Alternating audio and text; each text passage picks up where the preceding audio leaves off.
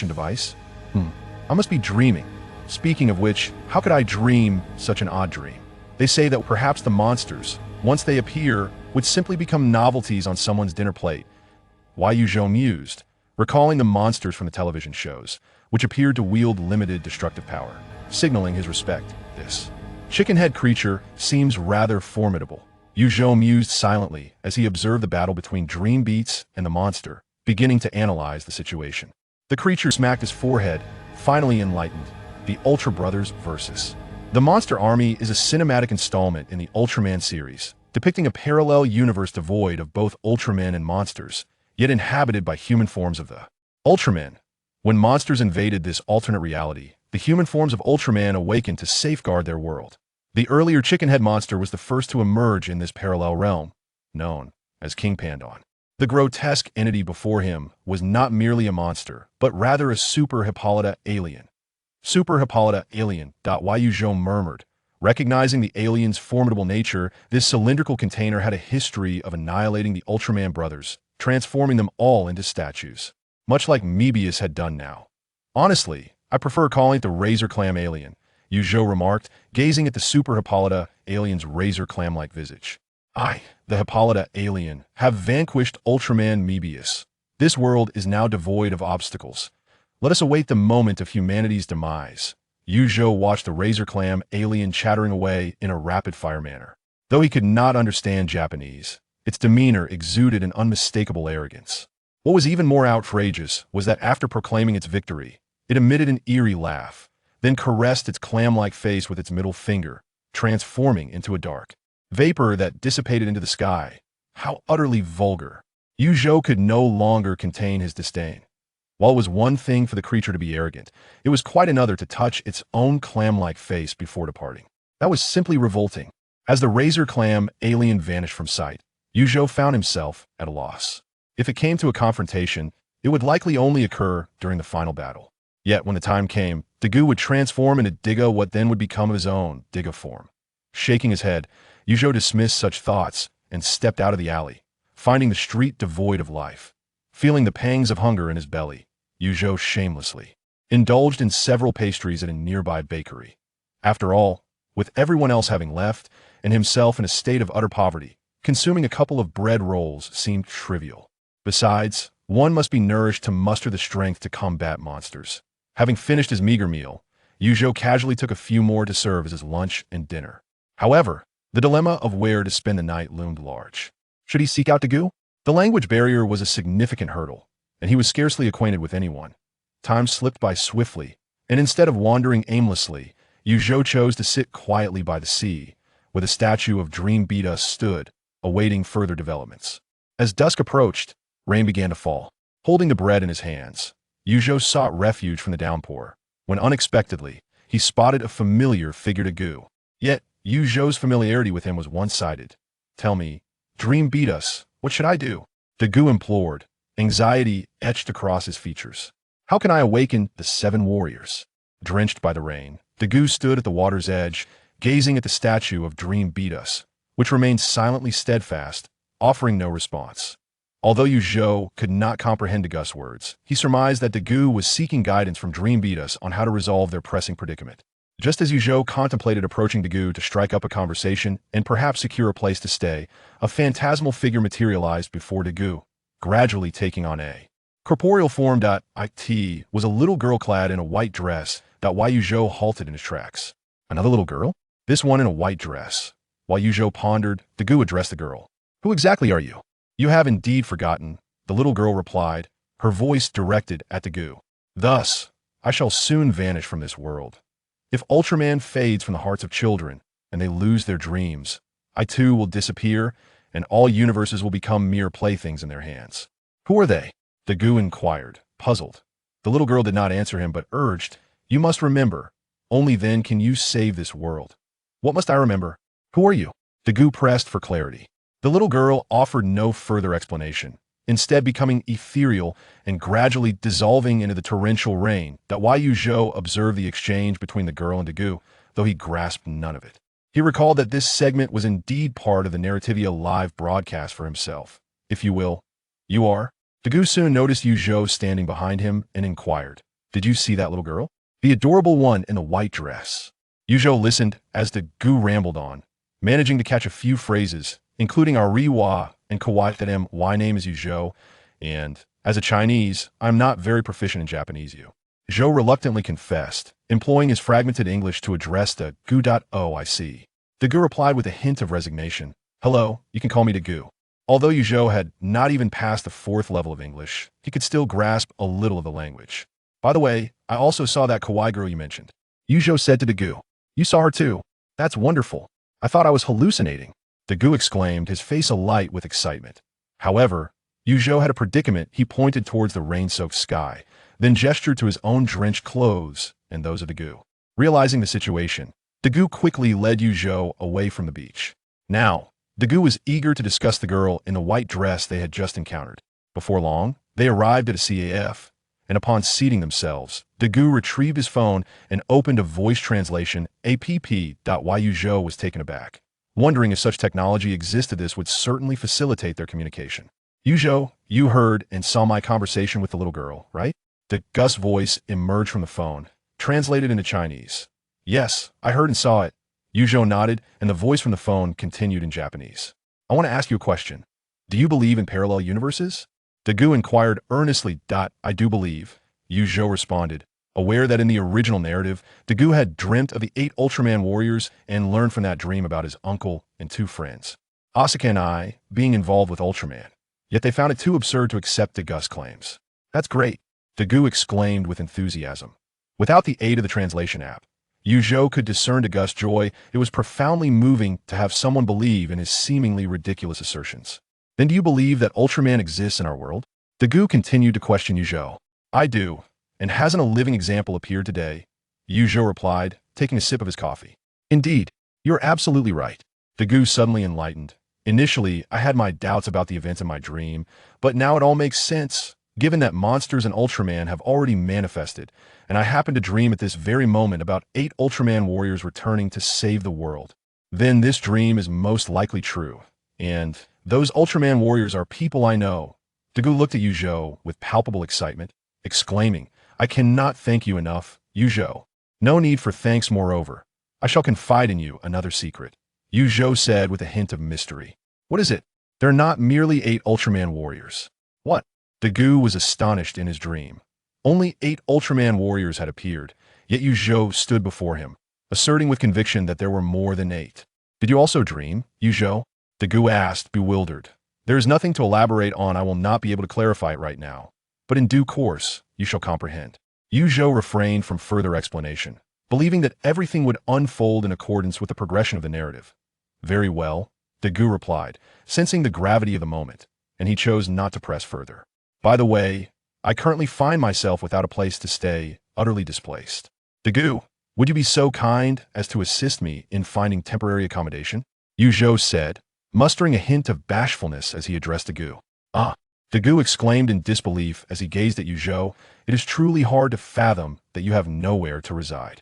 Yu Zhou remained silent, pondering why he felt a twinge of offense. Under Gu's benevolent arrangement, Yu Zhou was settled into a modest inn. The identification used was Gus, for only someone as kind-hearted as he would trust Yu Zhou, a person shrouded in ambiguity. In addition, Yu Zhou borrowed some funds from Gu to prepare for tomorrow's meals. As for repayment, it would depend on whether he had the opportunity to remain here long enough to settle his debt. If it were feasible, he would endeavor to repay. If not, then it was a matter beyond his control. The following day, Yu Zhou was roused from his slumber by the deafening sounds of explosions outside. "Whose demolition is causing such a racket?" he grumbled, rubbing his eyes in discontent. "Wait a moment. Demolition?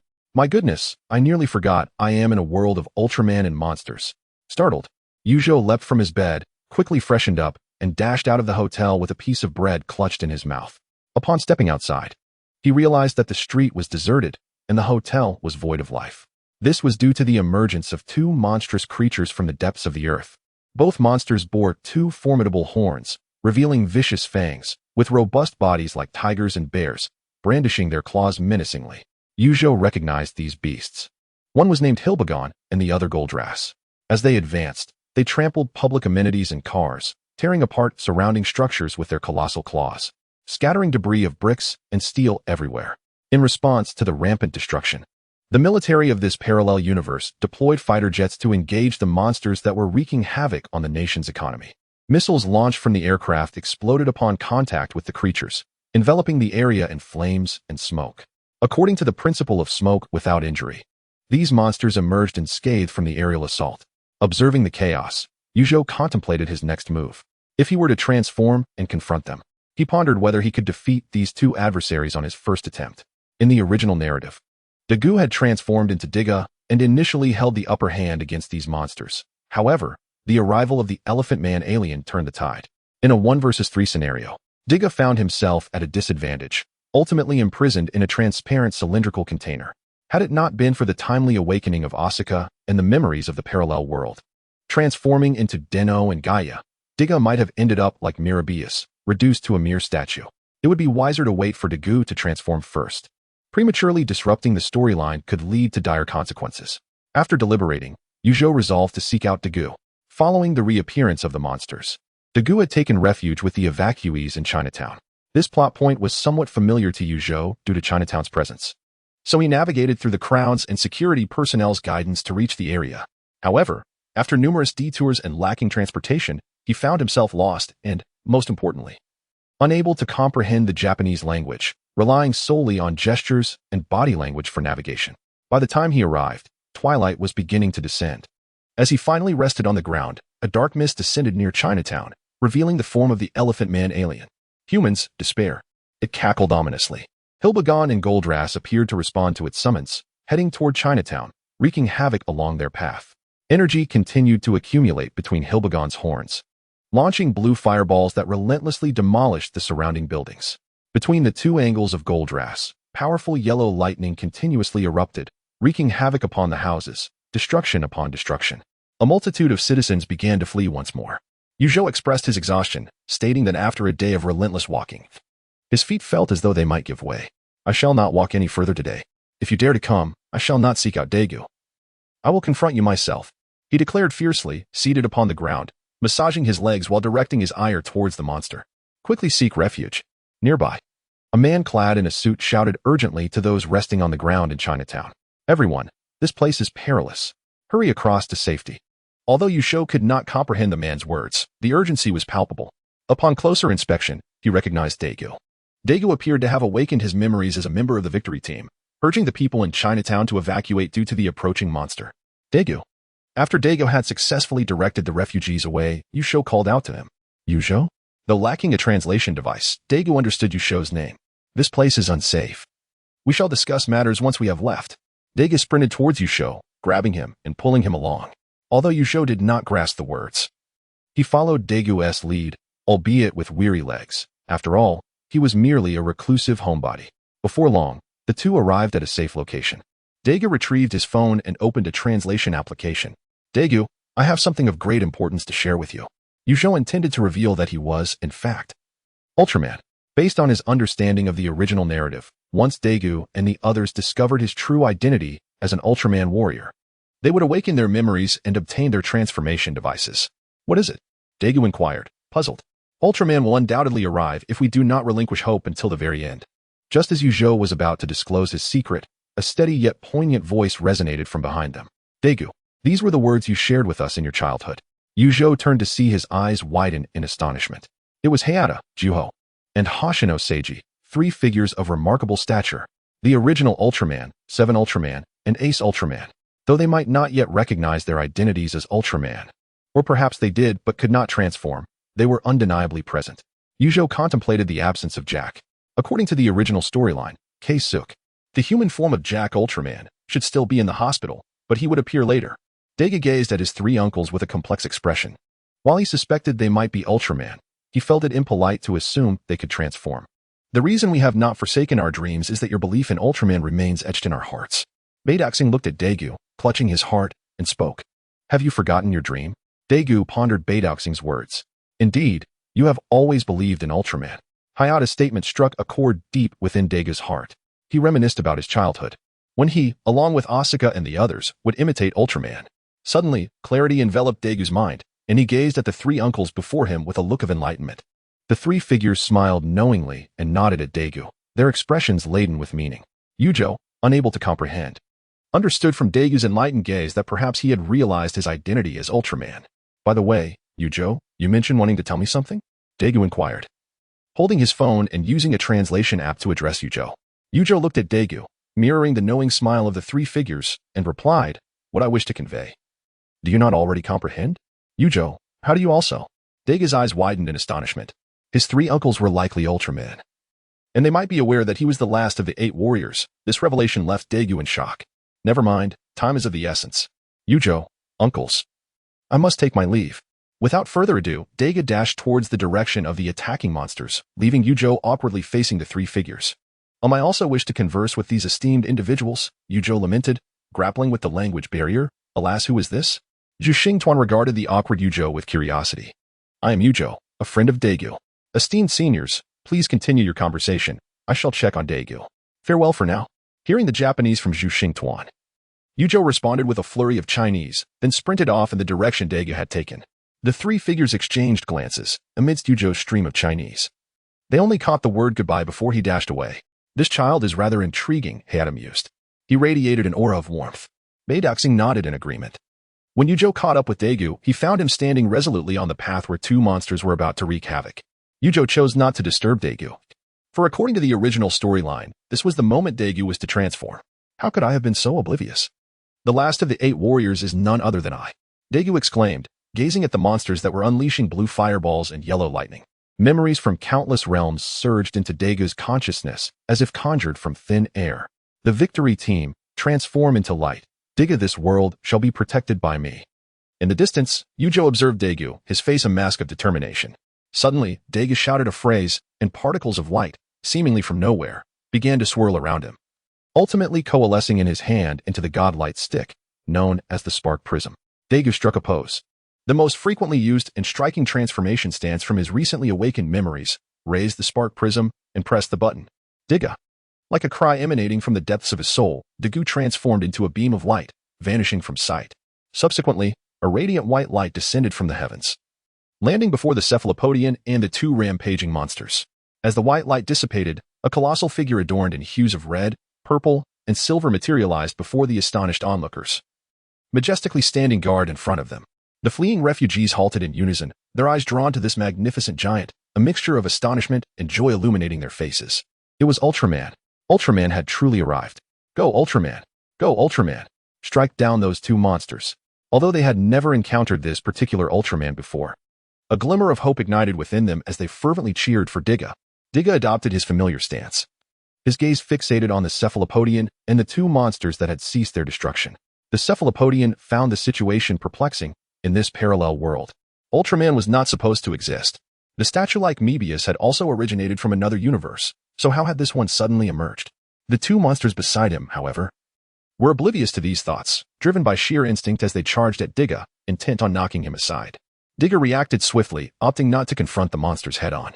With a graceful motion, he soared into the sky. Beneath the pristine full moon, he executed a flip, accelerating through the air before delivering a powerful punch to Hilbegon. The force of Daegu's strike sent Hilbegon flying, crashing to the ground with a tremendous impact, leaving Goldrass in a state of astonishment. After sending Hilbegon sprawling, Daegu descended and swiftly aimed a knife-hand strike at the still-dazed Goldrass. Goldrass, quick to respond, absorbed the blow on its scaly back, suffering minimal damage, and retaliated with a claw swipe towards Daegu. However, Daegu easily evaded the attack, advancing forward to execute a shoulder throw that sent Goldrass crashing to the ground. Go, Ultraman! Go! Incredible, Ultraman! The crowd erupted in excitement as they witnessed Daegu's overwhelming advantage, toppling both monsters with ease. Having thrown Goldrass down, Daegu turned to find Hilbegon had risen and was charging at him with a claw outstretched. This attack, too, failed to connect, as Daegu deftly sidestepped and seized Hilbegon's head, delivering a crushing knee strike to its chin before kicking it away with great force. What a disgrace for that monster! Yusho observed the 2 beasts being relentlessly battered, shaking his head in disbelief. Suddenly, he spotted the Cephalopodian nearby, gathering energy, and gasped in alarm. Daegu! Watch out for the ambush! Zhou shouted towards Daegu. However, Daegu did not hear him, and even if he had, he would not have comprehended the meaning of those words in Mandarin. The clam-like extraterrestrial being swiftly gathered energy, emitting a brilliant red beam from its chest, reminiscent of a timer. Ultraman Tiga, caught off guard, was struck by the beam and fell to the ground. However, he quickly regained his footing, only to find himself ensnared by two monstrous creatures. Having recently been attacked by the beam, his combat prowess had temporarily diminished. Consequently, he was subjected to blows from the beasts' heads and kicks from their feet, tumbling across the ground.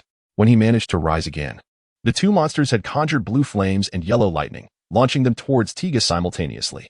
Unable to evade the onslaught, he was hit by both attacks, suffering immense damage.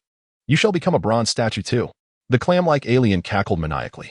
Soon after, a transparent, glass-like substance enveloped Tiga, forming a cylindrical container that entrapped him within. Confused, Tiga gazed at his confinement, realizing that if he could not escape, he would meet the same fate as Mebius, turning into a bronze statue. He began to struggle, pounding his fist against the crystalline barrier, but like Mebius, his efforts were in vain. He could not break free. Meanwhile, the onlookers sensed the gravity of the situation and were filled with anxiety, for Ultraman was their sole beacon of hope. The cylindrical container began to ascend into the sky, as the clam-like alien seemed intent on transforming Tiga into a bronze statue and casting him into the sea, just as it had done with Mebius. "Do not panic. I am here." Zhou, witnessing that Dagu's transformation into Tiga was imprisoned within the container, could no longer contain himself. He swiftly retrieved the spark prism from his pocket. If not now, then when? Abandoning any theatrical poses, he raised the spark prism high and pressed the transformation button. With a sound reminiscent of a crystal shattering, a clear and melodious tone resonated through the stillness of the night, as light pierced the darkness, traversing through time and space. Zhou transformed into a golden beam, descending from the heavens, diverting the attention of everyone, humans, aliens, and monsters alike, from the imprisoned Tiga to himself. As the golden light dissipated, all eyes widened in astonishment. Another Ultraman.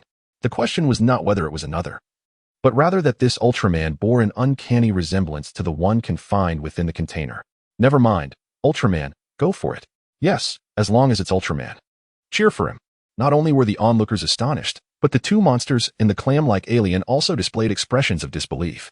Although their reactions were peculiar, Zhou could discern their astonishment.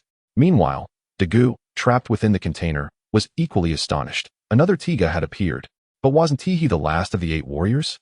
Could it be? Awakening memories of a parallel world. Dagu recalled the words spoken to him by Yulian within the time machine.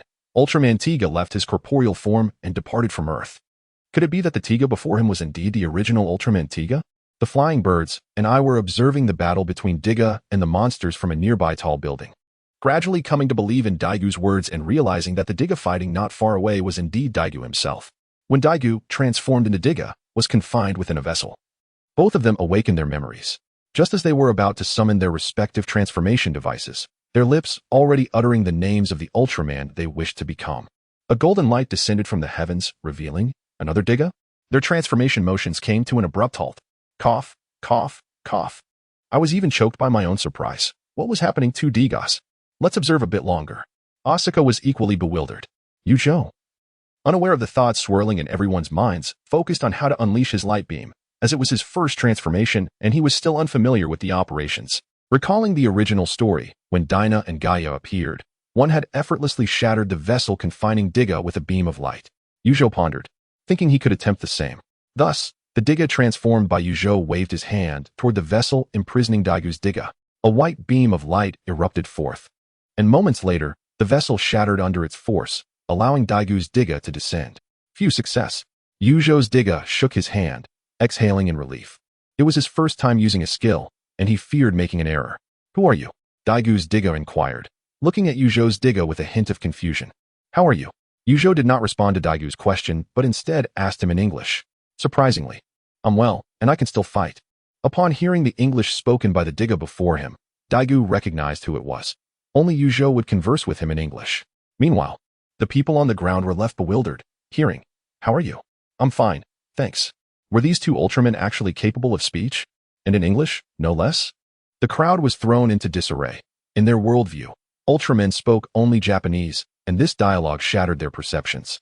Although Ultramen had been filmed abroad, few could recall such instances. Zhou and Daigu's Tiga exchanged nods and prepared to face the recently reconnected Gaster and the monsters. The Gaster and the two monsters opposite them also readied themselves for battle. "Daigu, to be honest, this is my first time transforming into an Ultraman, and I'm unsure how to fight," Zhou's Tiga confided, gazing at the 3 adversaries across from him. In truth, This is somewhat of a first for me as well. Though my parallel world's memories have endowed me with experience from many battles, Daigu's Tiga replied, his powerful aura fixated on the enemies ahead.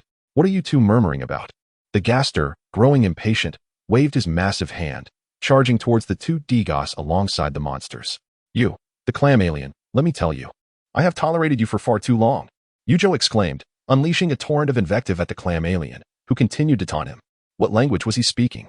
The hippolyte alien pondered this question, only to be met with a colossal fist barreling toward its face. With a resounding thud, the fist struck the hippolyte alien's clam, sending it flying across the expanse. Transformed into Tiga, Zhou shook his fist, reveling in the sight of the clam alien being hurled away, feeling an exhilarating rush of confidence. This clam alien had obliterated the Ultra Brothers in a theatrical release, after all, marking it as a minor boss. Now, having sent it flying with a single punch, Zhou felt he was no longer merely a novice. Daegu, also transformed into Tiga, charged forward, engaging in a fierce struggle with Goldrass. With a flurry of hand strikes, flying kicks, and shoulder throws, various combat techniques were unleashed upon Goldrass. Observing the hulking Hilbegon before him, Zhou recognized his limited fighting skills would necessitate cunning against this beast. Despite this acknowledgement, Hilbegon was relentless, rushing forward to swipe at Tiga with a powerful claw. Fortunately, Zhou's Tiga adeptly evaded the attack, sidestepping to Hilbegon's rear, and seizing the opportunity to ascend into the sky undetected. As Hilbegon turned, it found itself searching in vain for the vanished Tiga, hovering above. Zhou beheld the bewildered Hilbegon standing below, with his hands retracting, causing the air to shimmer with untold energy. He then extended his arms forward, concentrating this luminous energy before his timer, shaping it into a dazzling beam of white light. With his hands positioned in a formation, he transformed this radiant energy into a devastating ray aimed at the grounded Hilbegon. Zypili Ao Ray. Although it was his first time employing this technique, Zhou had observed it countless times on television, having imitated Ultraman's signature moves throughout his childhood, thus it felt familiar. The destructive energy of the Zypili Ao Ray struck Hilbegon, who remained oblivious to the imminent danger, still preoccupied with finding the invisible Tiga. In an instant, the beam was unleashed, and Zhou's Tiga released his L-shaped hands. Watching as Hilbegon's body stiffened and then collapsed with a thunderous crash, shattering into fragments. Daegu, also transformed into Tiga, stood in stunned silence, while the clam alien, just recovering from the ground, was equally dumbfounded. Who on earth opens with such a powerful attack? Not only did he use it, but he also succeeded in obliterating the monster in a heartbeat? Daegu recollected his memories from parallel worlds, realizing that he seldom triumphed when using such overwhelming force right from the outset. This illustrates the distinction between individuals. In truth, Zhou is aware that, under ordinary circumstances, unleashing a powerful attack without a red light would generally fail to vanquish a monster. However, reflecting upon the original narrative, it becomes evident that none of the Ultramen, save for Mebius, utilized a red light throughout. He felt invigorated and thus decided to unleash his full power. Moreover, the situation of 2 against 3 does not favor them significantly. It is imperative to eliminate one opponent to equalize their strengths. Furthermore, Hilbegon had already been thoroughly battered by the Tiga transformed by Daegu, likely left bloodied and weakened, making it feasible to strike decisively. After a fierce skirmish, Daegu, without hesitation, unleashed a Zeppeli beam, effectively neutralizing Goldrass. Subsequently, both Tiga proceeded to pummel the recently risen Siphonophore. This cannot stand. I must flee, or I shall meet my end here, the Siphonophore thought as it observed the 2 Tiga advancing with fists and feet. With a swift motion, it propelled itself skyward, evading the oncoming assaults. Attempting to escape, Zhou and Daegu, transformed into Tiga, felt the crystals on their foreheads shimmer. They crossed their arms over their foreheads and then swept down towards their bodies. Dagu's Tiga transformed into a purple, agile aerial form, while Zhou's Tiga adopted a red, powerful stance. Dagu's agile Tiga turned to see Zhou's powerful Tiga, momentarily speechless. Brother, we are pursuing the heavens.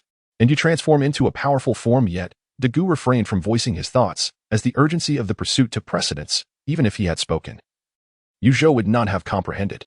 Thus, Dagu's agile Tiga soared into the sky, pursuing the Siphonophore. Zhou, oblivious to the dilemma, followed suit. Ascending into the air, the sensation of flying was truly delightful. Zhou savored the current swirling around him, a refreshing experience. However, it seemed that his speed paled in comparison to Dagu's Tiga. Glancing upward, Zhou noticed that Dagu's Tiga was progressively closing in on the Siphonophore, gripping its foot. Here we go. Zhou hastened his flight speed, gradually catching up to the entangled duo. Dagu's Diga engaged in battle with the siphonophore. Yet due to its agile form, it struggled to gain the upper hand. Yusho's Diga surged forward, wrapping its arms around the siphonophore from behind, constraining its throat. The siphonophore writhed in resistance but could not overpower the arms of the transformed powerful Diga. Well executed. Dagu's Diga nodded in acknowledgement to Yusho's Diga, then distanced itself, launching a small beam at the siphonophore. Bound by the powerful Diga's hold, the siphonophore was unable to evade the attack and was struck, sustaining considerable injury. Seizing the opportunity, Yusho's powerful Diga delivered a knee strike to the siphonophore's back, then altered its posture and executed a shoulder throw, hurling the siphonophore forcefully towards the ground. How is it that I possess such strength? The transformed Yusho felt an unusual surge of power. Wasn't he supposed to have morphed into an agile form? Why then did his strength seem to amplify instead? Glancing down, he noticed his current form was a striking blend of red and silver. Suddenly, his contemplation was interrupted by a resounding crash as a giant clam alien was forcefully slammed to the ground. The Yusho incarnation of Diga reacted, landing firmly on the earth. Meanwhile, the agile Diga, transformed from Dagu, also descended nearby. The two exchanged glances and nodded in mutual acknowledgement. In that moment, Yusho's Diga clenched his fists tightly above the timer, sweeping his arms downward, channeling light energy that converged from all directions. Subsequently, he concentrated this luminous energy into a red orb before launching it towards the hippolyte alien with a swift motion. Delartium light flow. Simultaneously, Dagu's agile Diga rapidly gathered the Lampart light bomb, a signature technique of the agile form, and directed it at the hippolyte alien. The two attacks collided with the alien, which crumbled under the onslaught with a thunderous explosion. Yusho, your transformation into a powerful type is quite impressive. At first, I thought you had made a mistake, but it seems you did it intentionally. Dagu, as Diga, pointed at Yusho's crimson incarnation, expressing his admiration in English. Ahem. The transformed Yusho coughed awkwardly, feeling a tinge of embarrassment. Although his grasp of English was limited, he could discern from Dagu's gestures that he was complimenting his powerful form, which only deepened his discomfort. The onlookers were left bewildered, their heads adorned with question marks. Could Ultraman really cough? Before they could rejoice in the defeat of the monster, a cacophony of eerie voices echoed from all directions.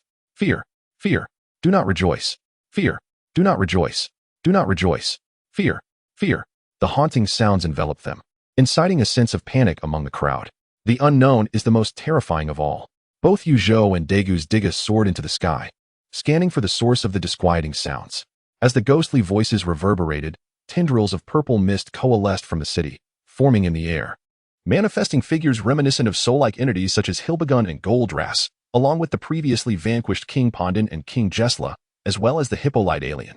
Witnessing these monstrous, soul-like apparitions gather in the sky, Yusho recalled that in the original narrative, after defeating the hippolyte alien and the two monsters, such entities would ultimately coalesce into a formidable boss. However, he was uncertain of its name. Had he not intervened, Dana and Gaia would have appeared to assist Dagu's Diga. Yet now, with Yusho's transformation, they had conspicuously failed to materialize. This predicament left Yusho in a state of distress. He had originally planned to engage in combat alongside Dagu and Fania, forming a quartet against their adversaries, the three foes. However, now it seemed that both Dana and Miming had failed to materialize. Though the trio of enemies had been vanquished by himself and Dagu, the impending climactic battle loomed ahead. How could they possibly confront the final boss with two members absent? It was imperative to hold the fort until the esteemed members of the Zhou Xing Tuan could transform. They must endure until that moment. Yusho gazed resolutely at the spectral form of the ominous black mist coalescing in the air. Dagu, transformed into Diga, mirrored his readiness for battle. Yusho, are you prepared? Dagu inquired, casting a glance at his companion. Yet, no response came. Yusho-kun? Dagu's Diga turned to face Yusho's Diga, startled by the sight before him. At that moment, Yusho's Diga had evolved into a composite form, arms outstretched.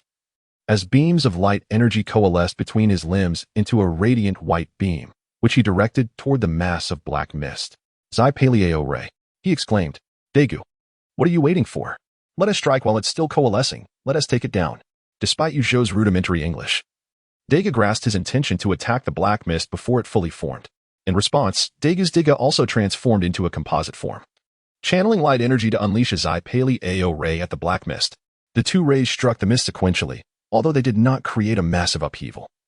The volume of the black mist diminished considerably. Effective, Yusho exclaimed, his excitement palpable as he observed the now shrunken mass. Dagu, follow me. Seeing the mist ascend higher, as if nearing completion, he beckoned Dagu's Diga and soared toward the seaside. With no Ultraman to assist them, they would seek one out themselves. Though Dago was unsure of Yusho's intentions, he followed suit. In this brief skirmish, Dago had witnessed Yusho's combat prowess. Whether it was unleashing a powerful attack to eliminate a monster or preemptively diminishing the black mist, every decision had proven to be astute. Upon reaching the shore, Yusho's Tiga gestured toward the bronze statue of Driambius, sending forth light energy from his hand into Driambius's timer. Dago's Tiga, having landed, comprehended Yusho's actions and mirrored his efforts, channeling energy into the timer as well. Based on Yusho's assessment, in this parallel world, Ultraman's energy was devoid of temporal and energetic constraints, and given his near-full energy state, it indicated that his hypothesis was indeed correct. As the two streams of light energy flowed into Driambius's timer, the statue emitted a brilliant glow before returning to its original form. In a moment of bewilderment, the revived Morabius gazed upon the two identical Ultraman Tiga before him, yet he did not dwell on it for long. Instead, he nodded towards both Tigas and then shifted his gaze skyward. The ominous black mist had fully coalesced, revealing a colossal monster, approximately 500 meters in height and 700 meters in length, before the astonished crowd. Even the Ultraman appeared minuscule in comparison, akin to a mere bamboo rat. Atop this great beast rested the heads of Hilbegon and Goldrass, while its forearms and waist bore parts of these two monsters. Its body was that of a super Hippolytian, with the lower half comprising the head of King Gotsra and a tail adorned with the heads of two chickens belonging to King Pondan. Even the Hippolytian's giant clam was preserved at the waist of this gargantuan creature. The two Tigas and Morabius soared towards the monstrous entity, preparing for battle. "How utterly klitsch," muttered Zhou, casting a critical eye at the enlarged clam. Just then, two beams of light materialized out of thin air, striking the heads of the great beast with tremendous force. Bang! Bang! The heads formed from Hilbegon and Goldrass let out furious roars, clearly affected by the powerful impacts. Before Yusho could speculate further, the two beams of light reappeared beside him, alongside the two Tigas transformed from Dago and Morabius. Emerging from the radiance were the tardy Ultraman Dinah and Ultraman Gaia. "Dago, I am here," exclaimed Dinah. "Dago, so am I," echoed Gaia, both Ultramen addressing Tiga. You've mistaken your target." Yusho awkwardly pointed to the Tiga transformed from Dago, who was engaged in a heartfelt exchange with Dinah and Gaia. "Atsuki, I and my dream are here," declared the Tiga formed from Dago. "Dinah, Gaia, I knew you would come." Dago felt immense relief at the awakening of Atsuki and Mirai. After much persuasion, these two had finally come to believe. But enough of this. "Let us engage in battle," Morabius interjected, emphasizing the urgency posed by the colossal monster before them, the ultimate adversary. With a consensus among the Ultramen, they nodded in agreement. Although Yusho remained puzzled as to the purpose of the gesture. Nevertheless, he followed suit, joining the collective resolve. The current scenario was a team of 5, and uncertainty loomed over their ability to vanquish the formidable foe. As the great monster emerged, it was met with a barrage from Dinah and Gaia, inciting its fury. It retaliated swiftly, launching high-frequency purple energy orbs at the assembled Ultramen. Diminution, Hell Laser. The potency of these purple orbs lay in their ability to unleash a multitude of projectiles in one go, serving as an effective area attack against the gathered Ultramen. True to this capability, the Ultramen were unable to evade the swiftly fired purple orbs, each struck down and crashing to the ground. Moreover, after the Ultramen descended to the ground, the violet energy projectiles did not cease their relentless assault. Instead, they intensified their onslaught, targeting the Earth with malicious intent, seeking to exploit the adversary's vulnerability. One by one, the violet projectiles struck the ground, obliterating numerous structures and stirring up a tempest of dust. The Ultramen, under this barrage, struggled mightily to rise from the Earth. Indeed, this formidable antagonist proved to be exceptionally powerful, seizing the advantage right from the onset. Chapter 008, Team Battle. After the transformation of Tiga by Dago, he rose from the ground and unleashed a wave of dazzling light. However, just as he was about to launch it, he was struck once more by a purple energy orb, interrupting his attack. Not far away, the members of the Starry Group watched the aerial battle with expressions of anxiety. How could that monster be so formidable? Baidoxing observed that all 5 Ultramen were nearly incapacitated by the relentless barrage of purple orbs, his heart filled with urgency. Yet, Ultramen never concede defeat. Xiang Xiaoju's face bore a resolute expression as he spoke with unwavering confidence. Indeed, everyone knew this. The members of the Starry Group, watching the struggle in the sky, echoed his sentiments. The explosion stirred clouds of dust, causing concern among those on the ground. They had thought that once the 3 monsters were vanquished, the ordeal would conclude. Unexpectedly, an enormous creature emerged. The fallen Ultramen were the only glimmer of hope in the hearts of the people. "Go, Ultramen! You cannot lose. You must prevail. We are always here to support you. Go, You must win. The crowd continuously rallied behind the fallen Ultraman, cheering them on. Nevertheless, the onslaught of the colossal monster showed no signs of abating in response to their cries. The purple orbs relentlessly targeted the ground where the Ultraman lay, now accompanied by a more ferocious orange lightning sphere. Death Ray.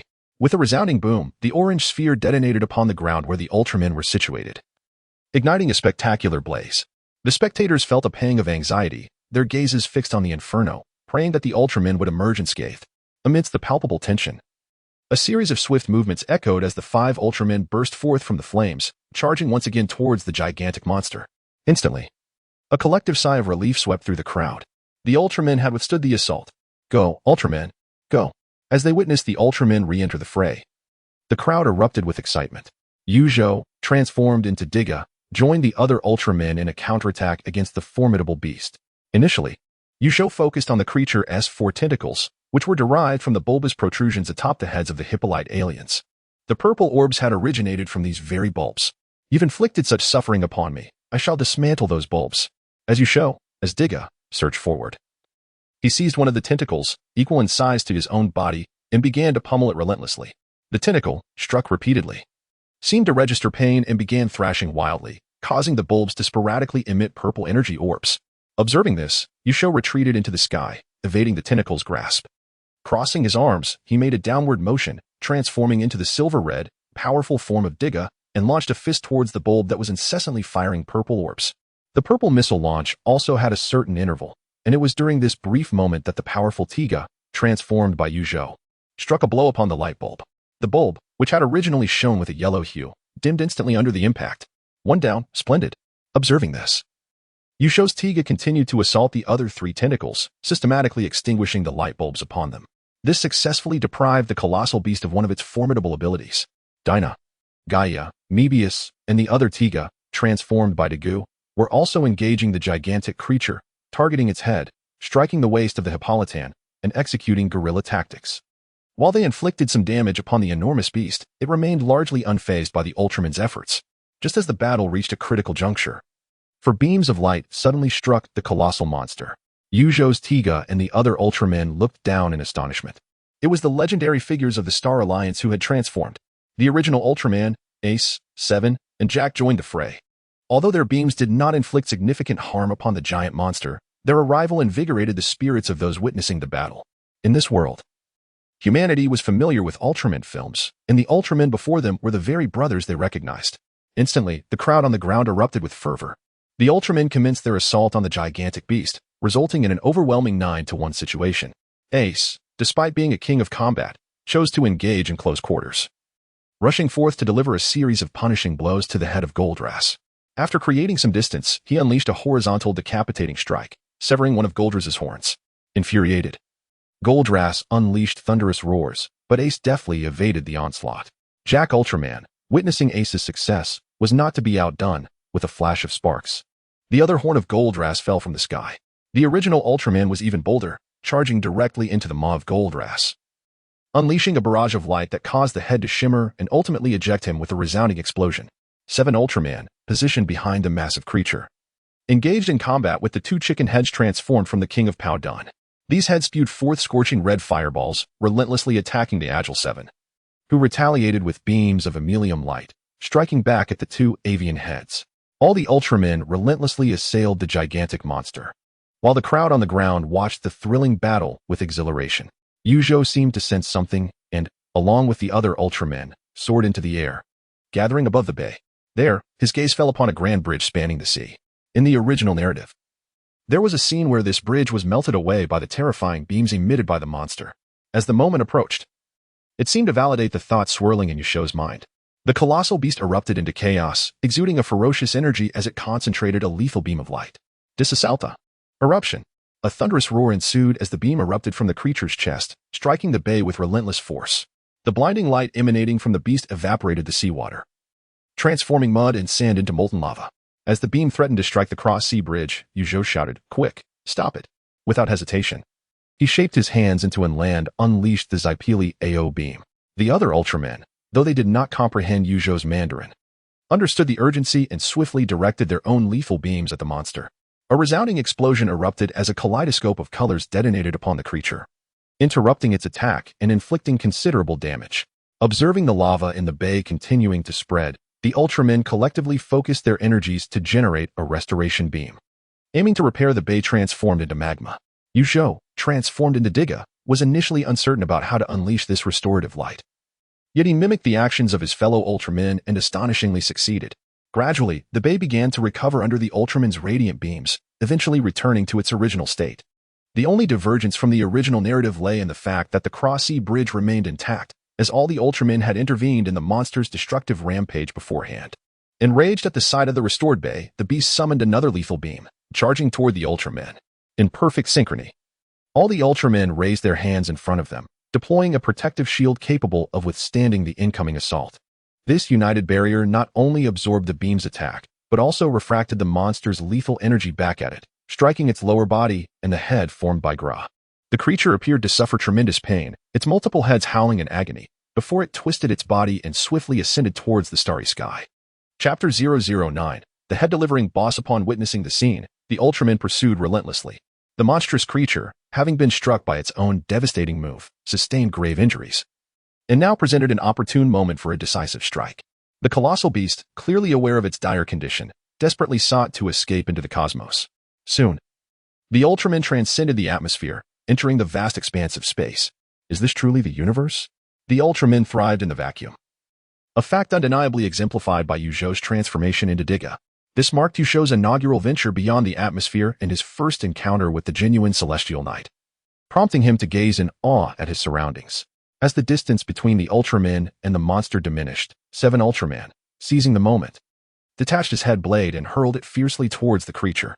The Ultraman, witnessing this, unleashed beams of energy that converged upon the head blade. Rather than being obliterated, the blade multiplied, transforming into nearly 20 separate blades that fanned out as they approached the monster, as if endowed with sentience. These blades deftly began to slice at the creature, etching countless wounds upon its form. In a fleeting moment, all the blades reconvened into one, returning to the head of 7 Ultraman. Subsequently, the Ultramen unleashed their ultimate attacks, channeling their energy into a singular, explosive assault upon the beast. The creature, overwhelmed by the concentrated beams of light, succumbed under the weight of the final blow, an explosion of magnificent proportions. Were it not for the vacuum that stifled sound, the earth would have trembled with a cataclysmic roar. Those on the ground gazed skyward, witnessing the heavens illuminate as if it were day, only to plunge back into darkness moments later. Success! How splendid! The observers below, astute as they were, recognized the brief illumination of the night as a testament to the creature's demise, attributing the sudden brilliance to the aftermath of the monster's explosion. The exhilarating rush of unbridled power was intoxicating. As Tiga, Zhou reveled in the residual energy coursing through him, his heart swelled with delight. Despite unleashing countless ultimate moves, the timer gem embedded in his chest remained green, a blissful indication of his lingering strength. Flying back to Earth alongside the other Ultramen, they hovered in the sky. And just as Zhou contemplated a sigh of relief, he realized that the ordeal was far from over. Reflecting on the film, he recalled that the colossal beast's defeat did not signify an end. A glance at the progress bar revealed it was still lengthy. True to form, after the monster's demise, a new adversary emerged, the Dark Shadow Mage. Thus, Zhou's vigilance heightened. Indeed, tendrils of purple-black mist began to emanate from the city, coalescing ominously in the sky. What an endless cycle this seemed. Gazing at the coalescing violet mist, Zhou expressed his reluctance to continue battling after such a prolonged struggle. Feeling quite disheartened by the numerous twists and turns, "We shall not vanish," he declared. Soon, the violet mist solidified, revealing a colossal dark sorcerer cloaked in black, reminiscent of the Grim Reaper, who appeared before the Ultramen and immediately resorted to intimidation. "We shall summon formidable monsters countless times, imprisoning hearts in a despairing darkness. Shut your mouth. Attack." Without allowing the dark sorcerer to finish his ominous proclamation, Zhou transformed into Tiga and unleashed a powerful Zai Paley AO beam towards him. Although he interrupted the dark sorcerer's incessant monologue, the beam plummeted into the abyss, inflicting no damage whatsoever. Unlike Zhou's impulsive approach, Tiga, also transformed into Tiga, opted for a verbal counterattack. Futile. Regardless of the darkness enveloping them, the light within people's hearts shall never fade. He then charged his Zai Paley AO beam, but suddenly, Tiga began to radiate an array of brilliance. "What on earth?" Zhou exclaimed, astonished. Had this declaration granted him newfound power? Suddenly, Zhou sensed an unusual energy coursing through him. Upon glancing down, he discovered that he too was emanating a golden radiance. It was not just Zhou's Tiga. All the Ultramen transformed into their resplendent forms. Is this a collective boon bestowed by Zhou? Zhou mused. Yet he too commenced charging his Zai Pali AO beam anew. This time, a golden variant. Each Ultraman, in their shimmering forms, unleashed their ultimate attacks. The golden beams converged at a singular point before cascading down upon the Dark Sorcerer like celestial flowers. The Dark Sorcerer, having barely made his entrance, was met with the mightiest of assaults and could not withstand the onslaught. The violet mist surrounding him dissipated, and amidst the continuous barrage from the radiant Ultraman, a tremendous explosion erupted. "We shall not vanish," the Dark Sorcerer exclaimed just before being obliterated, vanishing entirely into the night sky. "What a foolish sacrifice," Zhou Tiga muttered, lowering his arm that had been poised to unleash his ultimate attack, his brilliance dimming. The onlookers on the ground erupted in cheers upon witnessing the Ultraman's ultimate victory. At last, this world had been saved. As dawn gradually illuminated the horizon, peace was destined to return. The 9 Ultraman warriors stood side by the sea before transforming into particles of light, gently dispersing inside a CAF. "So, Zhou-kun, are you also from another parallel universe, much like Mirai?" Zhou inquired, holding his smartphone and utilizing a translation app to converse with Zhou. Referring to Mirai, the parallel universe counterpart of Hibino Mirai, the Ultraman Mebius. Indeed, Zhou affirmed with a nod, responding earnestly. Regarding why Zhou considers himself as Tiga, he explained to Zhou that he hails from a parallel universe. Zhou believed his words, exclaiming in realization, "No wonder Zhou.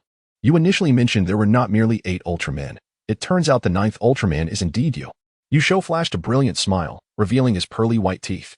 In truth, when he mentioned more than 8 Ultramen, he was not implying there were 9, but rather 10, besides the 9th, whom Zhou assumed to be himself. The 10th is the illustrious Eagle Ultraman. As per Zhou's knowledge, the human host of Eagle, Hiroya Fujimiya, also resides in this parallel universe. However, perhaps due to an absence of awakened memories, he has yet to transform. It is unfortunate that he could not witness the grandiosity of King Eagle. Zhou genuinely wished to meet Eagle Ultraman, for his flair for grandeur was something worth emulating. By the way, why haven't you returned to your world like in the future, Zhou? Zhou inquired, puzzled. After defeating the monsters, Hibino Mirai bid farewell to everyone before dissipating into particles of light, returning to his own realm. "What, Zhou, do you wish for my departure?" Zhou sipped his coffee and rolled his eyes. To be honest, he too was uncertain about his lingering presence. The narrative was nearing its conclusion. Yet the spatial distortion that had summoned him to this world had not yet manifested. It's not like that. I was merely curious," Zhou hurriedly clarified. "Actually, I'm not quite sure either," Zhou murmured, recounting how the distorted space abruptly pulled him in, leaving him bewildered. "What shall we do then?" Zhou furrowed his brows. Who is tugging at my clothes?" Seated, Zhou felt his attire being yanked and turned to see the distorted space had already ensnared half of his garment. "Zhou-kun, this," Zhou exclaimed, suddenly anxious. Reaching out to grasp Zhou. How fortuitous. Speaking of the devil, Zhou waved his hand dismissively at Zhou, signaling him not to pull him back, before taking another sip of his coffee. "Farewell, Zhou." Placing the coffee cup on the table, Zhou waved goodbye, offering a final farewell. Zhou, understanding, pressed his lips together and smiled as he waved back at Zhou. Subsequently, Zhou turned and dove into the distorted space, vanishing from the CAF, leaving the nearby patrons utterly startled. Chapter 010. The little girl reappears within the confines of Zhou's modest rented room. An inexplicable distortion in space abruptly materialized, from which a figure emerged.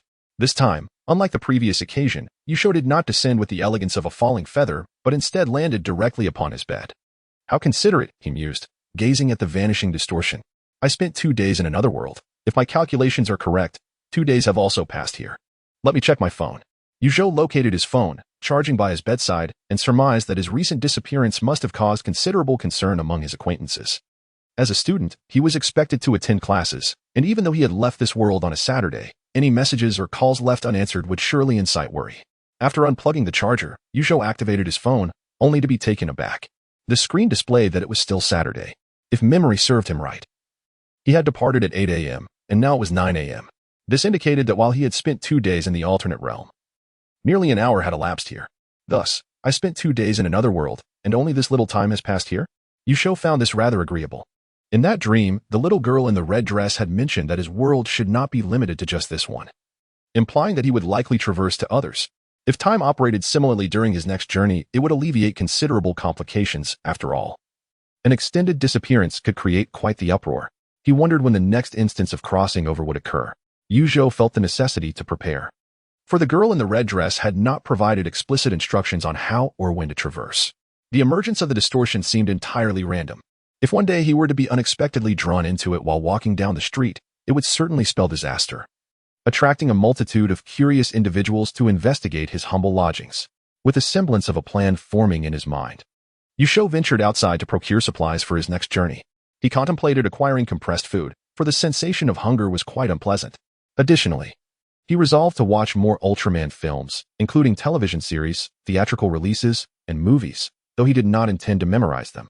He at least wanted to familiarize himself with the content. Furthermore, he recognized the need to learn Japanese, as the realms of Ultraman and monsters predominantly communicated in that language. After exhausting his pocket money, he returned with a backpack brimming with supplies, leaving him financially depleted. How could I, as Ultraman, allow a few coins to deter me? A thought crossed his mind about earning money, for having funds would facilitate many endeavors, while lacking them would complicate everything. For instance, he had contemplated purchasing a tent, fearing that he might be stranded in some desolate wilderness during his next traversal. However, upon glancing at the price and feeling his empty pockets, he resigned himself to the idea.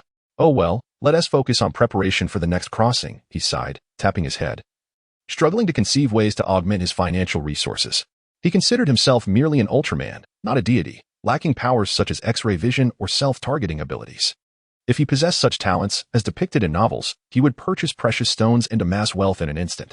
Without further contemplation, Zhou opened his computer and began watching Ultraman films, as he embodied the character of Dyna Ultraman. It was only fitting that he first viewed the television series and subsequent movies featuring Dyna Ultraman. Thus, during this period, Zhou's daily routine comprised attending classes, studying Japanese, and indulging in Ultraman episodes repeatedly. When his school announced the selection of elective courses, Zhou enrolled in a Japanese class. Wow, Zhou, you're quite bold. With so many easy electives to choose from, you picked Japanese? Remarked his classmate, Wei Feng, who felt compelled to remind him after witnessing his choice. It's all right. I'm learning Japanese for the sake of knowledge, not just to coast through, Zhou explained to Wei Feng. Hee. I've heard that many girls opt for the Japanese elective. Be careful, Zhou. I see through your intentions, Wei Feng replied with a mischievous grin, clearly skeptical of Zhou's rationale. Is that so? Zhou feigned ignorance, insisting that his choice was solely for educational purposes, not influenced by the presence of girls. As Wei Feng suggested, observing Zhou's bewildered expression, Wei Feng conceded that Zhou genuinely seemed unaware of the female predominance in the class and was sincerely there to learn Japanese. However, Wei Feng questioned, but why would you, a business management major, choose to study Japanese? He was utterly perplexed by Zhou's decision. Fine, just assume it's because of the girls. Zhou replied, weary of further explanations. Wei Feng's mischievous smile resurfaced. Admit it, hee. Zhou remained silent. Since he chose the elective, he naturally attended the classes. Indeed, as Wei Feng had mentioned, the number of girls in that class was astonishing. To elaborate, Zhou was the only male student in the entire classroom. Upon entering the classroom first, he chose a central seat, determined to focus on learning Japanese. However, as the days progressed, he found himself increasingly surrounded by girls. The classroom was filled with them, and he, as the sole male, sat ensconced in their midst. Excuse me, which department are you from? The imbalance of the gender ratio led to inquiries, and Zhou's somewhat attractive appearance attracted the attention of his female classmates. I'm from the Milky Way, he replied. Day after day, with an unwavering commitment to his studies, Zhou diligently pursued Japanese over the course of nearly a month. Remaining impervious to the chatter of his female peers, he embodied the educational ethos of studying diligently and striving for excellence, adhering to the principles of acquiring knowledge and cultivating a love for learning. On the 29th day, Zhou experienced yet another dream, wherein the girl in the red dress reappeared. Your inaugural journey around the globe unfolded with unexpected ease. A little girl clad in a red dress, cradling a crimson ball, addressed Zhou. No, I must insist. Could we refrain from such abrupt traversals? A heads up regarding the emergence of that warped space would be quite appreciated. Zhou began to voice his grievances to the little girl. For nearly a month, he had been in a state of constant anxiety, fearing he might be whisked away during class, even going so far as to seek out secluded corners during breaks to avoid unwanted attention. The frequency of your travels is once every 30 days, the little girl responded with surprising seriousness. At least you have some semblance of conscience, Zhou remarked. But what determines the selection of worlds? Random selection, she replied. Damn it, Zhou cursed inwardly, though he dared not voice his frustration. The girl seemed to be toying with his life. The last world he visited had its merits, filled with Ultramen, and even when facing formidable foes, he managed to prevail. However, what if his next destination led him to confront someone like Belial? One encounter could spell his doom. I heard that, the little girl stated nonchalantly. Zhou, taken aback, offered an awkward smile. Ahem, by the way, I have another question. No, I have many questions. He cleared his throat, attempting to shift the subject. For instance, why was I chosen? When will this crisis you mentioned arise? Shall we play ball together? And could I possibly receive some remuneration? I'm rather strapped for cash at the moment. The girl regarded Zhou with a smile but remained silent. All right, if you choose not to speak. So be it, he said, waving his hand in resignation. But for the last question, who exactly are you? Zhou gazed intently at the enigmatic girl, who had remained shrouded in mystery throughout their interaction. The nature of the red ball she held was equally puzzling. Most importantly, she possessed the ability to grant him a divine light staff and transport him to other realms. With such power, why did she not save the world herself instead of seeking out someone like him, a mere recluse? It made no sense. Young man, keep striving. The little girl finally responded, yet she did not answer his question. With that, she soared into the air, her figure gradually fading from view. The following morning, Zhou was forcibly awakened. As for who had pulled him from slumber, he was the sole inhabitant of the cramped rental. What the hell? He exclaimed, abruptly opening his eyes and entering a state of exasperation. He saw that his feet, still clad in pajama pants, were being drawn into the suddenly manifesting warped space. Without time to curse further, he swiftly grabbed the backpack he had prepared at his bedside. In an instant, he, along with the bag, was engulfed by the distorted realm. Chapter 011. What to do without the godlight stick. Truly, what one fears most often comes to pass. In a desolate wilderness, a distorted space materialized in the air. And shortly thereafter, a figure emerged from it. Zhou had long prepared himself for the possibility of being expelled by this warped dimension. Steadying his form, he clutched his backpack and gracefully descended onto the overgrown ground below. Surveying his surroundings, Zhou felt a wave of anxiety wash over him. Had he triggered Murphy's Law? The more one worries, the more likely it is to happen. Stranded in this wild expanse, he had no idea how far he was from civilization. Raking a hand through his hair, he lamented his unfortunate circumstances. After a brief moment of composure, Zhou retrieved a change of clothes from his backpack. Fortunately, he had managed to bring it along. Otherwise, standing in this remote location clad in pajamas would surely invite bewildered stares, as if he were a madman. Not that there would be anyone around to see him, anyway. Once changed, Zhou began to assess his surroundings, surrounded by thick underbrush and brambles, which appeared devoid of human presence. A sudden thought struck him. I could transform and fly to a populated area. With a flash of inspiration, he recalled that he was Ultraman. Shifting forms to soar towards civilization would be a simple task. Moreover, Tiga Ultraman had a human-sized form, which would make things considerably easier. With this in mind, Zhou reached into his garment, searching for the godlight stick. However, moments later, his probing ceased, and his expression soured as if he had tasted something foul. What the hell? Zhou erupted into a fit of expletives, entering a state of utter frustration. The godlight stick was absent from his possession. It remained ensconced in his original attire, lying in his small, shabby apartment. Thus, he found himself without the means to transform. If memory served correctly, he had come to this world to train and combat monsters. Yet he could not even transform. How could he fight like this? What to do without the godlight stick? Urgent assistance required. This accursed distorted space, like a headless fly, it careened wildly through the wilderness, and Zhou felt himself on the brink of madness. Zhou, stop running around. Just as Zhou was losing his composure, a mature woman's voice rang out from nearby. To his astonishment, there was indeed someone in this wilderness. He turned toward the source of the voice. A woman clad in a gray vest, sporting a single ponytail and glasses, was accompanied by a child of around 10 years old. The child, adorned with a blue backpack and a gray hat, wore an orange jacket and was busily searching the ground for peculiar objects. Upon encountering other people in this desolate expanse, Zhou breathed a sigh of relief. He would not have to endure the night alone in the wilderness. Approaching the woman and child, he was taken aback as he recognized her. Lena?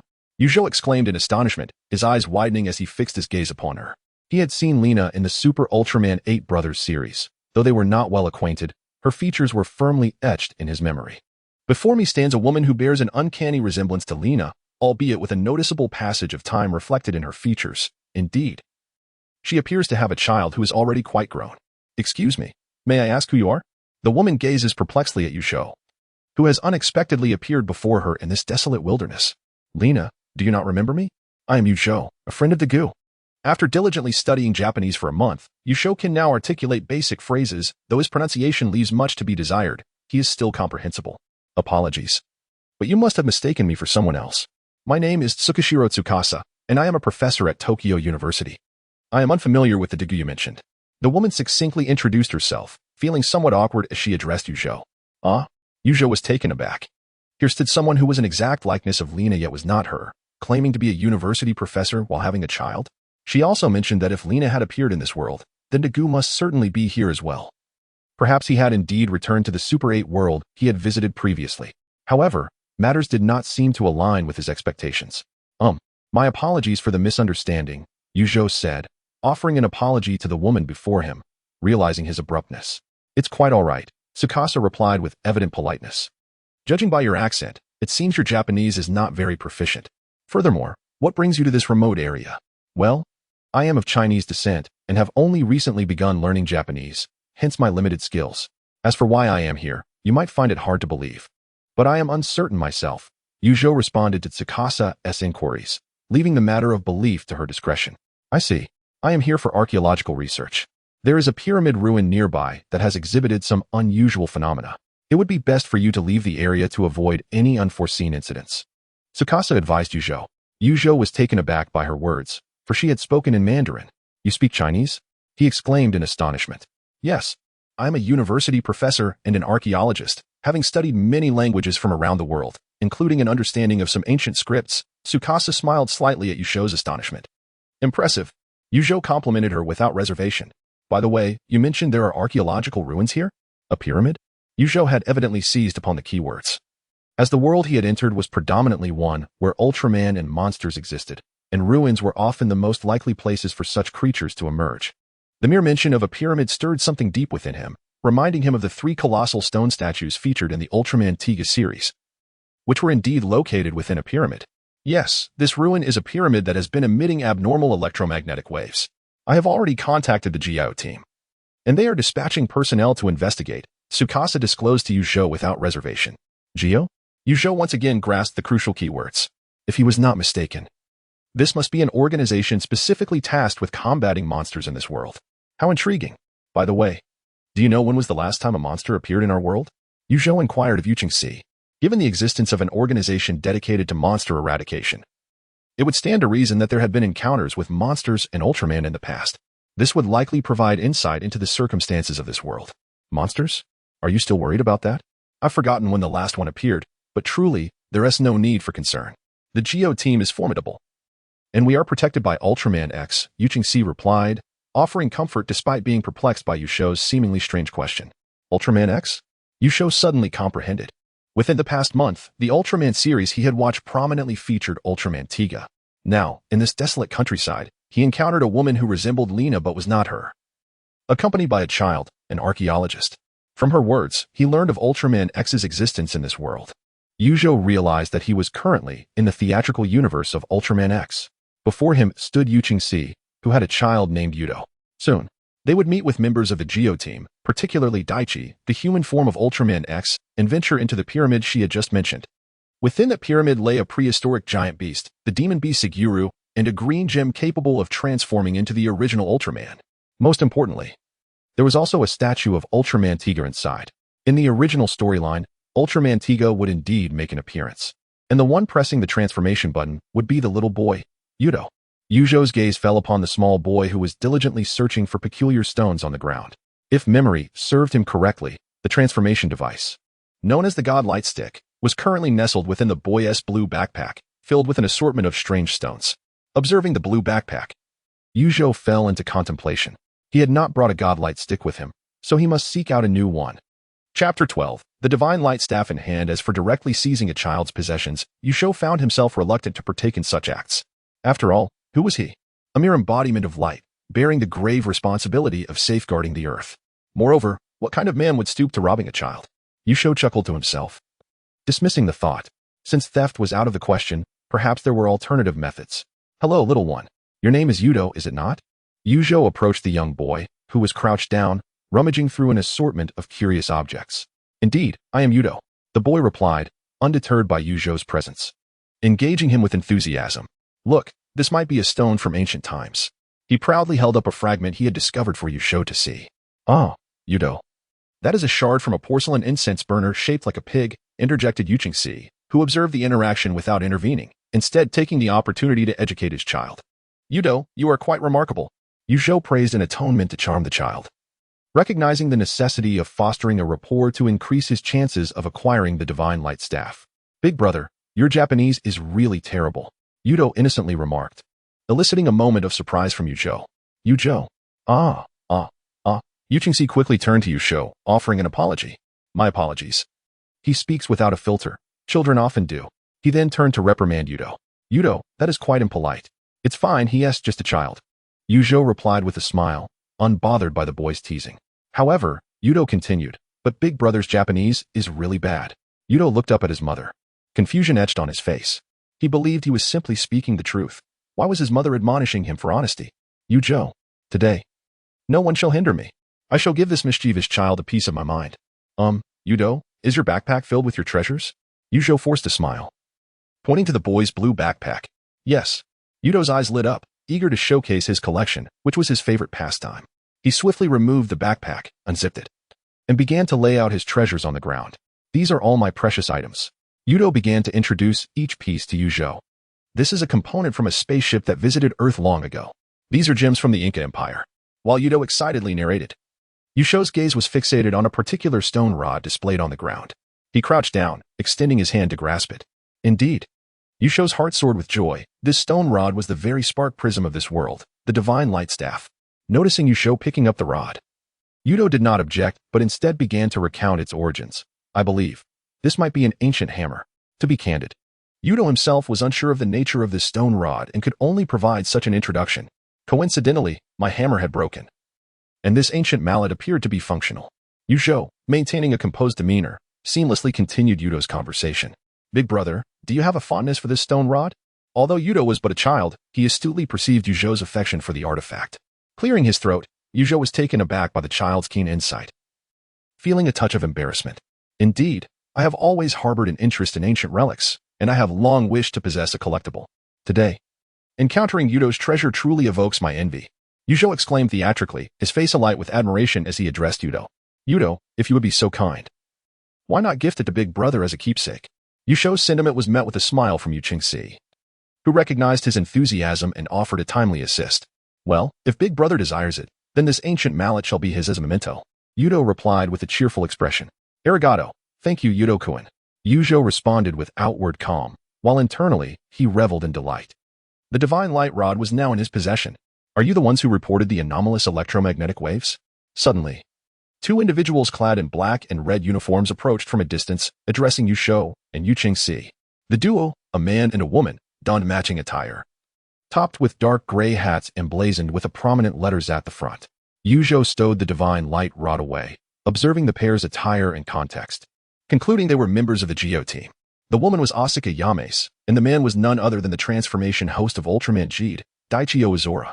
Yes, I am Yu Qingxi, a professor at Tokyo University. Yu Qingxi introduced himself to Daichi and Asuka. Greetings, I am Zhou, a citizen of Huaxia. Zhou also offered his introduction, recognizing the importance of politeness in their first encounter. Hello, I am Asuka Yamase, a member of the Zhou team. Hello, I am Daichi Ozora, also a member of the Zhou team. Although they were puzzled by the presence of a Huaxia individual, the two reciprocated Zhou's greeting out of courtesy. Let us go. Are you all ready? A loud voice called from a distance, capturing everyone's attention. Zhou turned his gaze to see a man dressed in brown clothing, accompanied by a sound engineer, lighting technician, cameraman, and a group of others, all engaged in a live broadcast. Observing this, Yu Qingxi hurried towards the group, followed by the others. The man in brown continued his live stream. Dear viewers, prepare to have your eyes opened as you join me, Carlos Hisaki, in witnessing one of the most monumental archaeological discoveries in human history. Open sesame. As the crowd rushed toward the group, the man in brown clothing commanded with authority, pressing a button on the remote control in his hand. Instantly, a thunderous explosion erupted as the mountainside behind him was blown apart, sending clouds of dust into the air that made everyone cough incessantly. Mr. Hisaki, what on earth is happening? Yu Qingxi exclaimed in shock, gazing at the gaping hole in the mountain, then turning to the man in brown, named Hisaki, incredulously. Oh, isn't that the professor? And members of Team Zhou, welcome. Hisaki greeted Yu Qingxi and Ozora Daichi with a professional smile. Am I not a person? Zhou silently scoffed at the disregard shown by the man named Hisaki. Without dwelling on it further, Zhou directed his gaze toward the blasted mountainside, which housed the pyramid relic that Yu Qingxi had mentioned. His concern was that this fool, named Hisaki, might take away the green orb capable of transforming into the original Ultraman. This green orb was, after all, the stone that suppressed the demonic beast Saigoku. For both rational and emotional reasons, he felt compelled to stop him. Though doing so would disrupt the narrative and prevent the emergence of the monster, it was far better than allowing the inhabitants of this parallel universe to suffer. Sigh. Does this mean I won't need the godlight rod at all? If the monsters in this world cannot emerge, then there will be no foes to battle, and consequently, no opportunity for growth. Zhou pondered, realizing that this was indeed the case. Hence, even without the godlight rod, it mattered little, as it was ultimately unnecessary. You dare to use explosives to destroy relics? This is utterly outrageous. Yu Qingxi shouted passionately at Hisaki. As the saying goes in Huaxia, you cannot catch a tiger cub without entering the tiger's den. Let us proceed. Hisaki, however, appeared unfazed by Yu Qingxi's words. With a sweeping gesture, he entered the relic alongside his live-streaming crew. To think this fool understands the wisdom of a Huaxia proverb, Zhou muttered under his breath as he observed Hisaki. Subsequently, Zhou, along with Ozora Daichi and the others, did not linger, but instead followed closely, venturing inside as well. Chapter 013. Who could it be? Wait. This legendary land seals the gates of hell. You cannot simply trespass without knowing the dreadful consequences that may ensue. Yu Qingxi shouted in vain as he witnessed Hisaki and his team rushing into the cavern.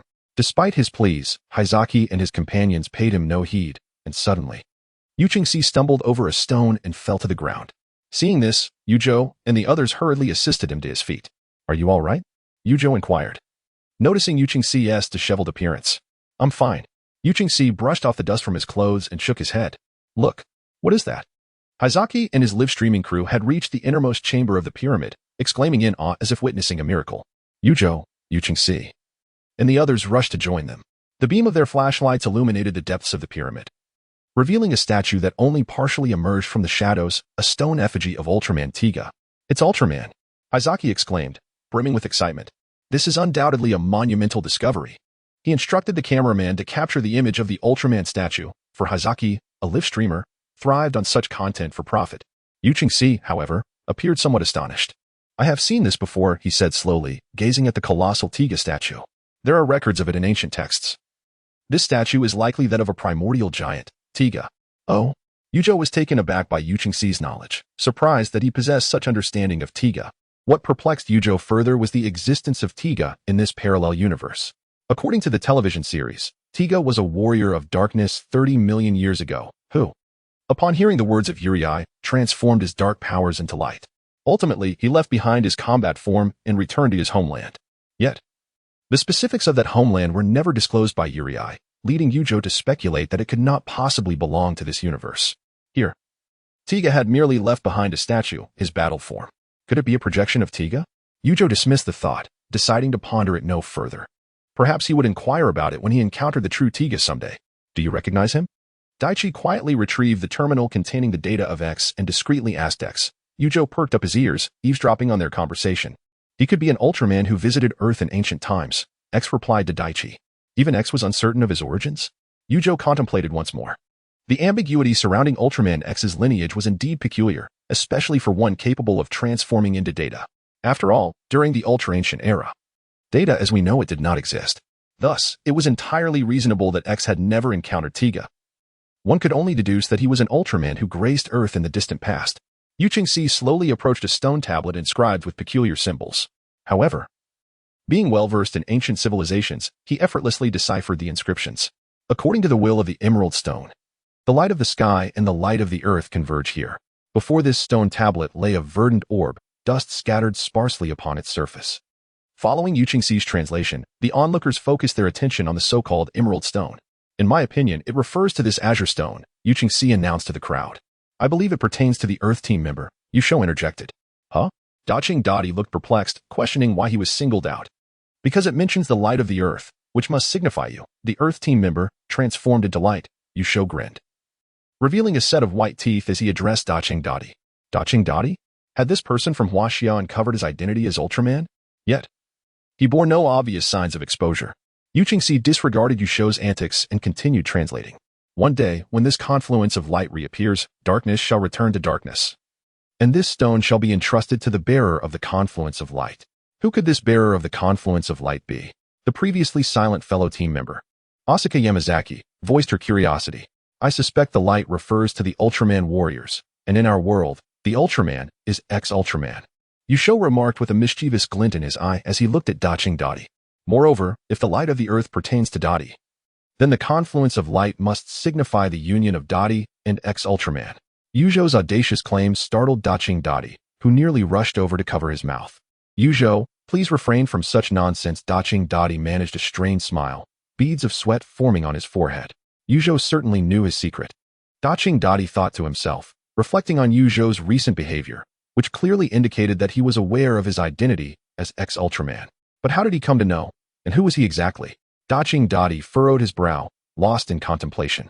Meanwhile, Hisaki, having heard Yuching C's translation, stepped forward, gazing at the emerald stone with delight. Who else could it be but me? He exclaimed, eager to seize the verdant orb. Quick as lightning, Yusho dashed forward to intercept Hisaki's attempt to grasp the stone. You cannot take this stone, Yusho stated flatly. And who might you be? Hisaki inquired. Not angered by the interruption but rather curious. I am Yusho from Huaxia. I can only inform you that this emerald stone suppresses a prehistoric behemoth. If you take it, the creature will break free from its seal and kill you. In an effort to dissuade Heike from seizing the verdant stone, Yusho candidly revealed the existence of the sealed beast in this location. Oh, is that so? Heike, however, appeared unfazed by Yusho's words, asserting that the land had been acquired by their company, thus rendering all artifacts unearthed here as belonging to him. With that, he attempted once more to advance and claim the green stone. Observing this, Yusho wasted no time and deftly struck at the juncture of Heike's neck and shoulder with a precise chop. With a thud, Heike collapsed to the ground, unconscious. Heike, his streaming team rushed forward, eager to assist him. Yet, none dared to confront Yusho. What a pity. Yusho had hoped to gauge his own strength, having gained considerable prowess after becoming Ultraman Tiga, but he was taken aback by the timidity of these individuals. Hey, isn't he your leader? Why don't any of you come and challenge me? Yusho questioned, shaking his fist at the group. One individual, trembling, stammered a response. Did you not just declare that you are from Huaxia? We have heard that Huaxia people possess martial arts skills, and we dare not provoke you. Yusho replied incredulously. Do I look like someone proficient in martial arts? He found it hard to believe that his appearance was intimidating. You just knocked Mr. Heike out with a single chop, the man cautiously pointed out. Hearing this, Yusho was rendered speechless. Had he inadvertently showcased too much strength? Very well. If they wished to be timid, so be it. As long as the green stone remained untouched, that was sufficient. Who exactly are you? At that moment, Daqiang stood fixedly, scrutinizing Yusho with keen interest. This individual exhibited peculiar behavior, a Huaxia person who seemed aware of his Ultraman identity, who even spoke of a prehistoric beast being sealed here and displayed commendable skill. It was impossible not to harbor suspicions. Me? Yusho replied with a faint smile. Did I not mention? I hail from Huaxia, and my name is Yusho. Chapter 014. Taking action, it was evident that Okazaki Daichi was skeptical of Yusho's assertions. However, as Yusho stood before him without displaying any ill intentions and even intervened to prevent Hisaki from seizing the jade stone, he did not appear to be a villain. Consequently, Okazaki decided to refrain from conflict with Yusho for the time being. Let us report this relic to the Zhou team for acquisition and study. To avert any unforeseen incidents, spoke Yamazaki Asuna, contemplating the situation alongside Okazaki Daichi. Since the verdant orb had not been taken, there would be no monster emerging. And Yusho felt a sense of relief, trusting that the Zhou team would not act foolishly by taking the jade stone for research. Just as everyone was preparing to depart, the entire relic suddenly trembled. What is happening? The group gasped in astonishment. Had it not been agreed that the jade stone could remain in place to maintain the seal? Yusho, equally bewildered, noted that the jade had not been removed as per the original storyline. How then had the monster breached the seal? His gaze fell upon the entrance to the relic, which had been broken open by Hisaki, and in an instant, he grasped the reason behind the disturbance. Oh no, the pyramid itself was a part of the beast's suppression. And now, with its destruction, a breach in the seal had been opened. Realizing the gravity of the situation, Yusho addressed the group. Without delay, he seized the verdant orb and, along with the others, dashed toward the gaping hole that had been created. If they lingered, the pyramid would collapse. Yusho, did you not understand that the jade stone must remain untouched? Why did you bring it out? Yamaki Tsukasa questioned, perplexed by Yusho's actions. We cannot afford to ponder such matters now. The monster has already breached the seal, and this jade stone may prove to be our salvation at a critical moment. Yusho explained as they ran. In no time, the group escaped the confines of the pyramid relic and emerged into the open field. Where are Hisaki and his team? Tsukasa inquired, scanning the surroundings but finding no sign of them. They drove off in their off-road vehicle. Asuna pointed towards the distance, indicating the trail of exhaust left behind. Boom. A deafening explosion reverberated as crimson light erupted from within the pyramid relic, followed by debris flying in all directions. A colossal prehistoric beast rose from the ground, shaking off layers of dust and dirt as if it had just emerged from the earth. Indeed, the demon beast Saigoku had appeared. Yusho cast a brief glance at Saigoku, which stood over 50 meters tall, sporting 2 prominent horns, 3 yellow eyes on each side, a mouth full of fangs, and a back adorned with spikes. One hand bore claws, while the other resembled a mace, swinging wildly. A blood-red gem, reminiscent of an Ultraman's timer, glowed ominously on its chest. Run! Asuna urged Tsukasa and Yudo, racing towards the location where her fighter jet had recently landed. Observing this, Yusho entrusted the jade stone to Tsukasa, finding it cumbersome to carry, especially with the impending battle looming. Oh no, I twisted my ankle when I fell earlier, and it is starting to throb with pain. Tsukasa suddenly appeared to be in great distress, enduring the agony of his injured foot as he passed the jade stone to Yudo. Is this even possible? Yusho can no longer muster the strength to criticize. In the original narrative, Yuchingxi constantly stumbled and nearly fell victim to the monstrous beast. Now, instead of a series of falls, she has twisted her ankle on her first misstep. Dear lady, why did you not mention this in the ruins? You must escort Professor Yuching away. Dakong Da Di exclaimed, promptly taking refuge behind a thicket. Knowing that Da Di was, in fact, the mighty Ultraman X, Asuna understood his intentions. Without further ado, she hoisted Yuchingxi onto her back and fled with Yudo.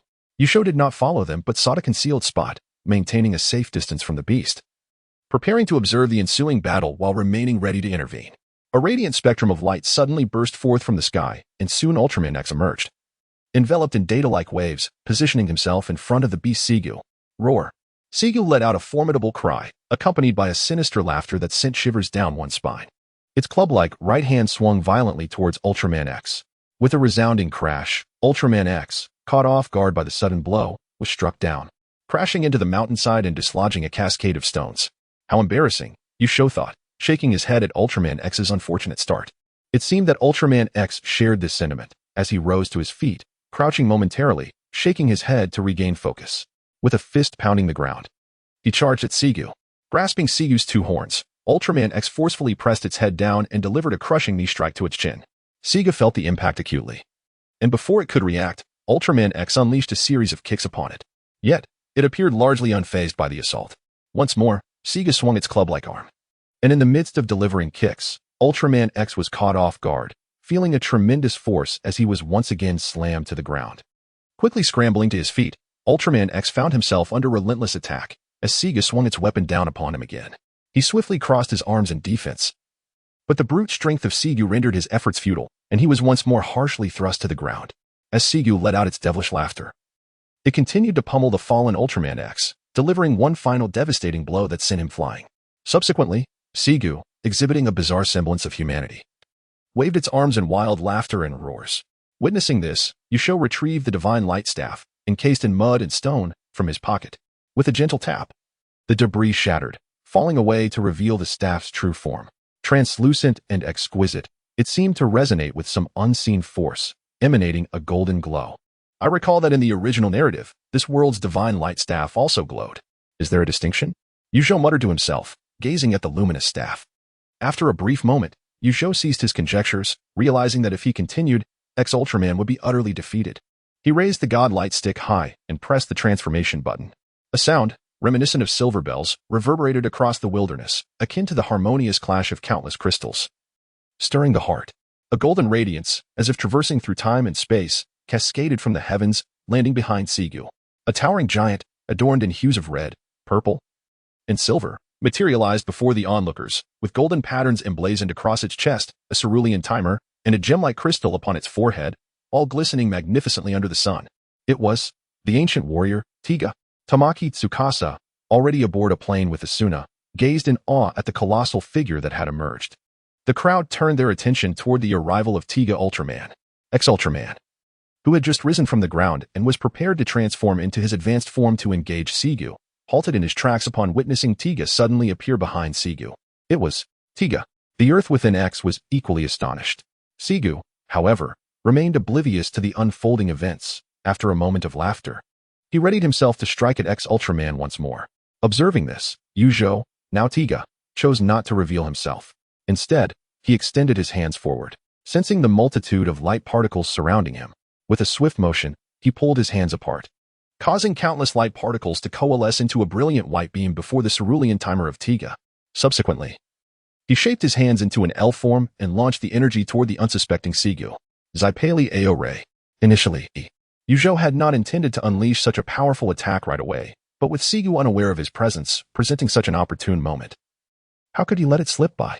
Although the timer's gem color appeared different from that in the Ultra 8 world, now a cerulean shade, Zhou felt a sufficient reservoir of energy coursing through him, thus emboldening him to strike. The Zipali Ao Ray struck fiercely against Zhiga's back, prompting the creature to react painfully, unleashing a cacophony of roars. The white beam ceased as Tiga lowered his arms, and after a series of agonizing cries, Zhou turned to glare menacingly at Tiga. In X's perspective, the spines on Zhou's back had been significantly diminished by the onslaught of light. Chapter 015. Both light and humanity. In a fleeting moment of astonishment, the vast expanse of sky and earth swiftly reacted, transforming X8 into a transcendent form, brandishing the emblem of X8 as he charged toward Zhou. Enraged, Zhou let out a furious roar at Tiga, then abruptly swung his tail, striking X8, who was soaring towards him with the emblem in hand. The force of the tail sent X8 hurtling through the air without allowing him even a glimmer of contact with Zhou. It was evident that Zhou possessed immense strength. Zhou, observing X8 being flung away yet again, discerned the formidable nature of Zhou's power. Apart from the initial knee strike that X8 managed to land, he had not gained any advantage whatsoever. Seeing this, Zhou, who was also Tiga, noticed the shimmering crystal on his forehead and crossed his hands downward, transforming his body into a striking silver and red hue. Adopting the powerful form, he believed he could contend with Zhou. With determination, Tiga charged forward, aiming a punch at Zhou's face. Zhou, already incensed by the earlier ambush, retaliated with a spiked club aimed directly at Tiga. The collision echoed as Tiga's fist met Zhou's club, and he felt the force of the blow, realizing that Zhou's strength was on par with his own. Both combatants were pushed back a few steps. Zhou, displaying keen intelligence, quickly recognized the equality of their strengths and opted to abandon the fight with Tiga. Subsequently, the remaining half of the spikes on Zhou's back crackled with red lightning, and his mouth emitted a fiery crimson glow, signaling the buildup of a formidable attack. Is he preparing for a grand move? Zhou thought, clearly perceiving Zhou's current state as one of gathering power. Perhaps, should I engage in a beam struggle? The moment the thought crossed his mind, he promptly dismissed it. Historically, engaging in beam struggles had often led to defeat on the left side. From his current perspective, resembling a defeated X8 sprawled on the ground, the left side was indeed where the danger loomed. Moreover, throughout the annals of Ultra Warriors, very few had triumphed in beam struggles against monsters. If a beam struggle was out of the question, could I not rely on defense? Tiga positioned his hands in front of him, palms spread wide, releasing energy that formed a vibrant barrier before him.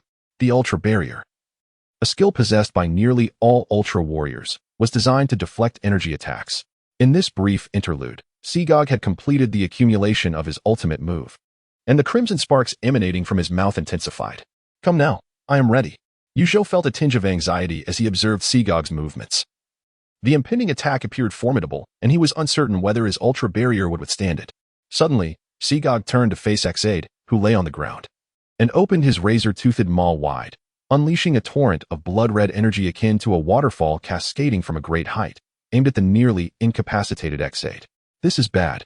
Tiga dissipated the Ultraman barrier before him and charged towards Zhou, intent on halting its assault on X. However, it was too late. The crimson beam struck Ultraman with ferocious intensity, sending debris flying in all directions from the explosive energy surrounding the attack. Ultraman, already at the brink of exhaustion, let out a cry of anguish as Zhou's formidable strike shattered his form, dispersing him into a stream of data-like electricity that vanished into the ground. Meanwhile, Dinah was enveloped by X's scarce remaining energy, gently descending to the earth below. Was it destined to unfold this way? Zhou observed the reversion of Dinah back to its original state and shook his head. In the original narrative, X's first encounter with Zhou mirrored this moment, leading to his transformation back to his base form. It was unexpected that, despite some alterations in the plot since his arrival, the ultimate outcome remained unchanged. After Zhou triumphed over Ultraman, Tiga delivered a swift kick to its back, causing Zhou to stumble unsteadily and fall to the ground. Seizing the opportunity, Tiga rushed forward, unleashing a flurry of kicks upon the fallen Saigoku. Yet, Saigoku appeared unfazed, rising abruptly to deliver a crushing blow to Tiga. The sheer force of Saigoku's strike sent even the robust Tiga hurtling away, crashing to the ground amidst a cloud of dust. Following this, Saigoku emitted a triumphant roar, red electricity coursing over its back while crimson sparks erupted from its mouth. This is bad. Tiga recognized that Saigoku was about to unleash another beam and quickly began to roll across the ground. Fortunately, Tiga's reflexes were sharp as he tumbled. Saigoku unleashed a blood-red beam that carved a chasm where Tiga had just stood. Rising to his feet, Tiga gazed at the newly formed abyss, a wave of dread washing over him. Just moments ago, he had contemplated using the Ultraman barrier to withstand an attack, likely facing dire consequences had he not reacted swiftly. Saigoku seemed to possess boundless energy as the spines on its back crackled with red electricity once more, and crimson sparks continued to emanate from its mouth. "You can't outrun me," Tiga declared, crossing his arms over his forehead before slicing downward, transforming into a silver and purple agile form, and swiftly ascending into the sky. As a result, Saigoku's attack missed, striking the mountainside instead, leaving it shattered and hollow. Initially, Zhou had intended to make a hasty retreat, but halfway through, he realized something was amiss. Dinah was still on the ground. Consequently, Tiga retraced his path, mimicking the move used by Daichi in the Ultra 8 universe, descending from the heavens to deliver a punch to Hilbegun. Saigoku, initially dismissive of Tiga's departure, had intended to burrow into the earth. However, it was taken by surprise when Tiga returned, fist clenched, and aimed directly at it. The punch landed squarely on Saigoku's face, leaving it momentarily dazed. Although the damage inflicted by the agile Tiga was minimal, Saigoku was caught off guard, never anticipating that Tiga would return to strike. Roar. Saigoku let out a furious roar, while Tiga, seizing the opportunity amid Saigoku's bewilderment, grasped the vast expanse of the earth beneath him and soared once more into the sky. Saigoku shouted after the departing Tiga, bewildered by the meaning of his own retreat. He even unleashed beams of light towards the heavens. However, transformed into the agile form of Tiga, he flew at an incredible speed, already 100,000 miles away, his shadow no longer visible. 10 minutes passed. Saigoku continued to gaze upward, awaiting Tiga's return, anticipating a thorough thrashing. Yet, Tiga would not return. Realizing he could not wait any longer, Saigoku relinquished his hope, shooting beams of light into the ground, transforming his surroundings into a crimson lake before sinking into the earth. A golden radiance enveloped Zhou as he descended onto the ground. It became evident that Zhou was indeed Tiga. Daqiang looked on in astonishment, muttering in disbelief. Zhou said nothing, instead flashing a grin that revealed his pearly whites. "No wonder you recognized my identity as ex-Ultraman," Daqiang suddenly grasped. Recalling Zhou's earlier words in the ruins and his enigmatic identity, everything became clear at that moment. "To be honest, this is the first time I have encountered an Ultraman warrior who is of Chinese descent." Upon learning Zhou's identity, Daqiang embraced him as one of his own, completely shedding his initial wariness. "In truth, I am not a mere human form," Zhou reflected, speaking up. "I am distinct from you. You and X are separate entities. You are you, and X is X." "How so?"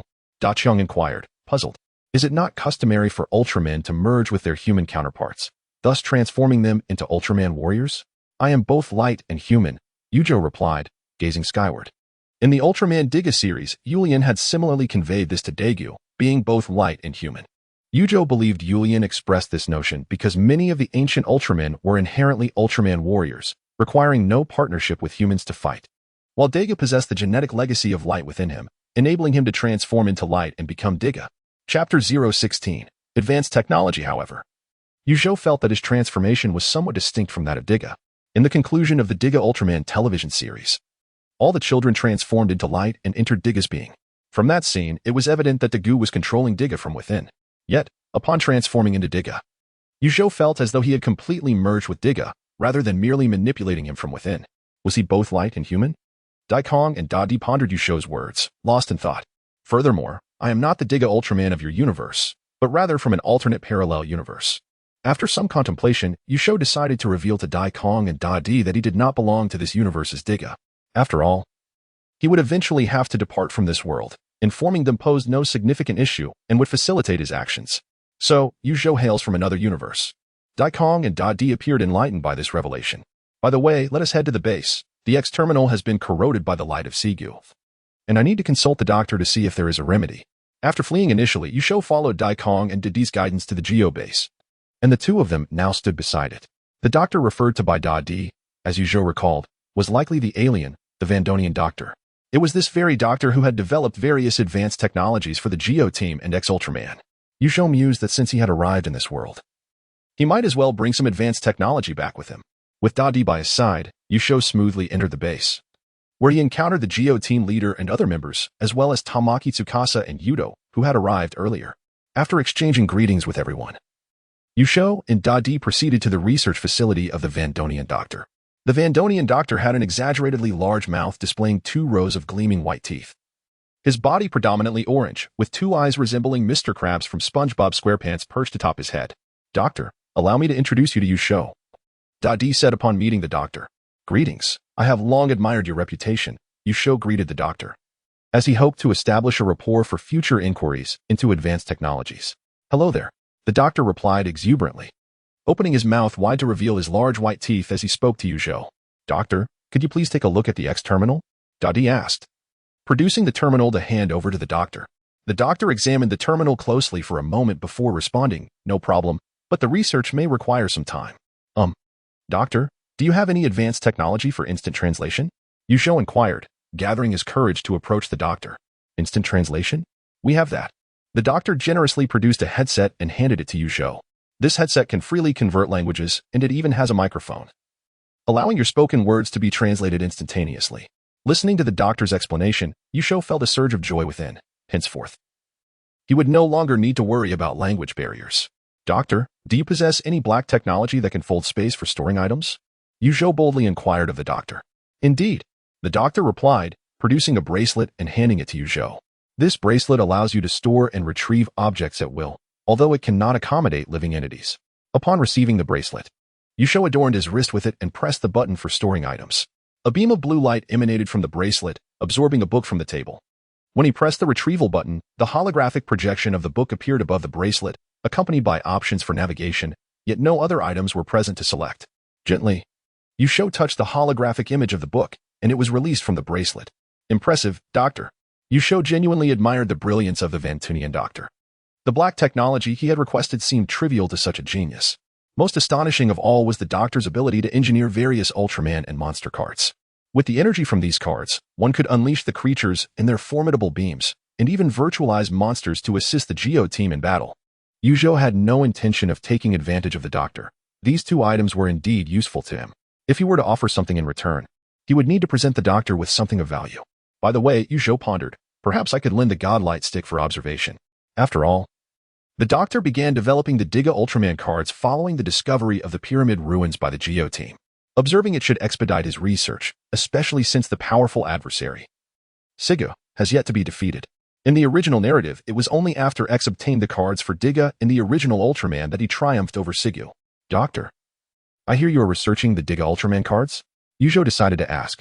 "Indeed, it was Dadi who informed you," the doctor acknowledged, though he was uncertain why Zhou posed such questions. Beside him, Dadi wished to clarify that he had not divulged this information but was interrupted by Zhou. "The doctor has gifted me these 2 items, and I have little to offer in return. Therefore, I would like to lend this item to you for observation. It may indeed accelerate your development of the Tiga cards." With that, Zhou withdrew the Godlight stick from his pocket. "These 2 items are of no consequence."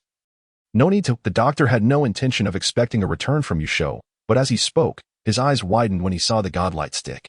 "What is this?" the doctor exclaimed, visibly excited as he beheld the Godlight stick in Zhou's hand. "This is the Godlight stick, also known as the Spark Prism, which is crucial for transforming into Tiga Ultraman," Zhou explained to the doctor. "So, you are Tiga Ultraman?"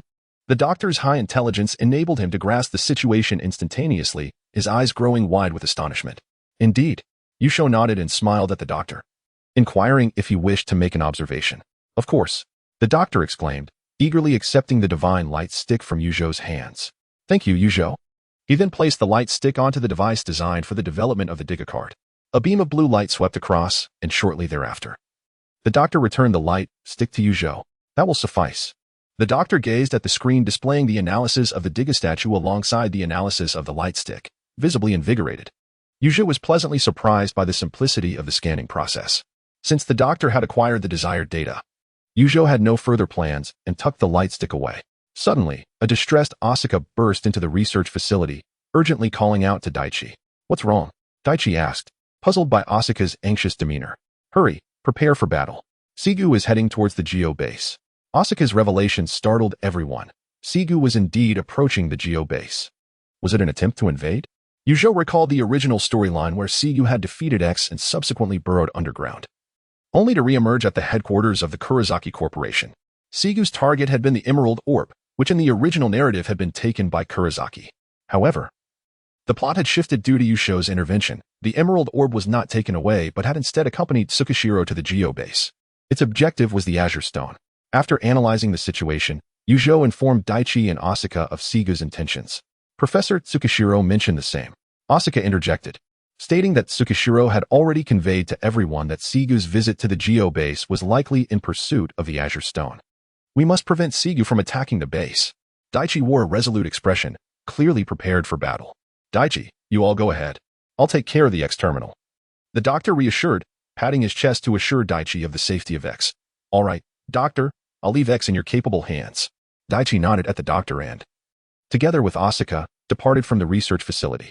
Naturally, Zhou did not remain behind and accompanied Daichi, recognizing that in his current form, Daichi could not transform and would need his support. Chapter 17. 1 against 3. The Geo team was certainly not going to allow Segig to charge directly into their base without resistance. They had prepared for its anticipated route. With Segig locked onto its position, a countdown began. 5 seconds. Segig, emerging from the earth, needed to be coaxed out. To achieve this, the Geo team deployed a virtual Gamora, intending to utilize Gamora's ultra-vibration wave to flush it from the ground. The Geo team was impressive indeed. Observing the materialized virtual Gamora, Zhou marveled. The ability to control monsters virtually seemed to render Ultraman redundant. Encountering other creatures could simply be resolved by unleashing a horde of virtual monsters. How splendid would that be? Countdown. 5, 4, 3, 2, 1. Gamora's ultra-vibration wave. As the countdown concluded, the operator controlling the virtual Gamora, Da-D, issued a command, pulling a lever. Blue arcs of electricity surged from Gamora's mechanical claws before they plunged into the earth. The ultra-vibration wave rippled through the soil, accurately striking the subterranean Segig. Suddenly, the ground trembled, and a blood-red lake materialized on the roadway. Segig emerged, swaying its limbs and roaring with laughter. Its exterior resembled a Bose-Einstein condensate, rendering it impervious to ordinary attacks. Target its eyes. While analyzing Segig's data on the computer, Da-D shouted to his teammates. Zhou comprehended that to inflict damage on Segig, they needed to strike its eyes. The Geo team members piloted their combat aircraft, preparing the King Bridge destruction cannon and the Red King armor-piercing shells through the virtual King Bridge and virtual Red King card, respectively. Da-D also controlled the materialized virtual Gamora, readying another ultra-vibration wave. 3 precise attacks struck Segig as it emerged from the ground, resulting in a series of explosive sounds and thick clouds of smoke. However, Segig's defenses were extraordinarily high. The damage inflicted by these 3 attacks was negligible. Quickly prepare the energy shield. Da-D urgently called out upon confirming the target was hit. Instantly, a nearby Geo team member loaded the virtual aileron. An azure current surged from the 2 prepared signal emitters towards Segig. The 2 colored currents danced around Segig, gradually forming a colossal shield that enveloped it. This energy shield had undergone multiple upgrades and enhancements. Breaching it would not be an easy feat. The Geo team member controlling the shield gazed at Segig trapped within, a look of triumph gracing his face. Don't you dare jinx it, Zhou exclaimed incredulously, staring at this Geo team member. Why must one tempt fate when everything was going well? As anticipated, beneath the flag of the Zhou team, the arms of Saijegu, encased in an energy shield, swung powerfully against the protective barrier, causing the energy to fragment instantly. The Zhou team member, witnessing Saijegu effortlessly breach his proud energy shield, widened his eyes in disbelief. Zhou glanced at his expression and silently tugged at the corner of his mouth. Once Saijegu shattered the energy shield, a resplendent red light emanated from its back, and 2 colossal barbed spikes rose, subsequently launching toward the virtual Gamora like missiles. The virtual Gamora was utterly incapable of withstanding the onslaught of these 2 barbed projectiles, which instantly transformed it into blue crystals that scattered across the ground. The spikes, having pierced through the virtual Gamora's form, did not cease their descent, crashing onto the ground and erupting in a cloud of dust. Soon after, 2 thunderous roars emerged from the haze, revealing the monstrous figures of Golzin and Antora as the dust settled. Golzin and Antora have indeed made their appearance, Zhou murmured, observing the monsters that were supposed to emerge in the original plot. He had hoped that by eliminating nearly half of Saijegu's spikes while it was distracted, he could prevent the emergence of more monsters. Yet he was taken aback to find that these two had still appeared. Upon their emergence, Golzon and Antora each unleashed beams of light, obliterating the signal transmitter that had launched the energy shield. The explosion resonated loudly, illuminating the sky with flames. Sensing danger, the crowd hastily retreated. Fortunately, the area had already been evacuated, or else countless casualties would have ensued under the monster's assault. Daichi, look at the verdant stone. The emerald orb had not been taken by Korizaki as it was in the original plot, so following the advice of Tsuji, Asuna had brought it along for battle. At this moment, Asuna noticed that the green orb was emitting a radiant glow, as if something within it was stirring. In truth, this stone had the potential to transform into the original Ultraman. Observing the emerald orb's luminescence, Yusho did not conceal the truth from Daichi and Asuna, directly revealing the reality of the situation. What? The original Ultraman? Both Daichi and Asuna gasped in astonishment. How do you know this, Yusho-kun? Asuna inquired, her brow furrowed in confusion. In contrast to Asuna, Daichi remained considerably composed. After all, it was not surprising that Yusho, as Tiga, would know the emerald stone was the original Ultraman. Yusho did not respond to Asuna, but instead patted Daichi on the shoulder, saying, Daichi, have someone bring the X terminal over. It may be possible to restore it shortly. Understood, Daichi nodded, placing his trust in Yusho's words. Then I will go ahead. As Yusho spoke, he lifted his gaze to the three monsters silhouetted against the blood-red sunset. Yusho-kun, you must give it your all, Daichi exclaimed, clenching his fist in encouragement. Go ahead. Asuna pondered, her head filled with question marks, astonished that Yusho intended to confront them alone, and that Daichi was cheering him on. How could a mere human face them? In a moment of sheer bewilderment, Asuna gazed at Yusho as he produced a crystalline rod from his bosom, raising it high before pressing a button. A blinding light erupted, obscuring the unfolding events. When Asuna's vision cleared, she beheld a colossal figure adorned in hues of red, purple, and silver, standing before the trio of monsters. Yusho is. Gazing at the manifestation of Ultraman Tiga, Asuna clasped her mouth in astonishment, stuttering her words. If she still failed to comprehend the situation, it would indeed be a grave folly. Yusho was Ultraman Tiga. Facing the three beasts, including the particularly obstinate Sigu, Yusho perceived a daunting challenge ahead. He awaited the transformation of the Azure Stone into the original form, hoping for the revival of the exceeding terminal. However, the current circumstances suggested that he too might soon succumb to a brutal onslaught. Yet, behold, I shall single-handedly defy the odds.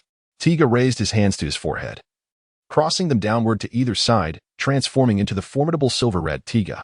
Without this transformation, facing Siga would have rendered victory nearly impossible, but as the powerful form, he stood a chance. The monsters charged at Tiga with fervor. Golza lunged directly, Siga swung his spiked club, and Enlar barreled forward without flight. As the trio approached, Tiga planted his right foot firmly on the ground, stepping slightly forward with his left, bracing himself for their impending physical assault. Enlar, the swiftest of the three, was the first to collide with Tiga. However, the now powerful Tiga seized one of Antler's massive pincers, using the force of the impact to hurl him backward. Following this, Golza launched himself at Tiga, who, having dispatched Antler, swiftly pivoted, catching Golza's charge with both arms, engaging in a fierce stalemate. Although Tiga held a slight advantage against Golza, Sigu's spiked club descended heavily upon him with a resounding thud, causing Tiga to grunt in pain while still grappling with Golza. Sigu was relentless, continuing his assault with another strike aimed at Tiga. In response, Tiga grasped Golza's form, forcefully flinging him to the left and swiftly rotating half a turn, swapping positions with Golza. Sigu's blow landed squarely on Golza, eliciting a series of anguished roars, clearly indicating significant injury. A splendid maneuver. Onlookers, including the earth beneath and Asuna, erupted in exhilaration at Tiga's valiant stand against three opponents, who were now slightly at a disadvantage. Chapter 018, The First Red Light in a Moment of Pain. Golzan found himself flipped over by Tiga, who executed a swift over-the-shoulder throw, sending him crashing to the ground. Just then, Tanra, recently cast aside, launched another assault on Tiga. Segugu showed no sign of concern for Golzan's injury and continued to swing his club at Tiga. Caught off guard, Tiga was struck by both attacks and fell to the ground in agony. On the ground, Daichi and Asaka watched in worry as Tiga was knocked down. Just as their anxiety peaked, the verdant orb suddenly radiated a brilliant red light, soaring into the air and hurtling towards Segugu, who was still attacking Tiga with his spiked club. The seemingly diminutive orb possessed immense energy, colliding forcefully with Segugu and subsequently striking Tanra as well. Ultimately, the orb transformed into the original Ultraman, standing protectively in front of Tiga. Finally, help had arrived. Tiga, also known as Yusho, rose from the ground. Feeling a sense of relief at the sight of the original Ultraman, the situation had shifted from a 1-on-3 to a 2-on-3. If only Daichi's X-Terminal had arrived, it could have been an even match. The original Ultraman regarded Tiga, seemingly recognizing that this version of Tiga bore some differences from his ancient counterpart. After a brief assessment, he nodded in acknowledgement. Zhou, taken aback by the original Ultraman's scrutiny, returned the nod in kind. Following this mutual acknowledgement, the two Ultramen assumed their combat stances, ready to continue their battle against the monsters. The three creatures, having witnessed the emergence of another Ultraman, were unfazed. Segigu was particularly familiar with these two Ultramen, having been sealed within the pyramid ruins by Tiga and the original during the ancient era. Seemingly recognizing his foes, Segigu unleashed a torrent of blood-red starfire, directed at both the original and Tiga. However, the two Ultramen did not remain passive. They raised their hands in unison to create an Ultraman barrier. Zhou recalled the Ultraman barrier he had formed in the Super 8 world, which could reflect light and control energy, enhancing the barrier with unique elements. Segigu's blood-red beam struck the barrier and, akin to a mirror, was reflected back, delivering a powerful blow to Golzin, who had just managed to rise from the ground. Unaware of the impending danger, Golzin attempted to curl into a ball to launch an attack on the Ultraman, only to be directly hit by the reflected beam. With a thunderous explosion, Golzin collapsed, shattered into countless fragments. Daichi, Asuka, and the members of Team Zhou stood in stunned disbelief. Was this truly possible? Antonra, too, gazed vacantly at the obliterated Golzin, feeling a twinge of fear. Meanwhile, Segigu appeared unfazed, charging toward the two Ultramen, prompting Antonra to react as well. Soaring into the sky to dive at the Ultramen. The situation had swiftly shifted from 2 against 3 to 2 against 2. The original Ultraman summoned an octagonal light wheel, directing it towards the descending Antora. In response, Antora unleashed a beam of light aimed at the octagonal wheel. The two attacks collided in midair, resulting in the destruction of the octagonal wheel by Antora's beam, which subsequently dissipated into the atmosphere. Observing the confrontation between the original Ultraman and Antora, Tiga leapt to engage Segiru. As a powerful type of Ultraman, Tiga faced the impending danger with a fearless smile, embodying the spirit of Ultraman itself. With considerable effort, Tiga intercepted Seguru's spiked club and forcefully pushed it back, then lunged forward, jabbing his hand into Seguru's orange-yellow eye. Zhou recalled that the Earth had mentioned Seguru's surface bore some form of Einstein-esque condensed state, and to inflict damage, targeting its eyes was paramount. Surprised by Zhou's audacity as an Ultraman, Seguru found one of its eyes struck dark by Tiga's attack.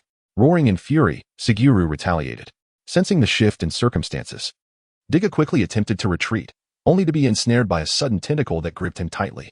Alarmed, Zhou remembered that this tentacle had also appeared in the original storyline, when the X-ray struck Seguru, leading everyone to believe the fight was concluded. At that moment, the tentacle emerged, entangling both Tiga and the original Ultraman, siphoning their light energy. Now confronting Seguru himself, Zhou found himself ensnared by the very same trick. The tentacle's grip was exceedingly tight, rendering Tiga unable to free himself, while the light energy coursing through him was relentlessly absorbed by Seguru. Zhou felt the light energy within Tiga depleting rapidly, and the blue timer on Tiga's chest began to flash red ominously. This was the first time he had witnessed the red light illuminate. As he watched the red light flicker, Zhou struggled, realizing that soon his light energy would be completely drained by Seguru. Meanwhile, the original Ultraman, noticing Tiga's predicament, disregarded everything and unleashed a spatium beam at Antora, which Antora promptly countered and detonated. After swiftly dispatching Antora, the original Ultraman rushed towards Seguru, grasping the tentacle that bound Tiga in an attempt to tear it asunder. Be careful, it has another tentacle. Zhou, embodying Tiga, weakly warned the original Ultraman. In the original plot, Seguru had extended 2 tentacles, ensnaring both Tiga and the original Ultraman. Just as Zhou uttered these words, another tentacle suddenly shot forth from Seguru's chest, wrapping tightly around the original Ultraman. It was over. Watching the original Ultraman become ensnared as well, Zhou realized he might meet his demise here, for unlike the original storyline, there was no assistance from X after being captured. Now, both Ultramen were bound, isolated and helpless, with the X-Terminal yet to reach Earth. The energy of light continuously flowed from Tiga and the first generation, transmitted through their tendrils into the body of Segu. Zhou could only hear the timers beeping growing increasingly rapid, feeling the light energy within him gradually depleting, nearing exhaustion. The Zhou team was also not idle. Witnessing both Ultramen ensnared by Segu, they relentlessly attacked the creature's tendrils with their fighter jets, but to no avail. Daichi anxiously contacted others, awaiting his restored Exceed terminal. As the two Ultramen before him were on the verge of being defeated by Zhou, the light was about to vanish. A sense of despair surged within Zhou. Since becoming an Ultraman, he had fought only twice, and now, it seemed that the narrative was reaching its conclusion on this very second occasion. Ding dong, ding dong, ding dong. The blinking of the timer gem accelerated, signaling the imminent depletion of energy. What was that? As Zhou sensed the dwindling light energy within him, a formidable power began to emanate from the depths of that inner darkness. Just as he intended to grasp that energy, two beams of light struck fiercely against Zhou's tendrils. Upon regaining his senses, he beheld Ultraman Exceed soaring through the sky, targeting the tendrils with his lethal beams. It was Daichi who had retrieved the now restored Exceed terminal, transforming into Exceed to provide aid. With two sharp cracks, the tendrils were severed by Exceed's fatal strikes, allowing Tiga and the first generation to break free. Upon their liberation, Exceed extended his hand, channeling light energy into the rapidly blinking timer gems of the two Ultramen. Though not fully replenished, it managed to slightly reduce the flickering frequency. Feeling the light energy sent by Exceed within him, Zhou nodded in acknowledgement. This remaining energy should suffice for one final powerful attack. Roar! Zhou, confronted by the three Ultramen, let out a deafening howl. Chapter 019. Return. A fierce roar erupted from the gaping maw of Zhou, teeth glistening ominously. On the opposite side, its orange-yellow eyes dimmed, losing their once vibrant glow. The Ultraman, sensing the imminent danger, instinctively retreated, for Zhou, now bereft of sight, had succumbed to a rampage. A crimson radiance surged from its back as three spines rose ominously, launching outward in a chaotic flurry. Stop those spines! Zhou urgently called to the first generation and X. He also noted that this time only 3 spines were released, unlike in the original narrative where Zhou unleashed many, each transforming into a monster across the globe. Could it be that his earlier attack, which had obliterated a significant portion of its spines, had indeed made a difference? This seemed to be the only plausible explanation for the diminished assault. Upon hearing Tiga's command, the first generation and X swiftly sprang into action, each pursuing one of the spines. Tiga transformed into his agile form, taking to the skies to chase after another spine. Before long, the 3 Ultramen caught up with the launched spines, successfully annihilating them before they could hit the ground. Meanwhile, the sightless Zhou flailed wildly, demolishing nearby structures in its path. The Zhou team's fighter jets incessantly bombarded Zhou, inflicting minimal damage in a futile attempt to halt its rampage. Tiga, the first generation, and X quickly returned, exchanging solemn nods as they surveyed the destruction wrought by Zhou. They then began to gather their ultimate attacks. Tiga reverted to his composite form, pulling his arms back and extending them outward, as white light coalesced before the pulsating red timer gem. With arms positioned in an L shape, he unleashed his assault. Sepelian Ray, Spatium Ray, Zonatim Ray. 3 beams of light struck true against Zhou, complemented by the Zhou team's fighter jets releasing a devastating beam from virtual monster cards. Blinded and oblivious, Zhou failed to perceive the converging torrent of energy that bore down upon it, the strikes landing squarely upon its head. Ordinarily, the Ultramen would avoid targeting a monster's head. However, with Zhou now blind, their accuracy significantly improved. The head, now its most vulnerable point, succumbed to the onslaught. Under the relentless barrage of radiant energy, Zhou began to swell ominously from head to toe. With a resounding explosion, it shattered in upon reflection, during the Ultra-Ancient era. The formidable powers of both the first generation and Dino were sufficient to seal away Zhou. With the addition of X, victory is undoubtedly within reach. Furthermore, X merges the strengths of both the first generation and Dino. Could it be that X's abilities surpassed those of the 2 Ultramen combined? Zhou was ultimately vanquished, and Dino transformed into particles of light, revealing Zhou's form. It turns out he is Dino. The unknowing members of the Zhou team were astounded to see Dino transform into Zhou. The earth was enveloped in radiant light as it descended. X, how could you? Daichi turned to see himself on the ground while X remained standing in place, stirring feelings of confusion within him. Daichi, I must bid you farewell for the time being, X said, his red light flickering as he addressed Daichi on the ground. What do you mean? Daichi's face was a mask of bewilderment. Why did X suddenly declare he was leaving? I must fulfill my mission. X solemnly placed a hand on his chest and spoke earnestly to Daichi. What mission? Asked Asuna, standing beside Daichi. Just then, as X prepared to speak, the first generation placed a hand on his shoulder, casting him a meaningful glance before nodding and soaring into the sky. The first generation is quite intriguing, Zhou noted, perceiving the first generation's intent to silence X. After the first generation departed, X addressed those on the ground. Our mission is to maintain the balance of the universe. Should this balance be disrupted, Earth will be affected in kind. This statement felt rather vague, Zhou thought, rolling his eyes at X. X. Daichi's demeanor grew heavy with sorrow, after all. X was his most vital combat partner, and he could hardly bear to let him go.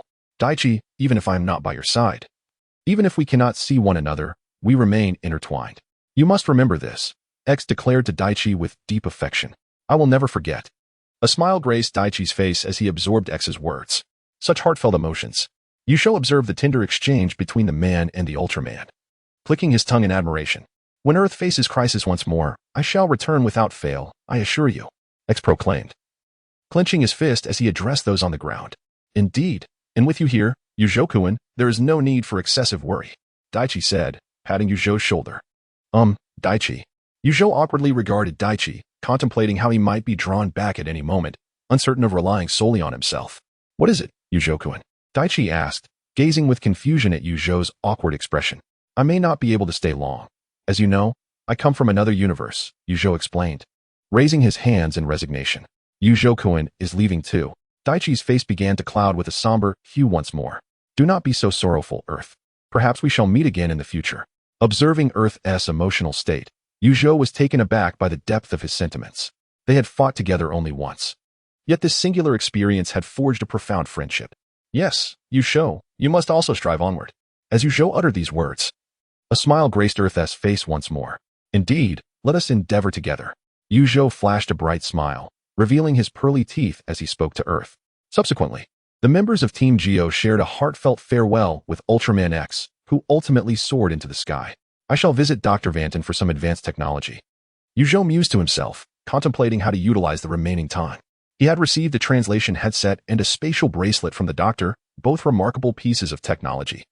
Albeit trivial for the doctor, Yuzhou pondered whether he could persuade the doctor to craft a sword suitable for an Ultraman, envisioning the awe-inspiring sight of drawing a sword to combat monsters. Earth, we shall. Just as Yuzhou was about to suggest another visit to the doctor, a sudden spatial vortex appeared beside him, generating an immense gravitational pull that threatened to draw him in. The members of Team Geo reacted immediately, their expression shifting to one of wariness at the unexpected phenomenon. Earth quickly grasped Yuzhou's arm, concerned that he might be consumed by the vortex. Never mind. Yuzhou sighed in resignation at the sudden appearance of the vortex. He had intended to procure more remarkable items, but it seemed his return was imminent. It dawned on him that he had spent less than a day in this world. Farewell, Earth. After signaling to reassure everyone, Yuzhou urged Earth to release his grip and waved goodbye. Goodbye, Yuzhou. Earth understood that his friend was returning to his own universe and nodded in acknowledgement, bidding farewell. Farewell, everyone. Yuzhou waved goodbye to the members of Team Geo before stepping into the spatial vortex. Goodbye, Tiga. The group watched as the vortex vanished from sight, their voices echoing in the tranquil night sky. Chapter 020. What is your father's surname? Alas. As Yuzhou was abruptly returned to his bed by the spatial vortex, he smacked his forehead, recalling an important matter he had yet to share with Dadi. In the original narrative, shortly after Ix departed, he returned to Dadi's side, intending to venture into the cosmos to investigate an extraterrestrial being or perhaps a monster. Subsequently, he was ensnared in a cosmic trap, drawn into a wormhole, and later appeared as a crystalline statue in the Ultraman Orb movie. Nonetheless, it mattered little. In the original story, Ultraman Orb successfully vanquished the monster. Reflecting upon this, Yuzhou felt reassured about Dadi's fate, for ultimately, no tragedy befell them in the Ultraman Orb saga. He picked up his phone, which was charging on the bedside table, and glanced at the time. It had only been an hour. No changes had occurred. Could it be that each traversal lasted precisely 1 hour? Yuzhou began to grasp the pattern of traversing the universe. Each journey allowed but an hour in his own world. He retrieved the godlight stick from the clothes lying by his bed and took out another from his pocket. Comparing the two sticks revealed no discernible difference. Now I possessed 2 godlight sticks, he mused, holding one in each hand. However, possessing 2 was of little utility, as transforming only required 1. After some contemplation, Yuzhou activated the spatial bracelet gifted by the doctor, directing its blue light onto one of the godlight sticks. But it did not disappear into the bracelet as he had anticipated. Is the spatial bracelet malfunctioning? He then placed a pin beneath the blue light, which was promptly absorbed into the bracelet. It seemed that the peculiar nature of the godlight stick prevented it from being stored within. This was a reasonable conclusion. The godlight stick possessed its own mysteries, and its inability to be contained was not surprising. He pondered the words of the little girl in the red dress, who had mentioned the impending peril facing this world. His ultimate task, as she had stated, was to save it. However, no further details had been provided. It appeared that he could only let events unfold as they may. In the days that followed, Zhou continued his journey of mastering the Japanese language and diligently studying various Ultraman films. Although he had received translation headphones from the doctor, he felt that being able to speak Japanese would be even more advantageous. By the way, which department are you from? A girl beside him in the Japanese elective class, propping her chin on her hand, asked with a cheerful smile. She was the same girl who had inquired about his department last month. Zhou was about to reiterate that he hailed from the galaxy, but was abruptly interrupted by her. Please don't say you're from the galaxy, she insisted, scrunching her nose. The solar system won't do either. Zhou, I actually intended to say the solar system. Very well, I am from the M78 Nebula, he replied, somewhat exasperated. The M78 Nebula? Are you an Ultraman? She chuckled. Indeed. Zhou wore a smile that was neither fully a smile nor devoid of it, and addressed the girl. Silently, he added in his mind, but not from the M78 Nebula. Classmate, your name is Zhou, right? The girl continued to engage him in conversation. How did you know? Zhou inquired, a hint of confusion in his voice. Look, she pointed to Zhou's Japanese textbook, which bore her name inscribed upon it. Your book has it written there. Zhou glanced at the book she indicated, and indeed, his name was inscribed upon it. That student, could you please translate this sentence in Japanese? The teacher, having noticed the exchange between Zhou and the girl, pointed at him, prompting him to stand and respond. Reluctantly, Zhou rose, gazing at the Japanese text on the blackboard, only to realize he comprehended merely half of it. He had not donned the translation device during class. And even if he had, it would not suffice for translating the text. Left with no choice, he recited the first half, then paused. The latter part of the sentence conveys that the moonlight is akin to the hope that fills the world.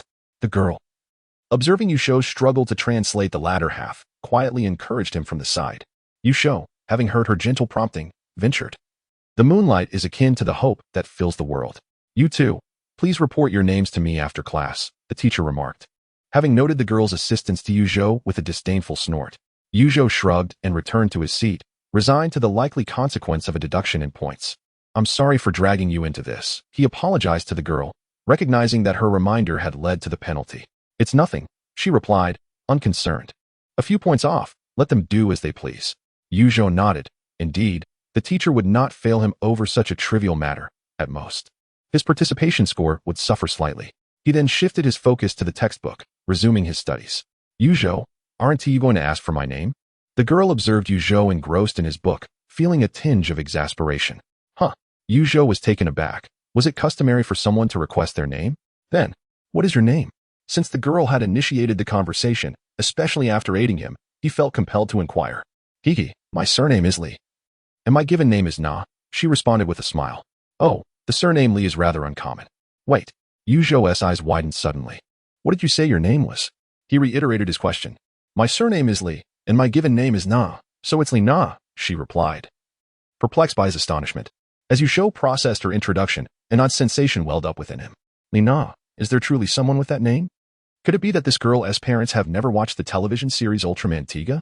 Did they not know there was a member of the Victory Squad named Li Na? I have a question. Zhou pursed his lips and turned to the girl. What question? The girl brightened, pleased that Zhou had finally taken the initiative to ask her something. Have your parents watched Ultraman Tiga? You know, the television series. Zhou posed his question to her. Are you referring to my name? The girl smiled at Zhou as if she had been asked similar questions countless times before.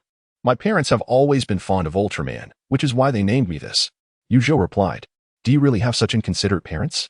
He then inquired, by the way, what is your father's surname? Is it Li? The girl seemed a bit perplexed, pondering whether her father's surname could possibly be different from her own. Then may I ask your father's full name? Zhou was genuinely curious about what name could accompany the surname Li. However, he was taken aback when he noticed a faint blush appearing on the girl's face, suggesting she might have misconstrued his question. Why are you so eager to know my father's name? That's rather fast, isn't it? The girl stammered. Feeling a bit shy, Zhou thought to himself, what is going on here? I was merely curious. Why this sudden display of bashfulness? Since you wish to know, I'll tell you, the girl said, both embarrassed and lost in thought. My father's name is Li Ku. What a creative name. Zhou was convinced that both her grandfather and father were indeed masters of naming. Not wishing to press further, he offered the girl an awkward smile and returned to his studies. When the class bell rang, the girl left the classroom with a look of excitement. For after nearly 2 months, she had finally conversed with Zhou and even obtained his WeChat contact. Watching her skip out of the classroom, Zhou shook his head with a smile, thinking how lively she was. As a month swiftly passed, Zhou once again dreamed of the girl in the red dress. However, this time, she merely spoke words of encouragement before vanishing, failing to provide any valuable information, such as when the monsters would arrive in this world or if he could return to his previous life. Truth be told, Zhou had been contemplating how to acquire more advanced technology from the world of Ultraman X. Yet, the girl in the red dress said nothing of substance and simply slipped away.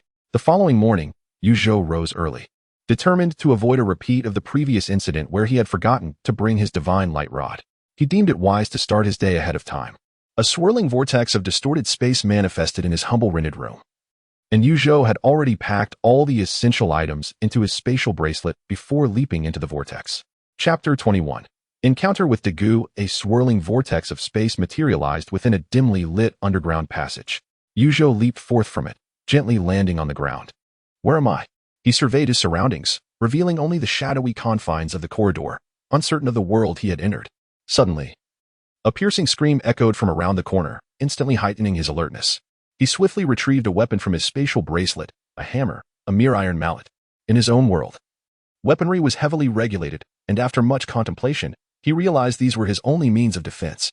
In truth, Zhou had not only prepared a hammer within his spatial bracelet but also a frying pan, a kitchen knife, and a butchering knife. Clutching the hammer cautiously, Zhou crouched low and stealthily approached the corner of the corridor. Although his skills had improved significantly since becoming Ultraman, prudence was still paramount. With a sense of caution, he donned a motorcycle helmet he had taken out. Soon, his gaze fell upon the other side of the corridor, where a man clad in a light blue cotton jacket lay on the ground, his expression one of profound agony. Before him stood a cloaked figure, reciting something in an incantatory manner, the voice distinctly feminine. Seizing the opportunity while they were oblivious to his presence, Zhou quietly crept closer to eavesdrop on their conversation. Humans are truly pitiable creatures, absurdly foolish. Their fragility evokes nothing but sorrow, ha ha ha. The woman in the dark robe cackled, observing the man writhing in distress. From her words, Zhou discerned that this figure was no human. Was this the enemy he had encountered from the outset? Zhou pondered, contemplating the fate of the man prostrated on the ground. Just as he was lost in thought, the man rose to his feet, attempting to confront the cloaked woman, only to be struck down once more by a violent, palm thunder-like attack. Dagu. Upon recognizing the man's face, Zhou's eyes widened in disbelief. Despite the injuries marring his visage, he unmistakably identified him as Dagu. After knocking Dagu down again, the cloaked woman slowly advanced towards him. Observing this, Zhou stealthily maneuvered along the corridor's wall, positioning himself behind the dark-robed figure. Dagu, noticing the helmeted figure wielding a hammer, exhibited a flicker of surprise in his eyes. Without hesitation, Zhou swung the hammer fiercely at the cloaked woman. With a resounding thud, she was sent sprawling to the ground a short distance away. Dagu, are you all right? Zhou inquired as he helped Dagu to his feet. I'm fine. Dagu brushed off the dust from his attire, then, with a puzzled expression, asked the helmeted Zhou, who are you? I am Zhou, Dagu. Zhou removed his motorcycle helmet, revealing a face that bore a hint of elegance, and smiled at Dagu. Zhou? Dagu, however, appeared perplexed, his mind racing for any recollection of this individual before him, yet failing to conjure any impression of someone named Zhou. Observing Dagu's bewilderment, Zhou understood that this Dagu was likely not the one he knew, or perhaps not the Dagu from the Super 8 universe. Consequently, it dawned on him that the world he had entered was not the realm of Super 8. After mulling it over, Zhou recognized that the worlds in which Dagu could possibly appear were limited to a few, one being the theatrical version of Super Ultra 8 Brothers, another the final battle in the Tiga theatrical release, and also the Tiga Ultraman television series. There was a possibility of Dagu appearing in the Dyna Ultraman series, but given the current circumstances, Zhou could eliminate several worlds from consideration. Haha, regardless, I have long since perished. Your attempts to attack me are futile. Just as Zhou was deep in thought, the woman in the black robe rose from the ground, laughing maniacally. You bastard.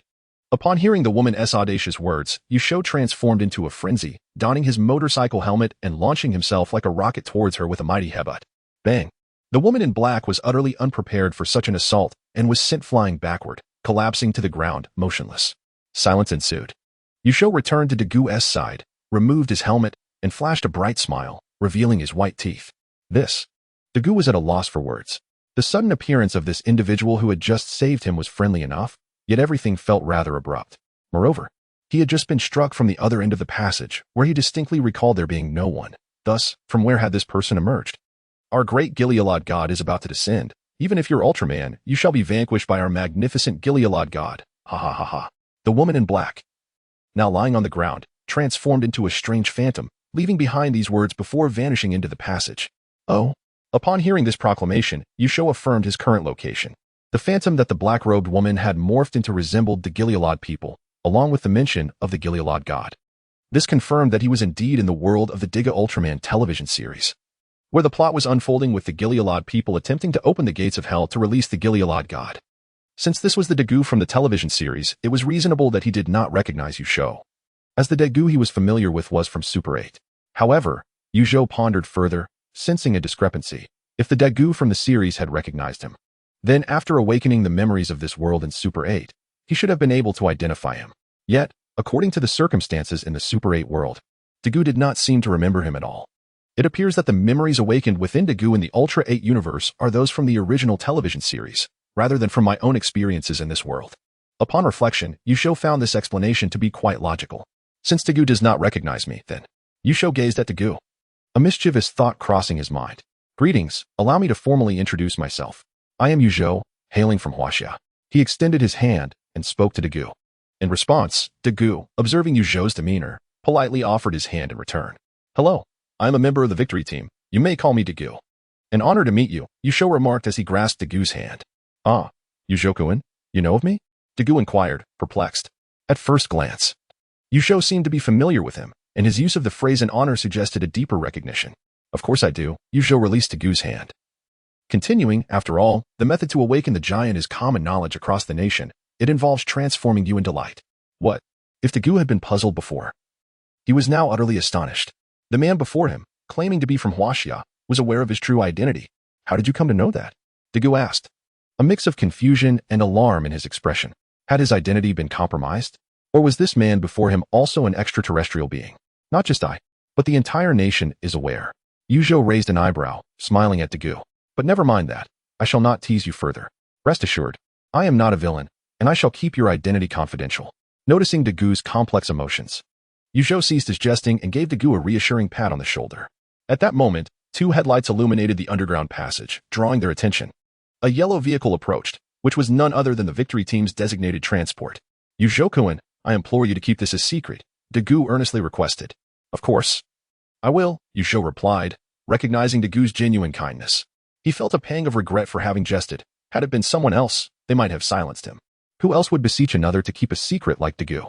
Daegu, are you all right? The Victory Team's vehicle swiftly arrived at their location and came to a halt. Two individuals disembarked, their concern evident as they examined Dagu's injuries, inquiring about his condition. It was none other than Lina and the captain of the Victory Team, Keidaro.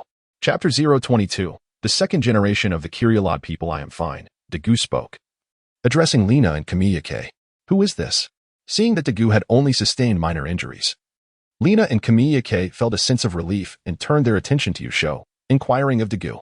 Allow me to introduce myself. My name is Yusho, hailing from Huaxia. Just now, Daegu was engaged in combat with an extraterrestrial being, and I assisted in repelling the invader. As Daegu was about to introduce himself, Yusho preemptively addressed Lina and Kamiyake. Hello, you may call me Lina. Greetings, I am Kamiyake, the captain of the Victory Team. Both introduced themselves to Yusho in unison. Suddenly, the entire underground passage began to tremble. Sensing the impending danger, Lina and Kamiyake swiftly helped Daegu into the vehicle and urged Yusho to join them. Naturally, Yusho did not decline, and together they departed from the dimly lit underground tunnel. Before long, the vehicle emerged onto the road but came to an abrupt halt, for a vast expanse of ominous clouds had gathered in the night sky above the city.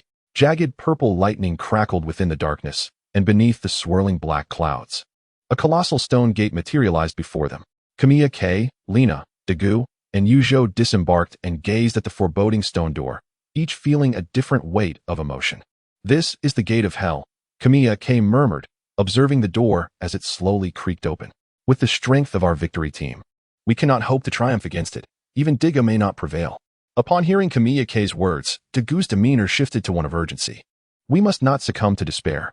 Though Ultraman is formidable, if humanity does not firmly believe in his power, he cannot transform into light to fight. Light? Kamiyake pondered Dagu's statement thoughtfully. Yusho, too, was intrigued by the enormous gate, recalling that in the original narrative, the Gilead deity was not released. as the gate was destroyed by Tiga along with the second generation of the Kyrielod people. Shaking his head to dispel his curiosity, Zhou realized that he could not possibly release this Kyrielod deity. That would only invite trouble. It would be best if, like in the original plot, the gate simply exploded, bringing the matter to a close. Above, several Victory Team fighter jets soared through the sky as Kamiya K grasped the intercom, issuing commands to Shinjo and the others aboard the aircraft. We must not allow that gate to open. The jets received the orders and unleashed their attacks upon the massive stone door concealed within the ominous clouds, yet to no avail. Kamiya K and Lina returned to the vehicle, preparing for battle, while Zhou, due to his injuries, remained behind. Zhou, too, could not accompany Kamiya K and Lina. He was merely an unidentified bystander in this scenario. After bidding farewell to Zhou, Kamiya K and Lina drove away, leaving Zhou and Zhou standing in place. Zhou, go ahead. The gate is about to open, Zhou said, watching the departing vehicle. Yes, please take care of yourself, Zhou-kun, Zhou replied. Zhou nodded and dashed towards the ominous clouds. You can do it, Zhou encouraged him, watching as he departed. Zhou had no intention of intervening, after all. The presence of the god of Kyrielod was a significant variable. His involvement might inadvertently trigger a butterfly effect, potentially releasing the god of Kyrielod, which would be counterproductive.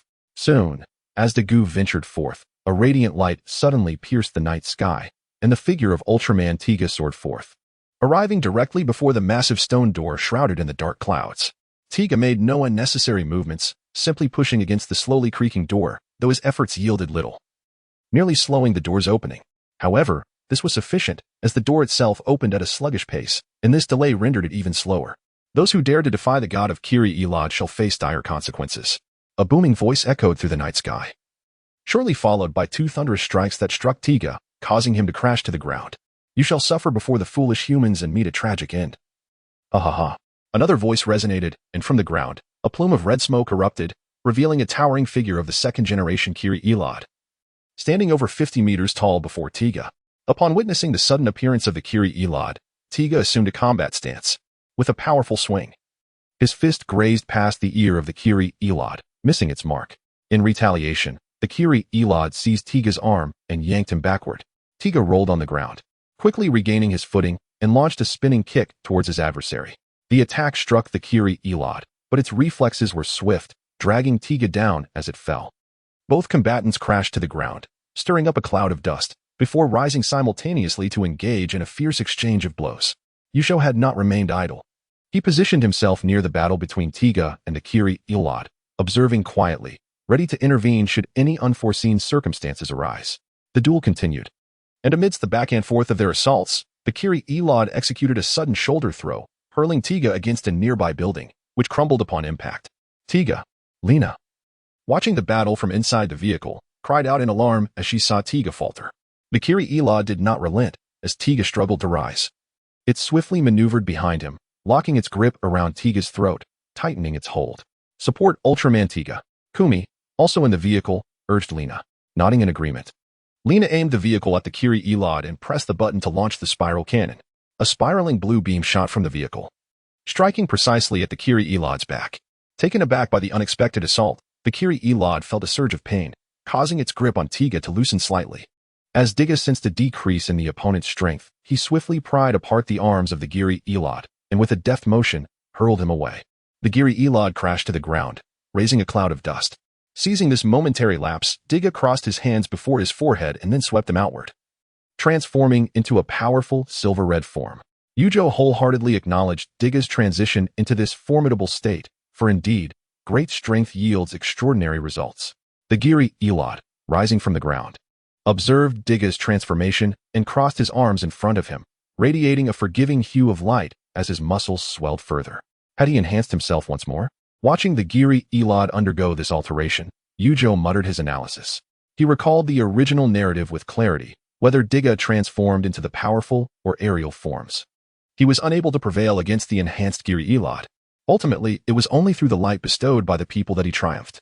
As anticipated, the fortified Kyrielod engaged Tiga in a fierce confrontation, landing blows with an upper hand. Meanwhile, Zhou, within Tiga, felt a surge of anxiety. Despite having transformed into a powerful form, he still struggled against his adversary. Perhaps due to this urgency, Tiga found himself increasingly beleaguered in the battle against the Giri Elad. Leaning against a towering building, although the timer gem did not flash a warning, Tiga was nearing his limits as the Giri Elad wielded his bone blade menacingly. Tiga managed to evade with a roll just in time, yet the building behind him was cleaved in two, rising once more. Tiga delivered a sweeping kick toward the Giri Elad, only to be met with a counter-sweep from his opponent. The two strikes collided, with the Giri Elad appearing unaffected, whether feigned or genuine, and Tiga was sent reeling, kneeling on one knee. The Giri Elad charged forward, delivering a vicious slash to Tiga's back. Sparks flying as Tiga was knocked to the ground. The timer gem on his chest began to flicker ominously red. Chapter 023. The Light of Humanity, as if realizing that it could not contend with the augmented Kyriarod. Tiga swiftly transformed into its aerial form and ascended into the night sky. It can't be this weak, Zhou thought, furrowing his brow as he watched Tiga flee. Although he was already aware that the plot would unfold in this manner, witnessing it firsthand made him feel that Dagu's combat skills seemed inferior to his own. However, considering Dagu had just endured a fierce beating in the underground passage and was injured, Zhou surmised that this may have contributed to the situation. Seeing Tiga transform and take to the skies, the Kyriarod emitted a green light once more, sprouting dark purple wings and pursuing Tiga into the heavens. Commander, the Kyriarod has ascended. In a vehicle, Kamiya K observed the airborne Kyriarod and communicated via radio to the commander aboard the Flying Swallow, Munakata. Upon hearing Kamiya's words and witnessing the Kyriarod take flight, Munakata issued a command to his subordinate, Kirii, to initiate an attack. However, Kirii found himself in a predicament. The Kyriarod's speed was astonishingly swift, and the Flying Swallow could not keep pace to launch an assault. It's flying even faster than Tiga. In another Flying Swallow, Shinjo was equally astonished by the Kyriarod's velocity. Indeed, the Kyriarod, now equipped with wings, outpaced the aerial Tiga. Tiga seemed to sense the pursuit behind him and glanced back, discovering the Kyriarod closing in at full speed. A flash of lightning illuminated the pitch-black sky, and the silver and purple Tiga bore a flickering red light on its chest before being struck by the Kyriarod, crashing to the ground and losing consciousness. The Kyriarod, however, did not descend to deliver a finishing blow but instead flew into the thick clouds, arriving before a massive stone door and beginning to accelerate its opening. Black mist seeped from the hastily opened stone door, gradually cascading to the ground and enveloping the unconscious Tiga. Witnessing Tiga seemingly lose his fighting capability, Lena urgently exited the vehicle, her gaze fixed on the shrouded figure of Tiga, calling out in distress, Tiga! Tiga has vanished into the darkness. Kamiya, who had also disembarked, recalled Dagu's earlier words and contemplated deeply. Give Tiga light.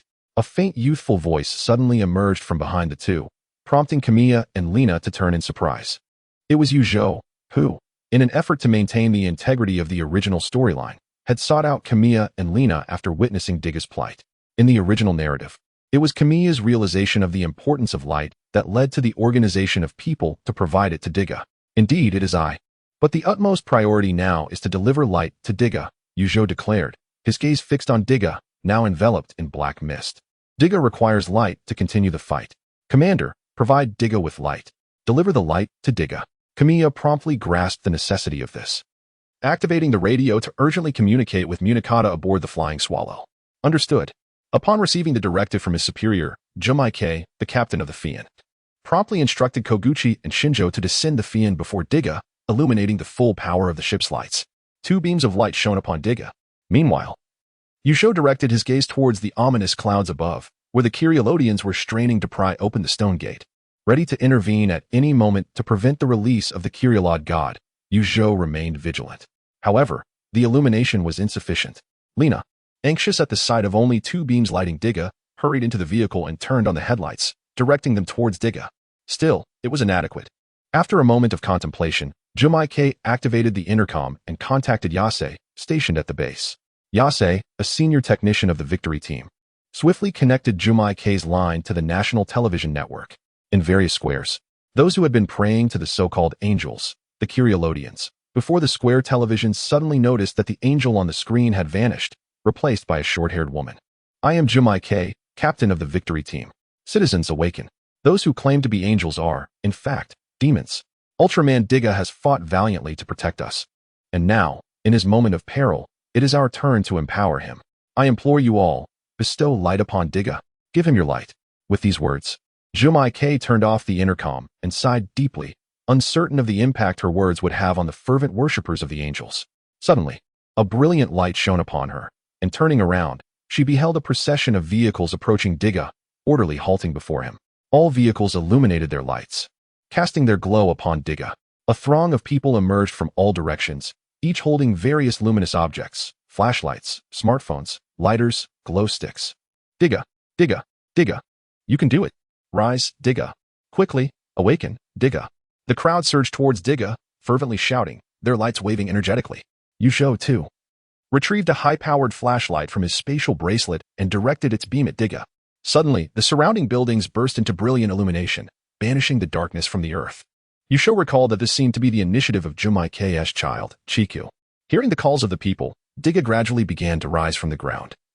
His form reminiscent of Michelangelo's portrayal of Adam in the creation of Adam, with one hand subtly pointing towards the direction of the lights shining upon him. This scene was vividly imprinted in Zhou's memory, and he was well aware of the significance of the creation of Adam. This painting captures the sacred moment when the divine spark is about to touch Adam. God descends from the heavens, extending his finger towards Adam, poised to transmit the soul as if connecting to a power source. Now, Tiga stands as a modern-day Adam, receiving the energy and brilliance that the people bestow upon him. Zhou gazes at Tiga, astonished, for his perception diverges from that of others. He sees the multitude on the ground, fervently shouting Tiga's name, their bodies radiating luminous particles that gradually converge upon Tiga's fingertips. It becomes clear that it is not merely this physical light that empowers Tiga, but rather the inner illumination of the people's hearts. Zhou comprehends fully that it is the light born from human spirit that forms these luminous particles, granting Tiga his strength. This is the light of humanity. At this moment, Tiga is enveloped in a faint golden glow, visible only to Zhou, resembling the nascent form of Tiga himself. It dawns on Zhou that this is where the radiance began. Observing Tiga's subtle golden shimmer, he murmurs to himself. Rising from the ground, Tiga adopts a poised stance, signaling a challenge to the Kyrielodians before the stone gate. The typically proud Kyrielodians, seeing Tiga upright, do not continue to open the gate but leap down, ready to engage in another battle with Tiga. Tiga sweeps his hands down from his forehead, transforming back into his composite form, prompting the Kyrielodians to retract their wings. The two collide fiercely, engaging in combat. This time, Tiga seems to possess extraordinary prowess, effortlessly toppling the Kyrielodian with a single kick, then seizing his head and flinging his entire body away. The Kyrielodian tumbles upon impact but quickly regains his footing, launching a powerful punch at Tiga. To his surprise, Tiga easily absorbs the blow and seizes the Kyrielodian's arm, relentlessly striking at his chest. After this barrage, Tiga does not relent. He grips the Kyrielodian's other arm, firmly controlling him, and delivers a series of 3 punishing kicks to his chest. A final spinning kick sends the Kyrielodian crashing to the ground. Clearly, the Kyrielodian is no match for Tiga's current might. Observing Tiga, who appears invincible, and the severely battered Kyrielodian, Zhou shakes his head. Frankly, it is a case of using a sledgehammer to crack a nut. After delivering several forceful kicks to the Kyrielodian sprawled on the ground, Tiga sees him lose consciousness and hurls him into the stormy clouds, crashing him against the stone gate. Subsequently, he stretches out his hands, pulling back, as a white light coalesces at Tiga's chest. With his hands in an L shape, he unleashes the Zai Pali AO laser towards the Kyrielodian at the stone gate. Boom! Sparks scatter across the sky, enveloping the stone gate and the Kyrielodian in a magnificent explosion, vanishing into the still night. Witnessing the obliteration of the Hell's Gate by Tiga, the crowd below erupts in jubilant cheers, waving their lights in celebration. Tiga, in turn, gives a thumbs up to the cheering crowd before soaring into the sky. Chapter 024. An extraterrestrial friend of mine, Zhou. How did you come to know that light could bestow power upon Tiga? As she watched Tiga depart, Zhou Jianhui turned her head and inquired of Zhou. Because Tiga is, in essence, a giant of light, his radiance is the very source of his energy. This light encompasses not just the physical realm, but also the luminosity within people's hearts, Zhou replied with a smile, subsequently turning off the high-powered flashlight and stowing it within his spatial bracelet. Observing Zhou's action of placing the flashlight into the bracelet, Zhou Jianhui was taken aback. Is this a form of spatial folding technology?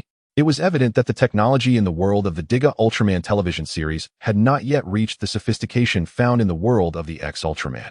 However, Zhou Jianhui had some understanding of ongoing research in this field, and witnessing Zhou's actions left her quite astonished. Indeed, Zhou responded without the slightest intent to conceal the truth. His deliberate display of the bracelet meant to impress Zhou Jianhui. As far as I know, such technology does not exist on Earth. How did you acquire this bracelet, Zhou? Zhou Jianhui asked, her curiosity piqued. Of course, it does not exist on Earth.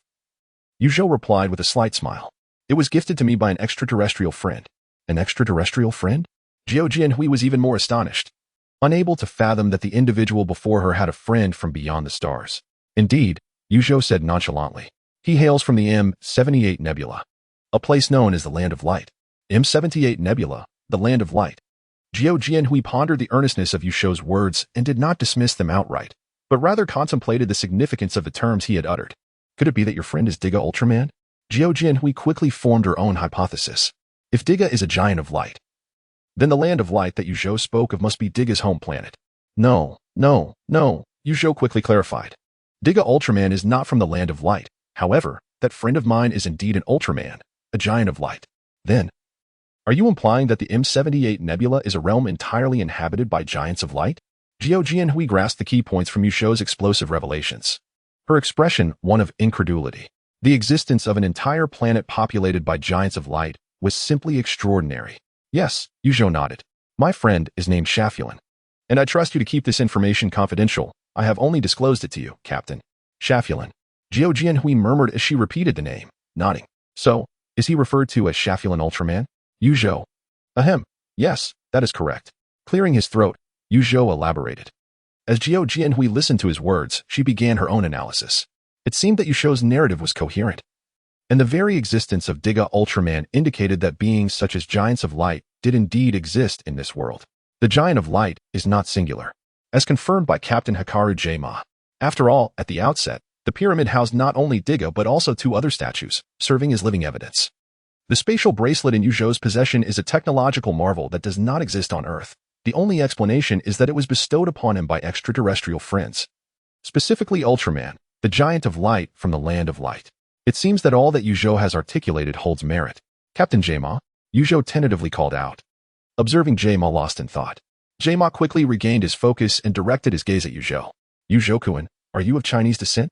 J-Ma inquired, seeking confirmation. Yes, I am Chinese, and I have lived in seclusion in the mountains with my master since childhood, away from worldly affairs.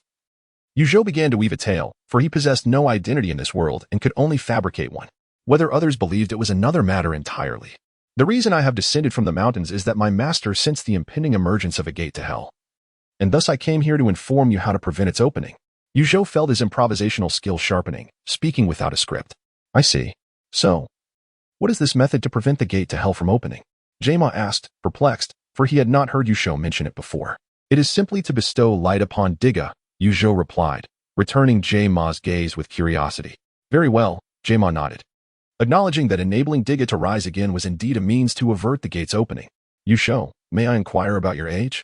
Suddenly, J-Ma posed an unexpected question. Yu Zhou was taken aback but answered truthfully, I am 20 years old. Why do you ask? Not bad. You are 2 years older than Yasu, J-Ma remarked after scrutinizing Yu Zhou for a moment, feeling somewhat uneasy under J-Ma's gaze. Yu Zhou thought it resembled a mother-in-law assessing her son-in-law, but that couldn't be right, as J-Ma had only one son. What, then, was with this gaze? Just as Yu Zhou pondered this, J-Ma spoke again. Yu Zhou-kun, I would like to invite you to join the victory team as an advisor. Captain, are you suggesting that I join the victory team? Yu Zhou considered the opportunity to closely interact with the victory team and subsequently encounter the monsters, realizing he had initially allowed J-Ma to see the spatial bracelet for this very reason. However, J-Ma's offer to make him an advisor seemed rather sudden. Yu Zhou had intended to lend the spatial bracelet to the victory team for research and secure a place among them. Yet it appeared that the situation had become more convenient. While an advisor may not be an official member of the victory team, many tasks are executed collaboratively at the base. J-Ma replied to Yu Zhou's remarks. Captain, there is something I must disclose, Yu Zhou began, addressing J-Ma. I have lived in seclusion for many years and possess no identification, making me an individual of uncertain identity. If you wish for me to serve as an advisor to the victory team, please consider this carefully. You would not conspire if you truly believed in my words. Zhou Jianhui remarked with a smile directed at Yu Zhou. In that case, I am willing to serve as a consultant for the victory team, Yu Zhou replied, nodding his head. Since Zhou Jianhui placed such trust in him, many troubles would be alleviated. Most importantly, as an individual lacking a clear identity, he had nowhere to reside and no means to sustain himself. His future appeared uncertain. However, with Zhou Jianhui's words, these dilemmas were resolved. Yu Zhou, welcome to the victory team. Zhou Jianhui extended his hand with a smile. Observing this gesture, Zhou reciprocated by shaking hands formally. Captain, are you? Lena, seated in the vehicle, observed the captain conversing with Zhou, a person she had met previously, and was puzzled when she saw them shake hands. After exiting the car, she inquired, Captain, what is going on here? Lena, allow me to introduce. From now on, Zhou will be our partner, Zhou Jianhui responded. Hello, Lena, Zhou greeted her, his mind briefly drifting to a girl named Lena from his own world, who seemed even more enchanting than this world's Lena. Hello, Zhou, Lena replied amicably, pleased that he acknowledged her and that the captain had introduced him as a partner. No, Zhou shook his head. I am not an official member of the victory team. I am merely a consultant. Very well, Consultant Zhou, Lena acquiesced. Upon returning to the victory team's base, Zhou was presented with his newly arranged identity documents and assigned a room. After settling in, he accompanied Zhou Jianhui to the headquarters hall. Dager, Lena, Xinzhou, Zhuyi, Zhongfang, and Yura sat in the hall, eagerly awaiting the captain's arrival. Lena had mentioned that the captain had recruited a consultant and informed Dager that they were acquainted. This sparked curiosity among the team members about the nature of this unexpectedly summoned consultant. Lena, are you certain I know them? I do not recognize any consultants, Daegu, with a bandage on his face, remarked in confusion. Don't worry, you'll find out shortly, Lena assured him. Chapter 025, an introduction to the Land of Light for the victory team outside the headquarters grand hall. Footsteps echoed, and soon, Kuga led Zhou into the hall. Upon seeing Zhou, Daegu was momentarily astonished. Was this not the individual who had rescued him, a Chinese man he had met only once before? He was also aware that Daegu was Ultraman Tiga, a mysterious figure from China. Hello, Daegu, it's a pleasure to meet you again, Zhou greeted with a smile. Observing Daegu's surprise. Why you? Hello, Zhou, Daegu stammered, regaining his composure as he raised a hand in greeting. Subsequently, through the introductions by Daegu and Rina, Zhou became acquainted with Zhongfang, Xianqing, Kirai, and Nozomi, although he had heard of them in his own world. Encountering them in person evoked a distinct feeling within him. Captain, may I inquire what expertise you have recruited Zhou for as an advisor to the victory team? Zhongfang asked Kuga, as Zhou's youth suggested that typically, advisors were individuals of considerable knowledge and experience. Allow me to respond, Zhou interjected, understanding the curiosity surrounding his age. I serve as an advisor concerning Ultraman and monsters. His words astonished the assembly. Is there anyone who knows more about Ultraman and monsters than the victory team? They wondered incredulously. Zhou, I would like to ask, how much do you know about Ultraman Tiga? Zhongfang prodded further, clearly intent on gauging Zhou's expertise. Ultraman Tiga possesses three distinct forms. The composite form, characterized by a blend of red, purple, and silver. The power form, which showcases a silver and red combination, and the aerial form, displayed in silver and purple. The composite form serves as Tiga's fundamental state, showcasing his overall prowess. The power form enhances Tiga's strength, but sacrifices some speed, while the aerial form augments his speed and flight capabilities at the expense of power. Additionally, the aerial form can also be referred to as the agile form. Zhou articulated the foundational knowledge of Ultraman Tiga with clarity. To his understanding, the victory team had only a rudimentary grasp of Tiga's forms and abilities, lacking the professional terminology that Zhou now provided. While the details he shared aligned with the team's existing knowledge, it nonetheless affirmed Zhou's comprehension of Ultraman Tiga. Daega regarded Zhou with a peculiar expression. He was aware of the names of these forms but had withheld them from the victory team to prevent unnecessary speculation and research into Tiga. He was taken aback that Zhou knew this information and shared it with the others, though it bore little significance, as they all possessed a similar understanding. Zhou continued his exposition on Tiga, stating, the primary beam of the composite form is a white light, known as the spatium ray. The basic beam of the power form is the dilithium light stream, while the aerial form's primary beam is the Lampart light bomb. As Daiku listened to Zhou's introduction, he became increasingly astonished. How could this individual possess such extensive knowledge? From the very beginning, he was aware of his identity and had an abundance of insights into information unknown to others. Daiku couldn't help but worry that Zhou might unravel the secrets of Tiga. Well, that's enough, Zhou. We trust in your abilities, no need to elaborate further. Daiku suddenly interjected with an awkward smile. Observing Daiku's expression, Zhou's lips curled into a slight smile. It seemed Daiku was growing anxious. Zhou even contemplated sharing how Tiga had sealed away his brothers and wife 30 million years ago, causing trouble for Daiku. However, seeing Daiku's demeanor, he refrained from delving into the tale of Tiga from 3 million years ago to spare Daiku from overthinking. Yes, what you've mentioned is known to us as well. But this information is primarily accessible to the victory team, and there lacks precise nomenclature for Tiga's various abilities. Zhongfang also nodded toward Zhou. acknowledging his role as a consultant. All right, Yusho responded, noting the acceptance of his position by the others. In truth, besides Tiga, I am aware of other Ultramen. What? The group was instantly taken aback by Yusho's declaration. There were other Ultramen apart from Tiga? Daiku's reaction was the most pronounced as he hastily asked, Yusho, are you referring to the other two statues destroyed by monsters?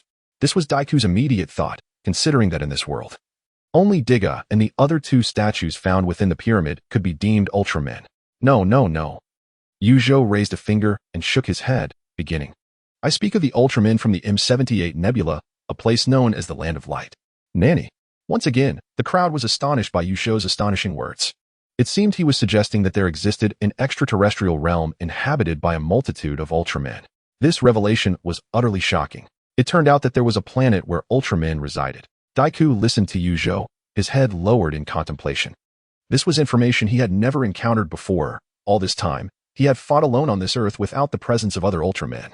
Although the gentle spirit within the time capsule had informed Daiku that during the ultra-ancient era 30 million years ago, there existed countless giants of light. That was far too distant from the present. Seeing the astonishment on everyone's faces, especially Daiku, who was deep in thought, Yusho couldn't help but chuckle. The magnitude of this information was indeed overwhelming for the victory team. Yet, he did not cease. Rather, he began to enlighten them about the Land of Light. The M78 Nebula's Land of Light is led by the Ultra King, alongside prominent figures such as Ultra Father and Ultra Mother. They have a cosmic police force, headed by Captain Zoffi, with members including the first generation, Jack, Ace, Seven, and Taro Ultramen. Notably, Taro serves as the chief instructor of the Land of Light and is the biological son of Ultra Father and Ultra Mother. The continuous dissemination of scientific knowledge has bestowed upon the members of the victory team a profound sense of having their worldview refreshed. To their astonishment, they learned that the Land of Light possesses a cosmic patrol force to safeguard the universe, along with its own civilized society. Furthermore, the revelation that Ultraman can procreate was quite extraordinary. Initially, Yusho was skeptical about the existence of the M78 Nebula in this world. However, in an episode of Ultraman Tiga, Dagu traveled back in time and encountered the original Ultraman. This implies that if the original Ultraman exists, then the M78 Nebula and the Land of Light must also be real. The apparent absence of these entities on Earth could be attributed to this universe being a relatively parallel one.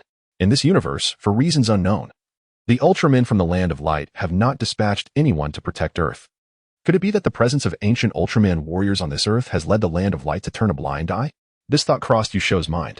As night fell, Yusho concluded his enlightening session with the team and retreated to his room for some much-needed rest. Given the nature of the spatial vortex, it seemed that he would have to wait until the climactic battle against Katanja to return home. However, now that he had joined the victory team, he was inevitably bound to alter certain plot lines or encounter unforeseen developments. His concern lay in the possibility that, should Tiga not merely be petrified by Katanja but instead be vanquished outright, the team would be unable to transform into light to fight together.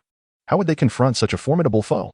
Relying solely on himself and Dagu, two Digos would not suffice to overcome Katanja. Thus, he needed to devise a strategy to successfully achieve the shining form by the story's conclusion. Yusho tapped his head, deep in contemplation. As he lay in bed, lost in thought, he gradually succumbed to sleep. Meanwhile, the members of the victory team remained in the hall, diligently recording the myriad pieces of information that Yusho had shared. These insights significantly expanded their worldview. Dagu, in particular, pondered when he might have a chance to consult Yusho privately regarding tales of Tiga and other Ultramen. The information provided by Yusho had convinced the victory team that the advisor sought by Captain Kuma was truly invaluable. Chapter 26. Monster Dispute regarding Yusho. Zhou Jianhui maintained a certain level of vigilance, as he possessed no verifiable identity and his origins were shrouded in mystery.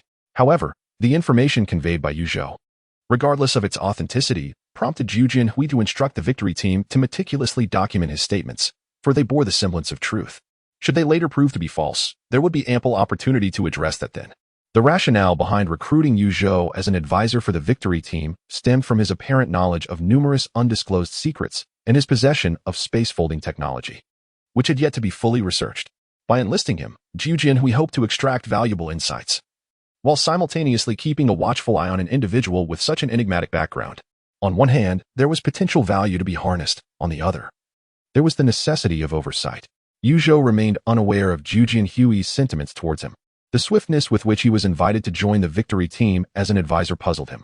Nevertheless, it aligned with Yusho's intentions, and thus he consented. The following morning, Yusho awoke early, well ahead of the time Zhu Jinhui had allotted for his duties. After freshening up and enjoying breakfast, he retrieved his phone from his spatial bracelet. He navigated to the folder containing film and television dramas and selected Ultraman Tiga to watch. Prior to arriving in this world, he had downloaded numerous Ultraman series onto his device, though he had not managed to fit them all. Nonetheless, Ultraman Tiga was among them. He recalled battling the second generation of Giri Irod the previous day and pondered which episode he had reached. Flipping through the episode directory, he murmured to himself, it's episode 25, The Devil's Judgment. Shortly thereafter, he located the episode featuring the second generation of Giri Irod. The subsequent episode was titled The Rainbow Monster's Magical Realm, featuring the appearance of Hilbegun and Gotti's second generation. Having a fleeting recollection of the episode's content, he put his phone away. Yusho had already watched the series extensively. Though the sequence of events was somewhat hazy, a mere glance was sufficient to jog his memory. Despite the fact that each episode of Ultraman Tiga showcased monsters or extraterrestrial beings, such occurrences did not transpire daily. As expected, Yusho spent a leisurely period within the Victory team, during which he encountered Daegu, who secretly sought counsel regarding the tales of Tiga. When Daegu learned that Tiga had a wife sealed within a relic beneath the sea, he was momentarily taken aback.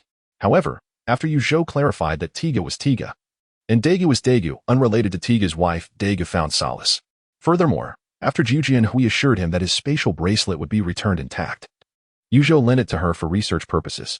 As for the items within the bracelet, he removed them and placed them in his room. A hammer, a kitchen knife, a butcher's knife. What on earth do you need these for? Zhu Jinhui inquired, observing the odd assortment of objects Yusho had extracted. 3 black lines appearing on her forehead. For self-defense, Yusho replied with a grin towards Zhu Jinhui. The conclusion of the salty fish time arose from a message received by the Victory team. Reports from the Lion's Nose Tree Sea indicated that witnesses had observed a vehicle disappearing into a rainbow. As Yuri manipulated the computer before him, he addressed the members of the Victory team. Disappearing into a rainbow? Kojima thought for a moment before responding to Yuri, please retrieve the meteorological satellite data. Upon hearing this, Yuri swiftly displayed the weather information from the Lion's Nose Tree Sea on the hall screen. Upon viewing the meteorological data, Kurii appeared incredulous, exclaiming, such weather conditions could not possibly produce a rainbow. There is insufficient moisture in the atmosphere, and the direction of the sun is also incorrect. Clearly, a thorough investigation was warranted. Kojima nodded in agreement with Kurii's remarks. He then turned to the newcomer, Yuzu, and inquired, Yuzu-kun, what are your thoughts on this matter? Yuzu, having been called upon, felt no surprise. As a newcomer and consultant, he was prepared for inquiries. In fact, I possess some knowledge regarding this peculiar rainbow, Yuzu began slowly. The others listened attentively as he continued. This rainbow is likely a phenomenon created by a monster known as Hilbegun. Without reservation, Yuzu disclosed the identity of the monster to the group. A monster? The others were taken aback, astonished that the rainbow was the creation of a creature. Whether or not it is indeed a monster will soon be revealed through investigation. Kojima nodded, neither affirming nor denying Yuzu's assertion, and then asked, if it is the monster you mentioned, could you provide us with further information about it? Of course, Yuzu replied, finding no reason to refuse. Hilbegun possesses 2 enormous horns on its head. Its body is encased in silver scales, and spines extend from its back to its tail, with eyes devoid of pupils. Furthermore, Hilbegun boasts formidable defensive capabilities, able to withstand simple light attacks. As he spoke, Yuzu discreetly glanced at Daiku. In the original storyline, Hilbegun had indeed blocked a basic light attack from Dyna. Daiku, noticing Yuzu's furtive glance, mentally noted this detail. Additionally, Hilbegun is relatively easy to deal with. Yuzu said with a slight smile. Easy to deal with? Shinsha questioned, a hint of skepticism in his voice. Indeed, Yuzu confirmed. Hilbegun has poor eyesight and only attacks moving adversaries. Is that so? Shinsha chuckled at Yuzu's explanation, relieved to finally encounter a monster that seemed manageable. Following Yuzu's analysis, the Victory team swiftly made preparations to depart for the Lion's Nose Tree Sea. Yuzu chose not to remain at the base but joined the Victory team on their journey. Due to the Rainbow's interference capabilities, they opted not to take combat aircraft, but instead traveled in the Sherlock vehicle and the drum patrol car. Soon, the Victory team arrived at the Sea of Lion's Nose Trees, commencing their search for the missing vehicle. Within the enchanting realm of the rainbow magic, an unexpected path materialized as they traversed the road, prompting the team to venture forth down this newly revealed route. After all, the ultimate purpose of this magical domain was to guide individuals deeper into its mystical heart, where the elusive Hilbegun was likely to be found. Before long, Zhou Feng heard cries for help, and everyone promptly disembarked, racing towards the source of the sound. In a matter of moments, the figures of a boy and a girl appeared before them. Zhou hurried over, only to collide with an impenetrable shield akin to tempered glass. With a pained cry, he rebounded and fell to the ground. Could it be? Xian Cheng quickly assisted Zhou to his feet, contemplating the transparent and indestructible barrier before him. It is Gotti, Zhou declared. Gotti had made a prior appearance, albeit before Zhou had arrived in this world. And the victory team recognized this creature known for its shield-generating abilities. This time, Gotti's presence seemed incidental, as in the original narrative. It had engaged in battle with Hilbegun and ultimately succumbed to it. Tiga retrieved the victory hyper gun and launched a tentative attack on the shield, yet to no avail. A fierce roar emanated from within the protective barrier, followed by the emergence of a colossal figure, Gotti, the creator of the shield. As the team regarded Gotti with furrowed brows, another roar echoed from the opposite side, revealing Hilbegun outside the barrier. The two monsters recognized one another, engaging in a fierce display of posturing and roaring. As if embroiled in a quarrel, Gotti proclaimed, "Look, I have a shield." Hilbegun retorted, "So what if you have a shield?" Gotti replied, "Sorry. But having a shield is indeed impressive." Hilbegun challenged, "Try being so arrogant again." Gotti countered, "I'll gladly try." Hilbegun threatened, "Just wait, I'll ensure your demise." Gotti taunted, "Come and hit me." Hilbegun scoffed, "This is the first time I've heard such a pathetic demand." Hilbegun approached the shield constructed by Gotti, swinging its massive claw. A resounding crack echoed, and the seemingly unyielding barrier shattered under the force of Hilbegun's strike. Chapter 027, The Plot Destroyer. Zhou within the protective shield, Gotti, who had taken great pride in his defenses, was taken aback when he witnessed the shield being effortlessly shattered. An expression of disbelief crossed his face, as if to exclaim, "How on earth did you manage that?" In addition to its formidable defensive capabilities, Hilbegun possessed an extraordinary strength that was truly fearsome. As Gotti saw Hilbegun approaching, he unleashed a red beam of fiery energy towards it, yet the attack proved utterly ineffective. Hilbegun even pounded its chest like a gorilla, exuding an air of triumph. Soon, the two creatures engaged in a fierce struggle, seizing the opportunity while the monsters battled. The members of the victory team hurried into the area where the protective shield had been breached, eager to rescue the individuals trapped within. Before long, they discovered a pair of children, one boy and one girl, along with an adult. However, the group remained ensnared within Hilbegun's enchanted realm, unable to escape without finding an exit. Daegu, with his keen eyesight, noticed a rainbow arching in the sky near the entwined forms of Hilbegun and Gotti, and immediately realized its significance. "Look, that's the exit of the enchanted realm," he exclaimed. Hearing Daegu's words, the others turned their gaze towards the rainbow. After confirming its location, they returned to their vehicle and drove towards the rainbow's direction. At that moment, Gotti was ensnaring Hilbegun with its two tentacles, seemingly gaining the upper hand in their confrontation. Suddenly, with a surge of strength, Hilbegun tore the tentacles apart, causing Gotti to scream in pain. In an instant, Hilbegun seized Gotti's head and opened its massive jaws to bite down, leading to Gotti's untimely demise. Afterward, Hilbegun pounded its chest once more and set its sights on the vehicle heading towards the rainbow, giving chase. "This is bad. Hilbegun is coming after us," Keiki exclaimed as he leaned out of the car window to look back. "Everyone stop. Don't move," Zhou instructed, pulling out his walkie-talkie. The team quickly realized that Zhou had previously warned them that Hilbegun would only attack moving targets, so if they remained still, it would not perceive them. As expected, upon the vehicle coming to a halt, Hilbegun displayed a look of astonishment, baffled as to how the target it had been pursuing had suddenly vanished. With Hilbegun ceasing its chase, the group breathed a sigh of relief. "Here's the plan. Zhou, you stay in the car with the family we're rescuing, while the rest of us disembark to engage in battle," Makata commanded. Zhou nodded in agreement, recognizing that he was not equipped with any weapons and it was prudent to remain behind. Subsequently, the members of the victory team exited the vehicle, dispersing in various directions to launch their attacks on Hilbegun using their victory hyperguns. However, the power of these weapons was negligible against Hilbegun, causing no discernible harm. Observing this, Daegu stealthily moved away, retrieving his divine light stick and pressing the transformation button. Wrapped in radiant light, Ultraman Tiga emerged in the sky, executing a flying kick that sent Hilbegun crashing to the ground. After being successfully ambushed by Tiga, Hilbegun rose from the earth, thumping his chest like a gorilla, a gesture laden with provocation. Tiga, however, remained composed. After delivering the kick, he began to shift his position without moving too much, recalling Zhou's advice that Hilbegun would not attack a stationary foe. After pounding his chest, Hilbegun realized that Tiga had vanished before him, his mouth agape in bewilderment.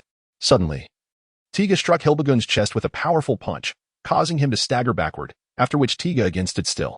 Hilbegun, filled with rage, found himself under assault from an unseen enemy, unable to retaliate, a predicament that deeply frustrated the monster. Seizing the opportunity when Hilbegun was distracted, Tiga launched another attack. Resuming his stillness afterward, Zhou observed the battle from within the vehicle, feeling speechless. Having informed Dagu of Hilbegun's vulnerabilities beforehand, the fight had lost all suspense. Hilbegun, unable to strike Tiga, was no match for him. Soon, Hilbegun was thoroughly exhausted by Tiga's relentless attacks, and Tiga seized the moment to unleash the Zypelio light, effectively ending the confrontation. Although Hilbegun could withstand basic light attacks, he had previously fended off Tiga's simpler Zypelio beam in the original storyline.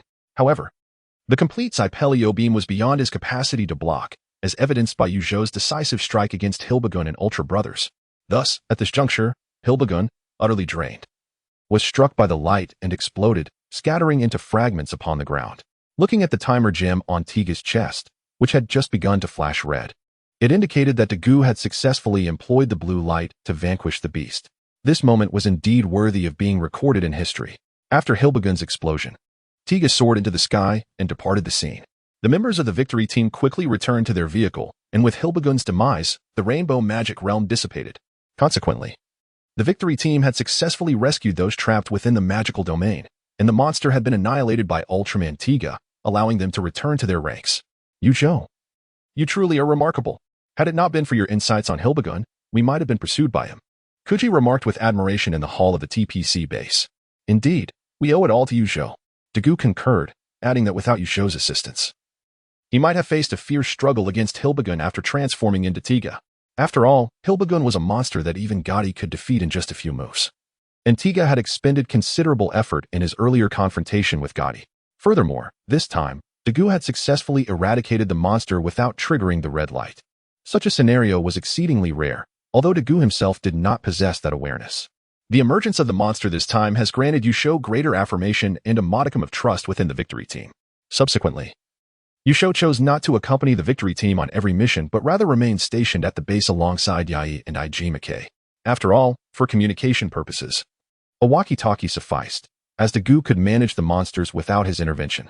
Nevertheless, Zhou took the initiative to have a private discussion with Dagu regarding certain details. For instance, when Abik made his appearance, Zhou informed Dagu that Abik had succumbed to darkness due to an overwhelming nostalgia for his former village. He also cautioned Dagu that Abik might ultimately harbor a death wish, advising him to exercise caution to avoid grave mistakes. In the original plot, Dagu inadvertently injured Abik during their final confrontation, which left him filled with remorse. Furthermore, Zhou provided information about the monsters to be confronted in the upcoming plot developments, such as Jobli AI, the Tanstar people, and King Morat. As for the Bizimo alien that appeared in episode 31, it initially manifested as a cellular entity, which was brought to the victory team's headquarters following an incident involving researchers suffering from pure oxygen poisoning. Zhou promptly suggested to Ijimake that they eliminate it, as this cellular entity could reproduce endlessly through energy and possessed no inclination for peaceful coexistence. Heeding Zhou's advice, Ijimake decided to temporarily place the cellular entity in a freezer, as it had been discovered within Antarctic ice, thus restricting its movements. After a meeting, the victory team resolved to eradicate it, given that Zhou's prior information about monsters and aliens had proven to be accurate, leading everyone to place their trust in him. Consequently, the victory team's base was spared from an invasion by the Bizimo cellular entity, which failed to absorb energy and transform into a monster. Many occurrences from the original plot were seamlessly analyzed and concluded by Zhou. He even contemplated bestowing upon himself the title of plot disruptor. During this period, Zhou began to enjoy a carefree existence until one day, after Dagu defeated a monster named Garrula, Zhou ventured to a shopping center in Area K. He was aware that a special individual, a superpowered being named Carino, would make an appearance. Upon discovering that Dagu was, in fact, Tiga, Carino intended to meet him at this location for a discussion. Zhou arrived at the open-air dining area of the shopping center, settled into a chair, ordered a cup of milk tea, and quietly awaited the encounter. Chapter 28. Who is Zhou? The monstrous creature that has emerged this time is Garrula. Zhou only informed the victory team that this beast, like Golza, is an ultra-ancient monster, possessing an incredibly hard exterior and the ability to breathe fire. He refrained from disclosing any further details, for if he were to reveal the creature's weaknesses, then Tiga would effortlessly eliminate it in a single strike. Consequently, the psychic, Tano, would not make an appearance, nor would he engage in a wager with Daiku as per the original narrative. Thus, while Tiga managed to defeat this creature, he was unable to eradicate it entirely. In keeping with the original storyline, Tano subsequently summoned Daikyo. Before long, Zhou observed a man donning black-rimmed glasses entering the dining establishment.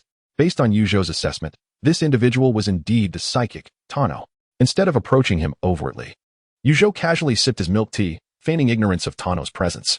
Shortly thereafter, Daikyo also arrived at the eatery. Zhou deliberately lowered his head to tie his shoelaces, waiting until Daikyo had taken a seat opposite Tano before raising his gaze. "You truly came, team member Daikyo," Tano remarked with a smile, addressing Daikyo. "I knew it was you," Daikyo responded, fixing his stare on Tano. "You really rescued that girl. In my position, I would have been utterly powerless," Tano continued. Zhou recalled a significant event from the storyline, where Tano had informed Daikyo that there was still a woman remaining in an office building during the monster's initial assault, leading to her rescue from the creature's grasp. As Daikyo absorbed Tano's words, he fell into a contemplative state instead of responding. "You are pondering who I am, are you not?" Tano observed Daikyo's thoughtful demeanor and interjected, "Could it be that I am a nefarious invader of Earth?" Zhou inwardly cursed, realizing he had forgotten Tano possessed telepathic abilities. A sense of panic enveloped him. Should Tano delve into his thoughts and discover that he resided within a cinematic universe, it would spell disaster. However, upon further reflection, Zhou recalled that in the original plot, Tano's psychic abilities encompassed a broad spectrum, as even Lena had been caught eavesdropping on their dialogue. "But you are mistaken," Tano continued, fixing his gaze on Daikyo. "I am an Earthling, albeit somewhat different from the average individual." Daikyo's expression shifted to one of mild astonishment as a look of realization dawned upon him. "You are a psychic," he exclaimed. "Indeed. You are the first to openly acknowledge my existence," Tano replied, removing his glasses. "I can perceive the voices within people's hearts, the events yet to unfold, and the unseen aspects of existence, such as your true nature."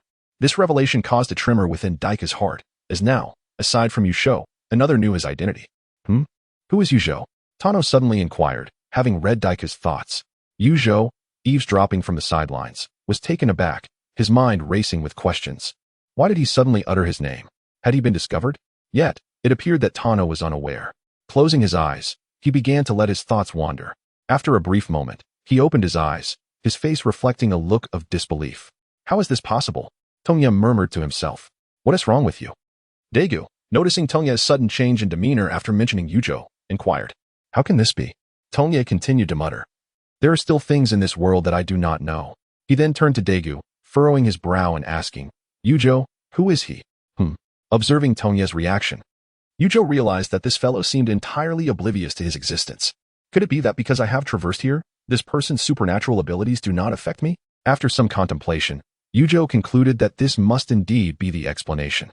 "Zhou is our advisor from the victory team," Daegu said, finding it odd that Tongya was unaware of Zhou, especially since this individual should know everything given his powers. "Advisor?" Tongya still looked bewildered. "Indeed. I am the advisor of the victory team," came a voice from beside them. Both Tongya and Daegu turned to see Zhou standing there. "Zhou-kun?" Daegu, surprised by Zhou's sudden appearance, wondered if it was merely a coincidence. "When did you arrive here?" "I didn't sense you at all." Tongya, with wide eyes, stared at Zhou. "I've been here all along," Zhou replied with a gentle smile. "Impossible." Tongya shook his head, questioning whether his powers had vanished. He then casually read the thoughts of a few patrons in the restaurant, discovering that his abilities were still intact. Turning his gaze to Zhou, he activated his mind-reading skill. However, he found himself confronted by a luminous barrier that obstructed his attempt to penetrate Zhou's thoughts, proving to be utterly impenetrable. While he had experienced a similar situation with Daegu, the barrier surrounding Daegu lacked the brilliance of Zhou's, and he could easily bypass it. This was a scenario Tongya had never encountered before. "I cannot delve into your mind," he sighed while gazing at Zhou. "It is shielded by a radiant light." As Tongya articulated the reason behind his inability to access Zhou's thoughts, Zhou silently nodded in agreement. Indeed, this fellow's powers were ineffective against him. However, the radiant light he mentioned, Zhou speculated it might be related to Tiga, yet how could Daegu be vulnerable to his scrutiny? Light? Daegu seized upon the sensitive term Tongya had mentioned, looking at Zhou with a contemplative expression. "Well, I am here to impart a lesson to Mr. Tongya," Zhou stated, fixing his gaze upon Tongya. "What lesson?" Tongya asked, puzzled. He had initially arranged to meet Daegu here to wager, only to unexpectedly encounter someone immune to his influence, who claimed to have wisdom to share. "Tongya, you were bullied as a child, yet you never retaliated with your powers, which reveals the inherent kindness within your heart." Zhou recalled a scene from the original storyline where Tong Yi reminisced about being bullied by other children in his youth. In that moment, despite bleeding from his nose, Tongyi refrained from using his extraordinary abilities to retaliate. He pondered why people in the world perceived him as unfairly treated, while the extraordinary Ultraman Tiga was lauded. Whereas he, an individual with superpowers, was met with fear and disdain. I tell you, Ultraman Tiga is aware of his identity and quietly protects humanity. He is not merely a being of light, but also a person. As he spoke, Zhou turned his gaze to Dagu. You too possess exceptional abilities. Yet you are still human. Zhou's words were like a pebble cast into a still pond, stirring up waves in Tongyi's tranquil heart. I am also human. Tongyi murmured, repeating Zhou's words. Zhou had prepared for this moment, as in the original narrative. Tongyi ultimately came to understand that he too was human, which led him to assist Ultraman Tiga in identifying the monster's weaknesses. Well then, take your time to reflect on this. May I have your phone number? I shall return to find you in due course. Observing Tongyi deep in thought, Zhou realized his words had sparked some contemplation. Certainly. Tongyi nodded and provided his number to Zhou before departing the dining establishment. He needed to ponder Zhou's insights thoroughly. After Tongyi left, Zhou turned to Dagu, who was still mulling over Tongyi's assertion of seeing the light within Zhou. Dagu? Zhou waved his hand in front of Dagu, interrupting his thoughts. Huh? Dagu snapped back to reality and looked at Zhou. The monster has not been vanquished. The next time it appears, simply aim for its throat with the Zai Paleo light, and it shall suffice. For that is its weakness. Zhou stated to Dagu, having achieved his objective by encountering Tongyi, he now revealed the monster's weakness. What? Why didn't you mention this earlier? Dagu queried, puzzled. To train you, of course. Keep it up, Dagu. Zhou chuckled, flashing a bright smile. Through this encounter with Tongyi, Zhou indeed had his own motives, as Tongyi might prove useful in the impending battle against Gitangier, with his powers potentially making a significant impact. In the subsequent days, when the monster resurfaced, it was swiftly dispatched by Dagu, transformed into Ultraman Tiga, who unleashed a Zai Paleo light that pierced through the monster's throat, leaving the victory team bewildered, as they had never witnessed Ultraman Tiga so effortlessly dispatch a foe. Chapter 29. The Astonishing Dagu. What? No monster? Zhou exclaimed incredulously, absorbing Yezue's words. Indeed, from a scientific standpoint, that monstrous entity does not exist. Yezue nodded, analyzing the data on the computer screen. On that day, the victory team received reports of a monster's appearance and promptly launched an attack. However, their efforts were in vain, resulting in the Victory Falcon inadvertently demolishing several buildings. Consequently, Yezue's analysis revealed that no monster had manifested in that area. Non-existent? But I witnessed it with my own eyes. Shinshin crossed his arms, furrowing his brow. Moreover, the cameras on the Victory Falcon failed to capture any images of the creature, Lena added. Could it be that what we saw was merely an illusion? Daga pondered aloud, filled with doubt. Advisor Zhou, what is your perspective on this matter? Hikaru inquired, turning her head to contemplate Zhou as she absorbed the conversation among the victory team members. Having listened to their discussion, Zhou had already discerned the identity of the monster. It was called Bakugan, a creature born from the resentful dreams of a man who, having been betrayed, manifested this beast during the night. Yet, it was not merely a figment of imagination. Rather, the unexpected intersection of cosmic rays and the man's brainwaves had brought this nightmare into the realm of reality. It had been a while since Zhou had intervened, and he thought it might be an opportune moment to experiment. He contemplated the situation but refrained from revealing the truth to the victory team. He was curious to see if he could transform into Diga within a dream. I must personally observe this monster up close, Zhou proposed as he noticed the anticipation in the eyes of his companions. Ah. This time, even Zhou is uncertain about the monster's nature, Shinshin remarked, feeling a sense of unfamiliarity. Since Zhou's arrival, he had always provided precise information about monsters or extraterrestrial beings. The prospect of having to investigate this one personally surprised the entire victory team. To think there exists a monster even Zhou is unaware of, Hikaru observed with a slight smile directed at Zhou. Seeing his companion's reactions, Zhou shrugged in resignation. He could hardly admit that he was merely testing his prowess against the monster. Yezue, have there been any strange occurrences in that vicinity? Hikaru, realizing her inquiry to Zhou bore no fruit, turned to Yezue for answers. In that area, records of cosmic ray activity have been detected, Yezue stated, displaying the cosmic ray data on the hall screen. Cosmic rays? Zhou feigned deep contemplation upon hearing Yezue's remark. Since Yezue had already analyzed the cosmic rays, Zhou decided to share a fragment of information, lest Dagu seize the opportunity to confront the monster prematurely.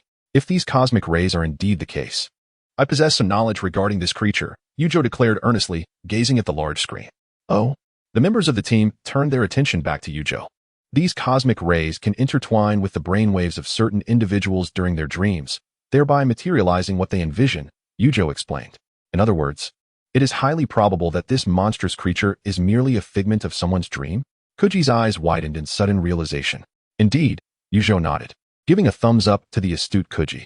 As for the monster that emerged from the dream, Zhou squinted thoughtfully. Soon, on the following night, the heartbroken man once again entered the dream realm, where the creature Bakugan reappeared, commencing its demolition of the surrounding buildings. Zhou and Lina piloted the first flying swallow, while the new city Kuji and Zhongfang operated the second, setting out to confront the beast. Zhou, however, did not board the flying swallow. Instead, he procured a portable chair from a shop and ascended to the rooftop of a tall building to observe the creature's actions.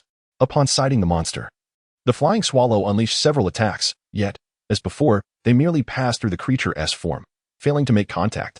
The monster, however, wreaked havoc upon the structures below, exhaling orange flames that engulfed the surrounding edifices. After observing for a while, Zhou settled into the chair, closed his eyes, and drifted into slumber. The flying swallow, the monster, the chair, and Zhou, all these scenes manifested within Zhou's dream. Yet it felt as if it was not solely his dream, but rather an entry into a fantastical game world facilitated by the wondrous cosmic rays. Within the dream, Zhou stood on the rooftop, gazing at his own sleeping form in the chair, experiencing an odd sensation. Quite intriguing. Subsequently, he retrieved the god light stick from his pocket, raised it high, and pressed the transformation button. The monster continued to belch forth orange flames, demolishing roads and buildings, while also taking notice of the two flying swallows in the sky that were attacking yet failing to land a hit. Soon after, two flames were launched towards the soaring victory flying swallow. The flying swallow piloted by Kuji and Zhongfang skillfully evaded the creature's fiery assault.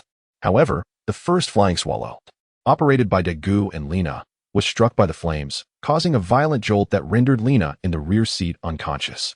Realizing the peril, Zhou swiftly drew the godlight stick. A brilliant radiance enveloped the first flying swallow, and a colossal hand emerged from the light, cradling the aircraft before gently placing it on the ground. Inside the cockpit, Zhou gazed at the godlight stick in his hand, astonishment etched across his face. He then shifted his gaze outside, where a giant adorned in silver, purple, and red hues stood before the monstrous creature, with pearlescent eyes, a cerulean timer gem, and 3 golden lines across its chest. It was none other than the familiar Ultraman Tiga. This cannot be. Zhou slightly shook his head, incredulous. He had not even transformed yet. How could Tiga have appeared? What is happening? Zhou. The Lina in the back seemed to have heard his words and stirred awake.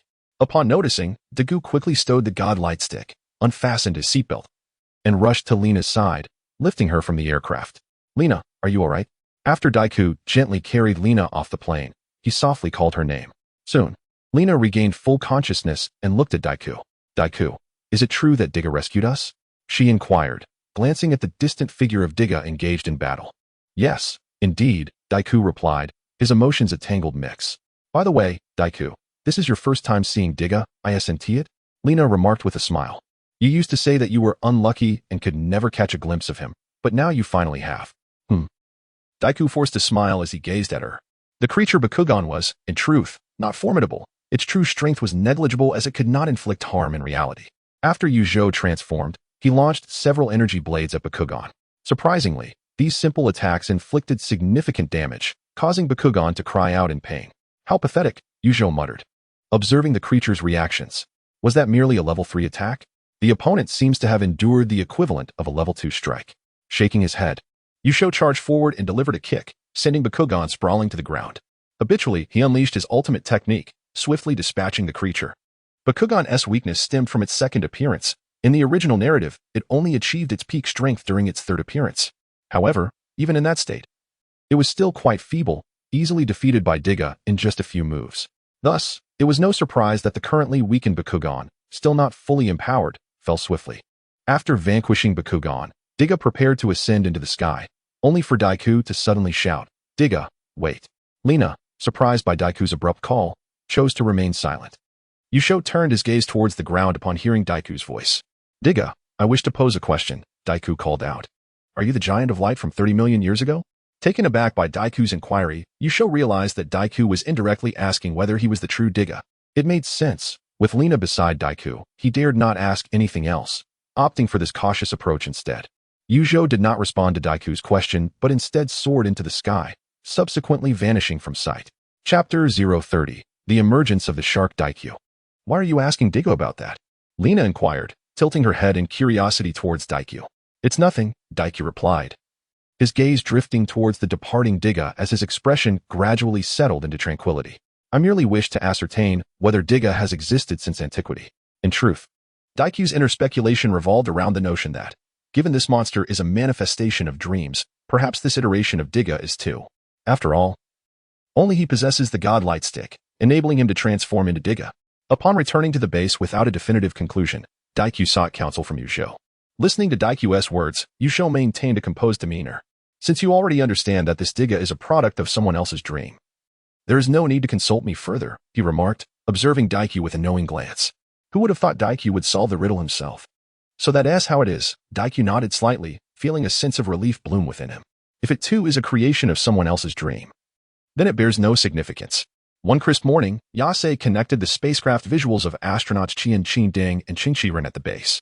These two astronauts are the vanguard of this world's cosmic exploration. However, due to the lack of advanced technology in other worlds, they have yet to venture beyond the Milky Way. Today marks the return of these astronauts, and Xinqing, upon seeing the duo clad in red and white uniforms on the hall screen, burst into hearty laughter, exuding immense joy. You two remain as you always were, Xinqing exclaimed. Delighted, for Qian Ding and Qingqiren were his classmates from the same training cohort. Since their departure to explore the cosmos, communication had ceased. Today, they finally returned to Earth. Zhou, upon spotting the two astronauts on the screen, furrowed his brow and promptly pulled Daikyu towards the exit of the hall. Hey, why are you dragging me out, Zhou? Daikyu questioned, perplexed by the urgency. Daikyu, time is of the essence, Zhou replied earnestly, fixing his serious gaze upon Daikyu. Shortly, Qian Ding and Qingqiren's spacecraft will be invaded by extraterrestrial beings known as the Iliadorians. You must depart swiftly, otherwise, it will be too late. Recalling the original narrative, Zhou remembered that the Iliadorians sought to experiment on the astronauts, attempting to determine if they could assimilate humans into their species, using the duo as test subjects. What? Daikyu, fully trusting Zhou, wasted no time. He drew forth the God Light Stick and transformed into Diga, swiftly transitioning into aerial form and soaring towards the cosmos. After witnessing Daikyu transform and take flight, Zhou returned to the hall, resuming his observation of Xinqing's conversation with the two astronauts. Where's Daikyu? Lena, ever concerned for Daikyu, inquired upon noticing his absence after Zhou had pulled him aside. Oh, Daikyu mentioned he had an upset stomach, so he stepped out for some privacy. Zhou provided a plausible excuse, addressing the group. Oh, I see, Lena nodded, refraining from further questions. In the video, Xinqing, Qianqing, and Qingqiren are joyfully singing, celebrating the return of the two to Earth. Suddenly, a tentacle lunges towards Qingqiren from behind. Xinqing, watching the video in the base's hall, shouts Qingqi, beware of what's behind you. At that critical moment, a blue energy blade strikes the tentacle, severing it cleanly. Soon after, the figure of an Irudaran appears in the video. And standing protectively in front of Qianqing and Qingqiren is a human-sized Ultraman Tiga. Zhou observes the successful intervention of Tiga and nods subtly, relieved to have arrived in time. Aliens and Tiga? During their cosmic exploration, Qianqing and Qingqiren had received news from Earth and were aware of Tiga's existence. In the victory team's hall, Xinqing breathes a sigh of relief upon Tiga's appearance. Advisor Zhou, do we have any information on this alien? Kiyama K immediately inquires upon seeing the extraterrestrial in the video. Zhou nods and responds. This alien is known as the Irudaran, a parasitic extraterrestrial capable of assimilating humans into its kind, sharing a collective consciousness. After indoctrinating humans, their awareness merges with that of the Irudaran, leading them to forget their humanity, retaining only shared memories with the Irudaran. Consequently, they become akin to puppets, devoid of sorrow, anxiety, or fear. In that case, victory team, mobilize. Kiyama K commands decisively after absorbing Zhou's information. However, the footage continues to play, revealing Tiga effortlessly dispatching the Irudaran. Observing this, Zhou shouts into the video. Tiga, the Irudaran spaceship should be nearby, housing their shared consciousness. Upon hearing this, Tiga nods and ascends outside the spacecraft. A cylindrical vessel floats nearby as Tiga gathers energy for a spatium beam and launches it. Had it not been for the vacuum rendering sound inaudible, a tremendous explosion would have echoed. The Irudaran ship erupts in flames. Captain, I believe we need not deploy anymore, Hashikawa mutters, watching the broadcast. Tiga has single-handedly averted this crisis, making their deployment unnecessary. Very well, Kiyama-K acknowledges, nodding in response to Tiga's elimination of the Irudaran. The Irudaran is not formidable. In the original narrative, even ordinary humans could easily dispatch a human-sized Irudaran with a single shot after its invasion of Earth, thus Tiga easily vanquished it. The giant Irudarans did not materialize, as their transformation requires the fusion of 4 Irudarans. Tiga seized the opportunity, annihilating their spacecraft before they could react, thereby circumventing further conflict. Ultimately, Qianqing and Qingxiren successfully returned to Earth, and Dagu re-entered the hall. "Yu Zhou, how did you know the Irudarans would appear?"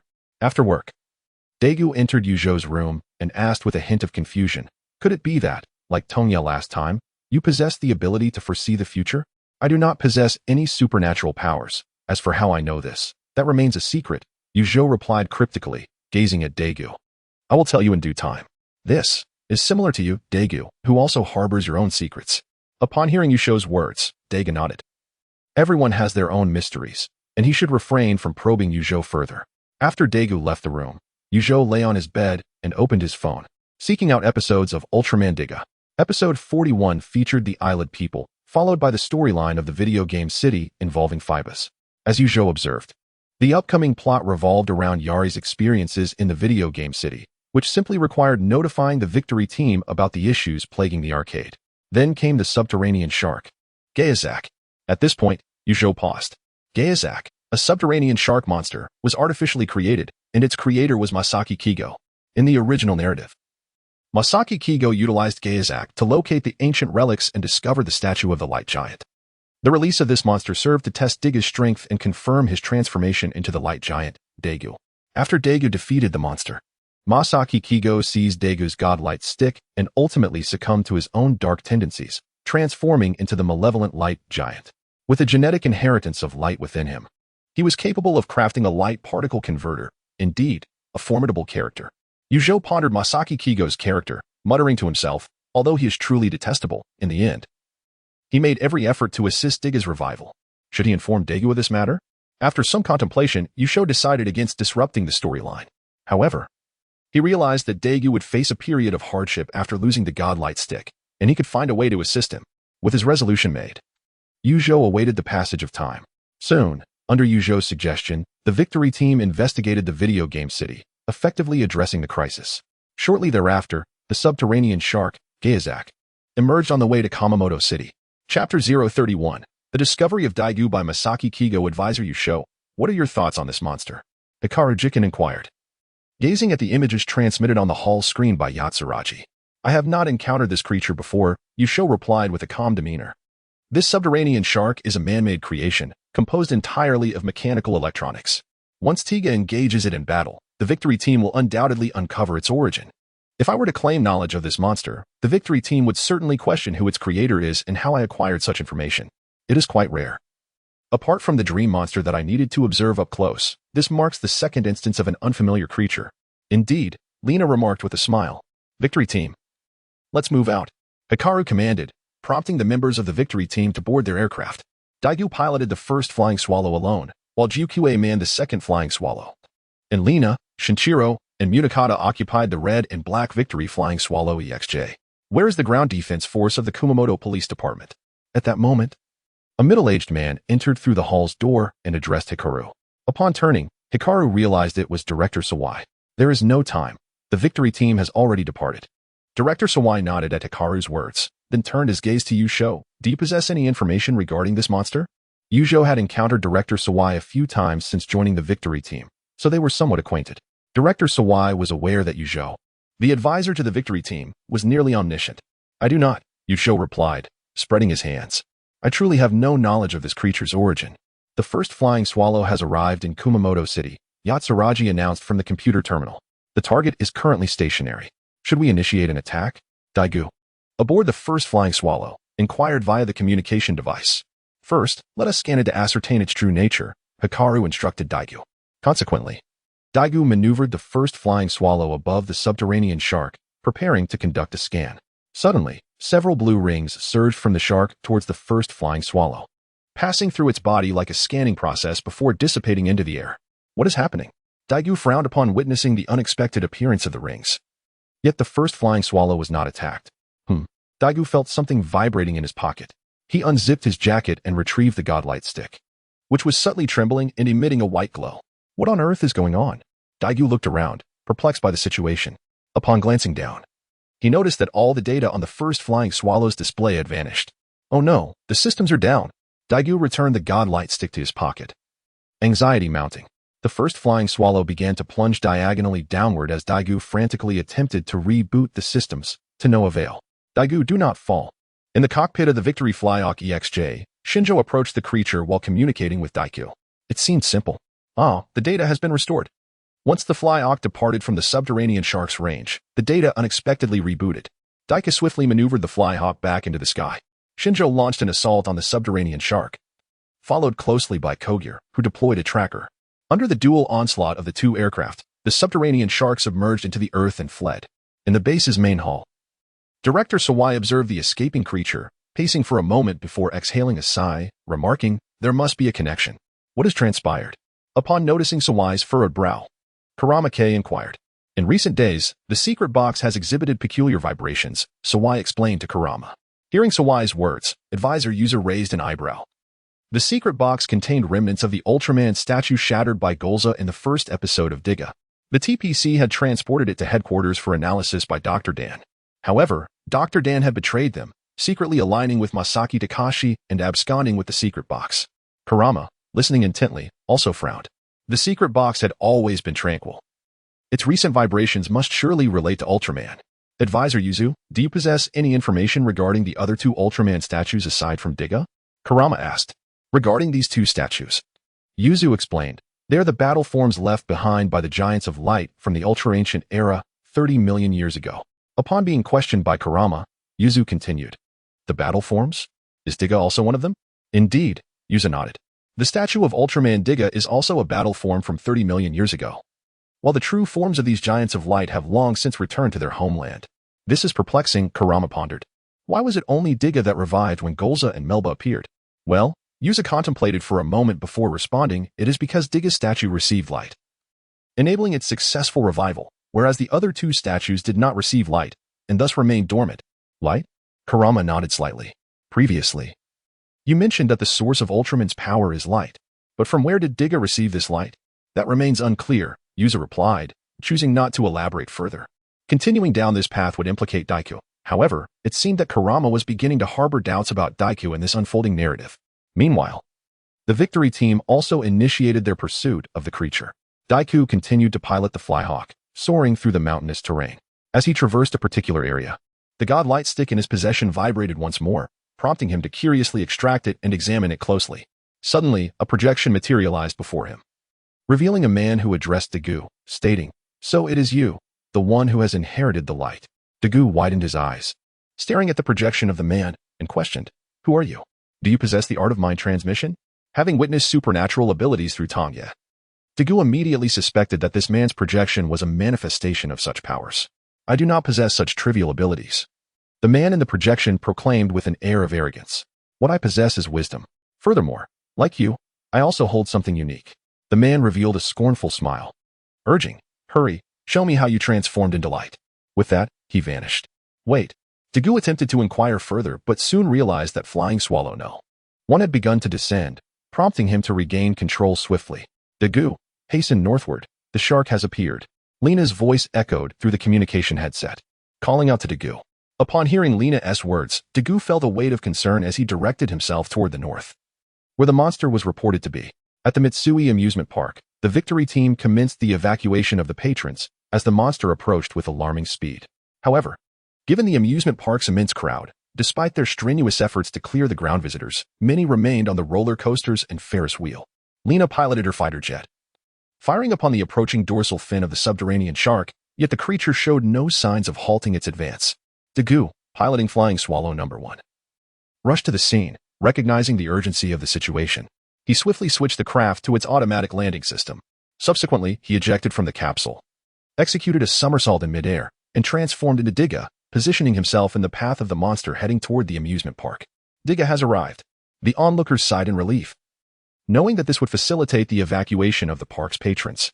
Meanwhile, Zhou had already joined IG McKay and Director Sawai aboard a flight to Kumamoto City, while only Nozumi remained at the base.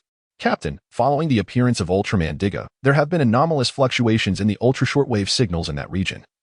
Nozomi reported through the aircraft's video feed.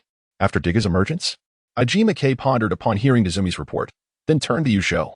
I cannot say, Zhou replied, raising his hands in a gesture of uncertainty, anticipating Ajima K's forthcoming inquiries. Chapter 032, is a fight inevitable? Upon his appearance, Tiga charged towards the lurking shark, seizing the fin protruding from the ground in an attempt to halt its advance. However, the power of his composite form proved insufficient to impede the shark, which surged past him successfully. Tiga executed a roll on the ground, springing to his feet with arms crossed over his forehead, and then drew them downwards, transforming into a formidable silver-red form. He charged forward once more, grasping the shark's fin, and this time succeeded in halting its movement. With great effort, he lifted the creature entirely off the ground. With a resounding thud, the shark was flung to the earth nearby, revealing its fearsome visage to all. It possessed a pointed snout, a mouth full of razor-sharp teeth, sapphire-like eyes, and a long tail reminiscent of a crocodile. The shark flipped over, emitting a piercing shriek at Tiga, before leaping towards him with ferocity. Its elongated nose collided with Tiga's chest, sending him sprawling to the ground, stirring up a cloud of dust. Seeing Tiga thrown back, the shark leaped again, intent on delivering a second strike. However, Sherlock's vehicle from the Victory team quickly fired projectiles at the creature. The shark's assault veered off course, causing it to crash to the ground. Tiga rose from the earth, repositioning himself behind the shark, gripping its crocodilian tail, and delivering powerful blows to its back. Despite his relentless attacks, the mechanical shark felt no pain, merely emitting sharp mechanical sounds in response. At that moment, Lena piloted her fighter jet toward the battlefield. Observing her approach, Tiga seized the shark's fin and aligned its head towards the aircraft. Twin blasts erupted from Lena's jet, striking the shark's head with precision and resulting in a minor explosion that ignited flames. As the fire dissipated, the shark's damaged head revealed flickering electronic circuits, resembling a short circuit. Commander, look at that monster, Lena exclaimed in astonishment, pointing towards the revealed true form of the creature. Indeed, it is a mechanical beast, Zhongfang responded, equally incredulous. The existence of a mechanical monster suggested human fabrication. Tiga, known as Dagu, remained oblivious to such contemplations. Instead, he hoisted the creature and flung it away, then positioned himself above it, gathering his ultimate attack, the dilithium light flow. Crimson energy coalesced in Tiga's hands before his azure timer, forming a vibrant red orb. Just as he prepared to unleash the dilithium light flow upon the shark, a figure suddenly appeared in the creature's blue eyes. Dagu, you have acquired abilities far beyond human evolution. Why indulge in such trivial pursuits? The man within the shark's gaze was none other than Masaki Kigo, the creator of this subterranean shark, Gayazak, whom Dagu had encountered aboard the Fian. 1. A tempest of emotions surged within Dagu upon witnessing Masaki Kigo's visage manifest in the shark's eyes. Why is this man appearing in the eyes of the shark? Who exactly is he? What are his intentions? In an effort to discern the next move of Masaki Kigo, Daigo skillfully maneuvers Tiga, dissipating the energy orb that had coalesced before his chest. Simultaneously, the timer gem begins to shimmer. Do you presume you are the sole chosen prodigy? In the shark's gaze, Masaki Kigo observes Tiga and remarks nonchalantly, you are mistaken. You merely encountered the pyramid of Tiga by sheer coincidence. Masaki Kigo smirks. I, however, am different. I have discovered the relics of the ancient civilization through my own prowess. What? He has actually found the ancient relics. Daigo, within Tiga, is utterly astonished. Could it be that he has also located the statue of the Giant of Light? Just as Daigo is engulfed in disbelief, the shark suddenly unleashes a beam of light towards Tiga, sending him soaring through the air, followed by a tail whip aimed at Tiga once more. Daigo regains his composure and commands Tiga to rise from the ground. This time he does not hesitate. He launches a dilithium light beam straight at the shark. With a resounding explosion, the mechanical shark is obliterated into fragments scattered across the ground. However, Tiga also sustains severe injuries from the two attacks, appearing unsteady after vanquishing the shark. Nevertheless, he ascends toward the twilight sky, eventually dissipating into the air. As night falls, the amusement park, devoid of visitors due to the monster's presence, still operates its attractions. The carousel plays cheerful melodies, illuminated by exquisite lights, spinning incessantly. Daigo finds himself lying on the rain-soaked ground, slowly awakening and surveying his surroundings. This unexpected ambush has inflicted considerable harm on Tiga, and the repercussions are felt by Daigo as well. You have worked hard, a voice emanates from the carousel. Even though you have transformed into Ultraman, it is your strength that is being consumed. Daigo glances up at the carousel, spotting the man from the shark's eyes, Masaki Kigo. Yet, Daigo remains unaware of the man's true identity and name. Why would you choose to become him when this task is so exhausting? Masaki Kigo descends from the carousel, wearing a scornful expression. It is because Daigo struggles to rise from the ground, eager to explain, but is interrupted by Masaki Kigo. It is merely for self-satisfaction. Masaki Kigo chuckles. You are simply reveling in the beautiful praise of saving others. Listening to Masaki Kigo's words, Daigo remains silent, vigilant in his gaze. How could Tiga alone save a world on the brink of destruction? Masaki Kigo approaches Daigo, the contemptuous smile still etched upon his face. Pray tell, what do you have to say? Suddenly, a fist strikes Daigo's face. Exhausted and barely able to rise, Daigo is once again knocked to the ground by Masaki Kigo's punch, blood trickling from the corner of his mouth. After a brief pause, Dagu suddenly sprang to his feet and aimed a kick at Masaki Kigo. However, Masaki reacted swiftly, evading the attack with ease. Undeterred, Dagu launched a punch towards Masaki's face, yet it was deftly dodged.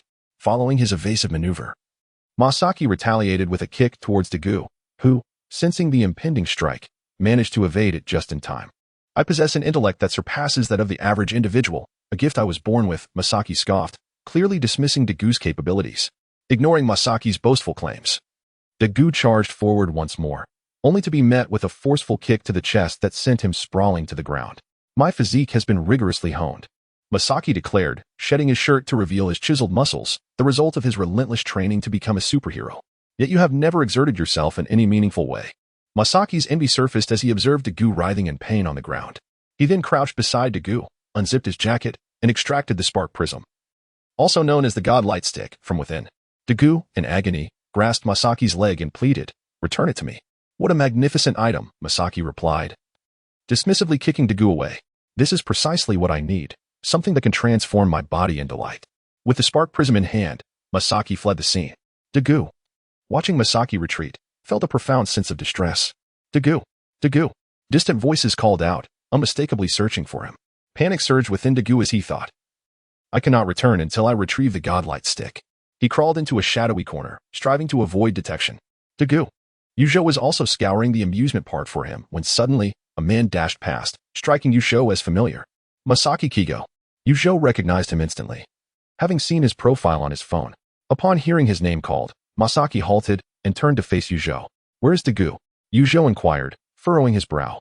"If you do not speak, you shall not leave today." "You cannot stop me," Masaki replied, assuming a combative stance as he sensed Zhou's hostility. "Is a fight what you seek?" Zhou, unable to contain himself at Masaki's challenge, retrieved a motorcycle helmet from his spatial bracelet, donned it, and brandished a hammer in one hand and a kitchen knife in the other, ready for confrontation. Masaki stood there, momentarily speechless. Chapter 033, The Search for Relics Run. A single word flashed through Masaki Kigo's mind. Despite his well-toned physique, he knew he could not withstand the threat of a weapon. After all, muscle is not invincible. Even if his adversary wielded merely a kitchen knife, it could inflict harm or even lead to his demise. Moreover, having just secured the Divine Light Stick, he was determined to avoid any untoward incidents. "Quickly tell me, where is Dagu?" Zhou advanced towards Masaki Kigo, brandishing the kitchen knife as he spoke. "Farewell." As Zhou closed in, Masaki Kigo unexpectedly shed his shirt and tossed it towards Zhou before accelerating away into the distance. Zhou swiftly slashed through the shirt he had thrown, but by the time he realized it, Masaki Kigo had already vanished from sight. Blast it, he runs quite swiftly. Zhou spat in the direction Masaki Kigo had fled, cursing under his breath. After a moment's contemplation, he recognized that Masaki Kigo had fled directly ahead of him, which indicated that Dagu was likely in that direction. Thus, Zhou stowed his motorcycle helmet, hammer, and kitchen knife into his spatial bracelet and sprinted forward. After Hui had returned the spatial bracelet to him following her research, Zhou had stored all his belongings back inside. Before long, Zhou arrived at the carousel area of the amusement park, scanning his surroundings but finding no sign of life. "Dagu, where are you?" he called out tentatively. Yet no response came. Meanwhile, Dagu lay hidden in a dark corner, nursing his injuries. Upon hearing Zhou's voice, he turned his gaze toward the source. A thought sparked in Dagu's mind. Perhaps Zhou could assist him. After all, Zhou was aware of his identity and had continually aided him, possessing a wealth of knowledge. He might even know who had taken his Divine Light Stick. "Why? Zhou, I'm over here," Dagu called out weakly, directing his voice towards Zhou. Zhou, having heard the sound, looked toward the shadowy corner. As he approached, he found Dagu sitting against the wall, a pained expression on his face as he clutched his chest. "Dagu, Are you all right? Zhou rushed to his side, helping him up. Noticing the blood at the corner of Dagu's mouth, he cursed Masaki Kigo under his breath and retrieved the tissue from his spatial bracelet to wipe it away. Then, he took out a first aid kit from the bracelet, extracting the appropriate medication to treat Dagu's injuries. Initially, Zhou had desired to let the original plot unfold because Masaki Kigo had exerted his utmost effort in the final battle against Jatinger. If the narrative was altered and Masaki Kigo failed to successfully experiment with the light particle converter, the conclusion might ultimately prevent the creation of energy sources for Tiga. However, he had not anticipated how brutally Masaki Kigo would strike, leaving Dagu in this state. Zhou, Dagu grasped Zhou's hand and spoke. A man stole my divine light stick. Understood, Zhou nodded in acknowledgement. Are you aware of who might desire the divine light staff? I have also heard that he has discovered the remnants of an ancient civilization. Daiku gradually regained his composure and inquired of Zhou. Masaki Kigo. Zhou directly informed Daiku that, like him, he too possessed the genetic factor of light within his being. Masaki Kigo. Daiku murmured this name, deep in thought. So, Zhou-kun, do you know how we might locate him? After a moment of contemplation, Daiku posed the question to Zhou. I just encountered him, but unfortunately. He slipped away. Zhou shook his head and replied. However, there is someone who can find him. Who? Daiku immediately perked up with interest. Tonia. The following morning, Zhou reached out to Tonia, requesting his assistance in locating Masaki Kigo using his extraordinary abilities. Since their last conversation, Tonia had reflected deeply and was more than willing to help Zhou. Before long, Tonia informed Zhou that Masaki Kigo was located within the underground tunnel connecting Kumamoto City, specifically at the confluence of the Tokala Bell ruins. Daiku and Zhou departed without informing the victory team, causing great concern among its members. First, Daiku was missing, and now Zhou too. What was happening? Shinjo, being Daiku's close friend, was particularly anxious. By the way, Zhou was searching for Daiku with us last night. Could he have discovered a clue? Kirai suggested after some contemplation. That makes sense. Mugata nodded in affirmation of Kirai's hypothesis. As they traversed the area, the divine light staff suddenly illuminated, indicating the presence of something nearby. Standing on a bridge amidst the mountainous terrain, Daiku observed his surroundings and remarked, this must be the ancient ruins discovered by Masaki Kigo. Zhou nodded in agreement, stating, indeed. Following Tonia's guidance, the two ventured into the rugged landscape of the Tokala Bell ruins, seeking a path to the ancient civilization. They journeyed through streams and over hills, ultimately arriving before a dilapidated temple. We should be close. Zhou recalled that this location resembled descriptions from the original narrative, noting that there should be a stone lion nearby. After navigating through a patch of grass, the stone lion soon appeared before them, without the divine light staff. I am but an ordinary person, Daiku sighed, turning to Zhou. Come now, Daiku, do not be so despondent, Zhou encouraged, observing Daiku's forlorn demeanor. Consider this. Why did the time capsule's urine reveal to you that the way to awaken the giant is for Daiku to become light, rather than Masaki Kigo? Upon hearing Zhou's words, Daiku fell into deep contemplation. It seemed Zhou's reasoning held merit. Why had urine chosen him over others with the genetic factor of light? Because, Daiku, you possess not only the genetic factors of light but also attributes that Masaki Kigo lacks. Zhou gazed thoughtfully at Dagu and spoke. What is it? Dagu looked at Zhou in confusion. Kindness, and a heart that yearns to protect humanity. During his time with the victory team, Zhou had discerned Dagu's profound benevolence. Truth be told, logically speaking, since Dagu had acquired the god light stick upon touching the Tiga statue, it would stand to reason that Masaki Kigo, upon discovering a new statue of the Giant of Light, would also possess a transformation device of his own. However, this was not the case. The only explanation was that although Masaki Kigo bore the genetic traits of light, the body of the Giant of Light could sense his malevolent nature and thus did not acknowledge him. As the two conversed, a small dog scampered towards them and affectionately rubbed against their feet. This little dog, Zhou remarked, kneeling down to stroke its head. It is Gaidi. Within the ultra-ancient ruins discovered by Masaki Kigo, alongside the statue of the Giant of Light, there was also a statue of a monster. This creature, Gaidi, had been the beloved pet of the Giant of Light for 30 million years, and the small dog before them was its incarnation. In the original narrative, it was this very dog that led Dagu into the ultra-ancient ruins. Such a close affinity with us must indicate it senses the aura of light, Zhou murmured, observing how adorably the dog nuzzled against both him and Dagu. After finishing its affectionate gestures, the small dog dashed into the dense forest, glancing back at them with a spark of intelligence. Let us follow it. This little dog could lead us to Masaki Kigo, Zhou suggested to Dagu. And together they ventured into the thicket after the dog. Upon hearing Zhou's words, Dagu naturally followed suit. Soon, they arrived at a cave. And seeing the dimness within, Yusho retrieved a powerful flashlight from his spatial bracelet, and together with Dagu, they ventured into the tunnel of the cave. The passage was remarkably long, yet devoid of any forks, allowing Yusho and Dagu to easily keep up with the small dog. Before long, they found themselves at a dead end, and the dog had vanished from sight. Chapter 034. The thoughts of Masaki Kigo. Where has it gone? Dagu, perplexed, noticed that the little dog had vanished without a trace, and he was puzzled, as this path seemed to lead to a dead end. Could the dog have simply disappeared into thin air? The little dog would not vanish without reason, Yusho remarked, switching off his flashlight and stowing it in his spatial bracelet. Subsequently, he placed his hands upon the stone wall of the dead end. A golden radiance emanated from the wall, transforming into particles that dissipated before Yusho and Dagu, revealing a luminous exit before them. Let us proceed. Yusho waved his hand, beckoning Dagu to follow him toward the newly revealed exit. Beyond the threshold lay an immense cavern, where Yusho and Dagu curiously surveyed their surroundings. A dim light, of unknown origin, illuminated two colossal stone statues within the cavern. One depicted a monstrous creature, while the other portrayed a giant. Is this what Masaki Kigo referred to as the ultra-ancient ruins? Dagu muttered as he gazed at the statues. Observing the giant closely, Yusho took a moment to scrutinize it. This giant bears a resemblance to Diga, with a similar head shape and a crystal embedded in its forehead. Yusho remarked, gazing at the stone figure.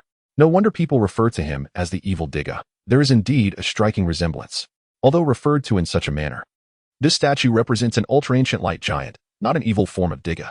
Its true name, however, remains a mystery.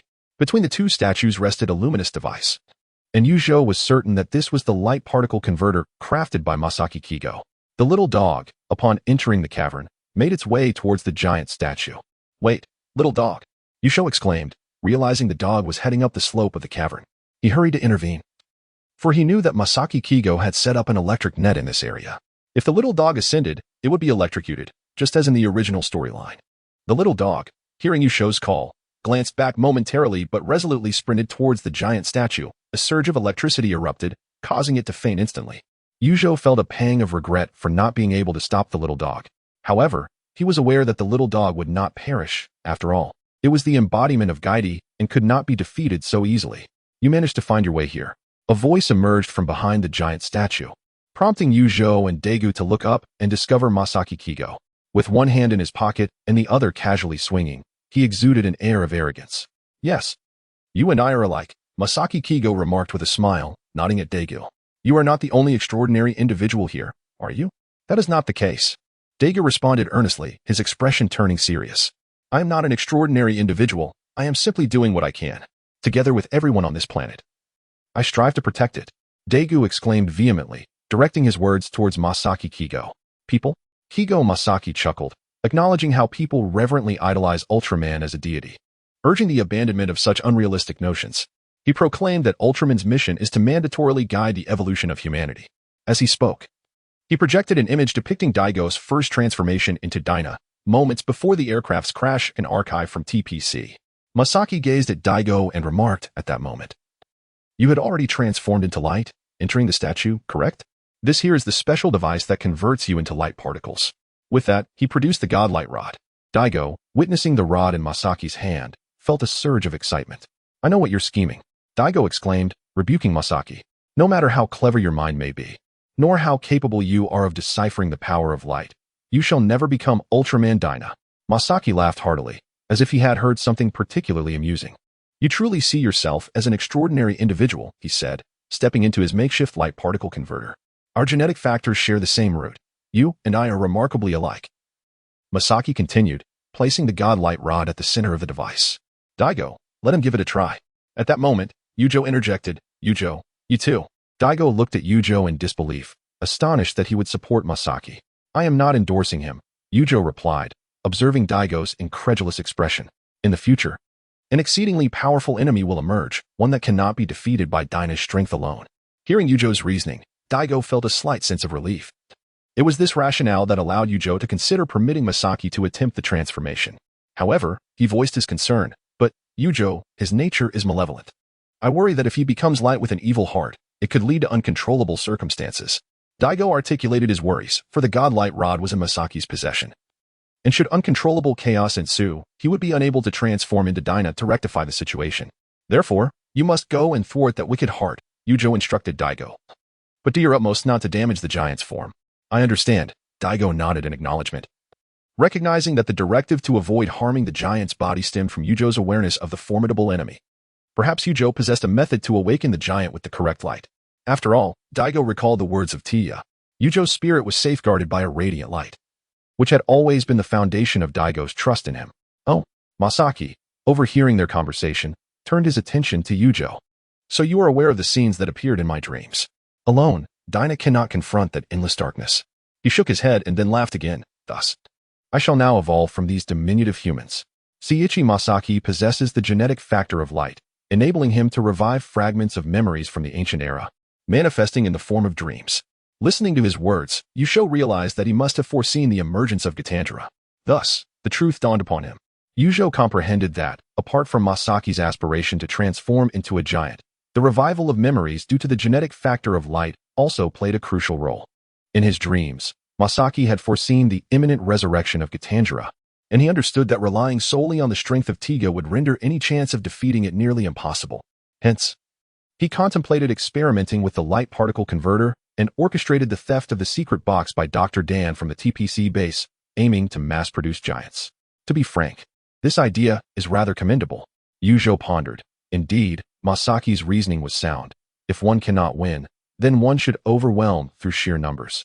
However, Masaki's flawed disposition meant that this experiment could only be deemed partially successful. It would be prudent to await a change in his character.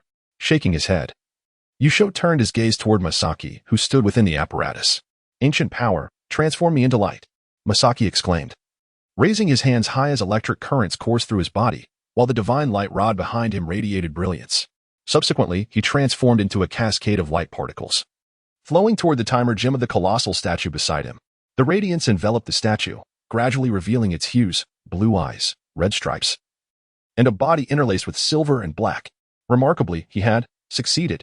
Daigo's eyes widened in astonishment as he beheld the resurrected giant, muttering in disbelief. The ceiling of the cavern slowly opened, and the giant, transformed from Masaki, stretched its arms upward and soared into the sky.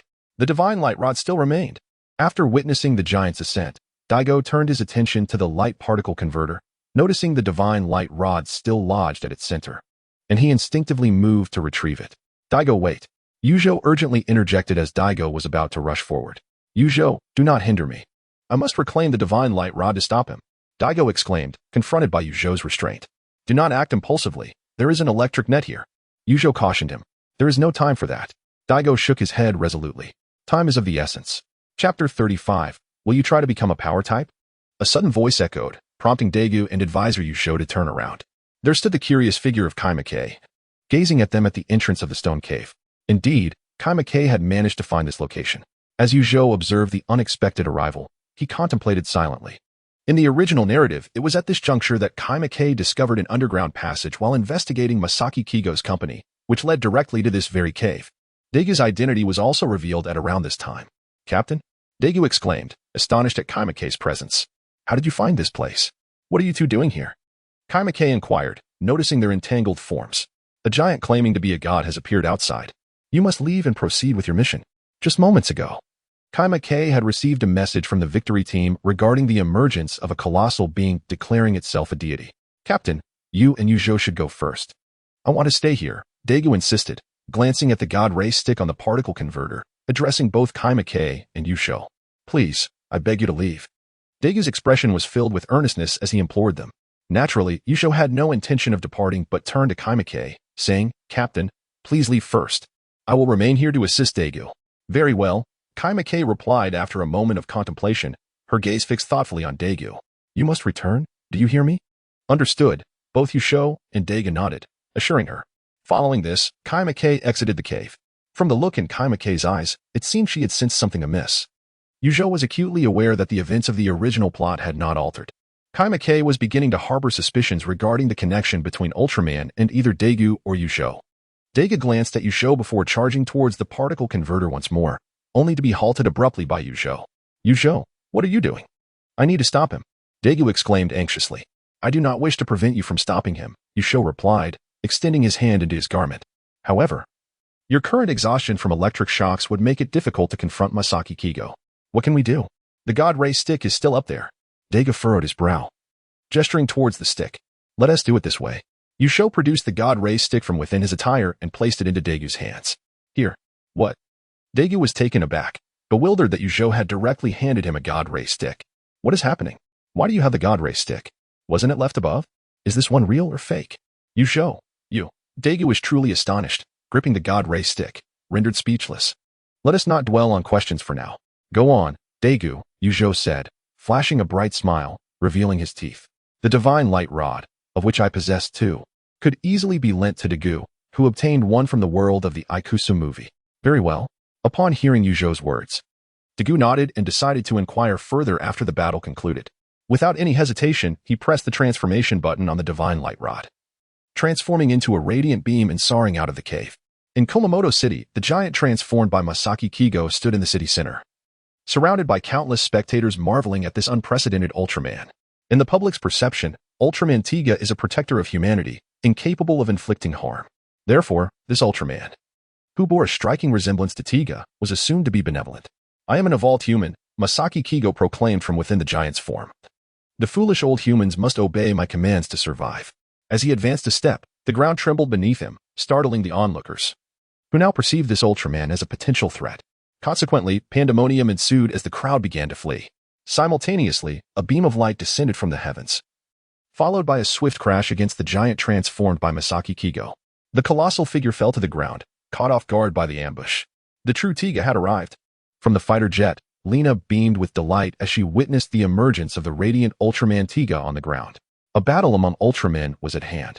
Director Zhou observed the arrival of Tiga from the ground, remarking, "No, this is a war incited by the hearts of men." Kika Imai approached Director Zhou, urging Tiga must triumph over him. After departing the cave, Imai had begun to form a hypothesis about Tiga's sudden appearance. Director Zhou, upon hearing Imai, looked on with a hint of confusion. After being struck down by Tiga's ambush, the giant transformed by Masaki Kigo rose once more, but a transformation had occurred.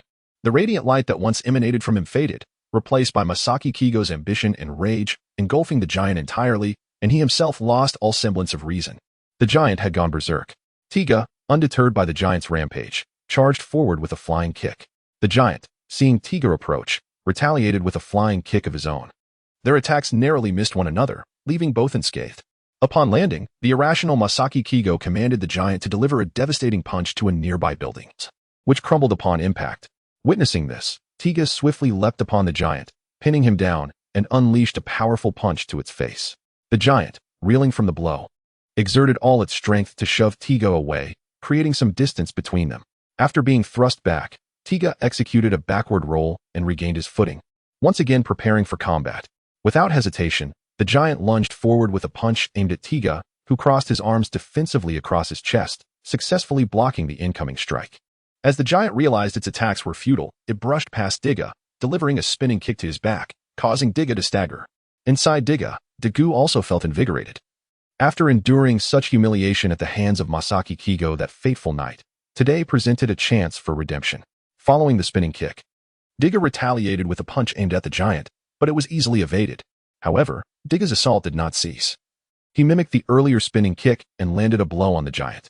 The giant, taken aback by Tiga's mimicry, felt the impact keenly. The two engaged in a fierce battle, evenly matched. At this moment, Zhou had ascended to the rooftop of a tall building, observing the clash between Tiga and the giant. The fighting styles of these two combatants were remarkably similar. What on earth was happening? Zhou felt somewhat perplexed. If there were a health bar displayed, it would show that both fighters were steadily losing vitality at a comparable rate. The battle intensified, with the giant and Tiga creating distance between them, both clenching their fists and extending their arms outward before crossing them in front. A purple glow gathered in their hands, which they then unleashed in an L-shaped arc toward Tiga. Yet, Tiga was not idle. As the giant prepared its ultimate attack, he charged his Zai Pali AO beam, ready to counter. The giant's finishing move was essentially the opposite manifestation of Tiga's Zai Pali AO. From Zhou's vantage point, the giant's pose while gathering its ultimate attack felt oddly familiar. Moreover, according to a certain mystical principle, with Tiga positioned on the right, he was destined not to lose. The collision of the purple beam and the white Zai Pali AO resulted in a spectacular clash in the air. Boom.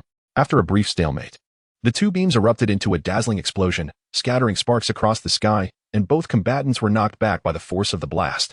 Quickly, Tiga and the giant regained their footing and resumed their fierce struggle. Watching the ongoing battle, Zhou stroked his chin, suddenly struck by an idea. Wait. A flash of insight crossed his mind. This giant seemed to lack the ability to change forms. Tiga, perhaps you should try transforming into the powerful form. With this thought, Zhou shouted loudly to Tiga. Tiga, also known as Tiga, paused upon hearing Zhou's call. Given that his combat prowess was now on par with his opponent, it seemed worth a try. Chapter 036. The Flower of Annihilation. After listening to Zhou's words, Tiga crossed his arms above his head, and the crystal on his forehead shimmered. He then swept his crossed arms outward, transforming his body into a striking blend of silver and crimson. Now in his powerful form, Tiga charged forward once more to engage in combat with the giant. This time, he swiftly gained the upper hand. In a straightforward exchange of blows, the giant proved no match for the formidable Tiga. Each collision with his body resulted in the giant being further subdued. With an unembellished punch, Tiga sent the giant hurtling through the air, crashing down to the ground with a resounding impact. A chime resonated from the giant's timer crystal, and the red light began to flicker ominously. Standing firm, Tiga, who was also Tiga, contemplated using the Dairazayam light flow to finish the fight. However, recalling Zhou's earlier admonitions, he abandoned that thought. If he could not destroy the giant's form, he would have to deplete its energy instead. With this resolve, Tiga rushed toward the giant sprawled on the ground, pinning him down to prevent any chance of escape. To hasten the depletion of the giant's stamina, Tiga relentlessly hammered his fist against its chest, causing the red light to flicker at an alarming rate. The giant struggled desperately, attempting to dislodge Tiga from its body, but it lacked the strength to overcome the mighty Tiga. Tiga maintained his oppressive hold on the giant, expending considerable energy in the process. The timer crystal on his chest began to blink as well. Nevertheless, this was a minor concern, for the giant's stamina was rapidly waning. This position carries a certain philosophical weight, mused Zhou as he observed Tiga subduing the giant. Philosophy aside, Tiga's strategy proved remarkably effective. Just before the giant's energy was entirely spent, Tiga released his grip. The giant dissipated into the ground as its stamina reached its limit. Well done, Zhou exclaimed from the rooftop, giving Tiga a thumbs up. Tiga turned his head to offer Zhou an appreciative gesture before dissipating into a beam of light that appeared beside him. Thanks to your reminder, Zhou. Tiga's form emerged from the light, appearing somewhat fatigued. By the way, Tiga, weren't you always fond of using the brash form? Why didn't you think of it today? Zhou inquired, patting Tiga on the shoulder. The brash form. Tiga's lips twitched slightly at Zhou's description. I was just too anxious this time, so I didn't consider it. Ah, here is your divine light stick, Tiga said, producing the stick from his pocket and handing it to Zhou. Nodding in acknowledgement, Zhou accepted the divine light stick and returned Tiga's own divine light stick to him. This was obtained after Tiga had transformed and exited the cave, following a brief search for the switch to turn off the current. As for Masaki Kigo's light particle converter, Zhou discreetly stored it within his spatial bracelet.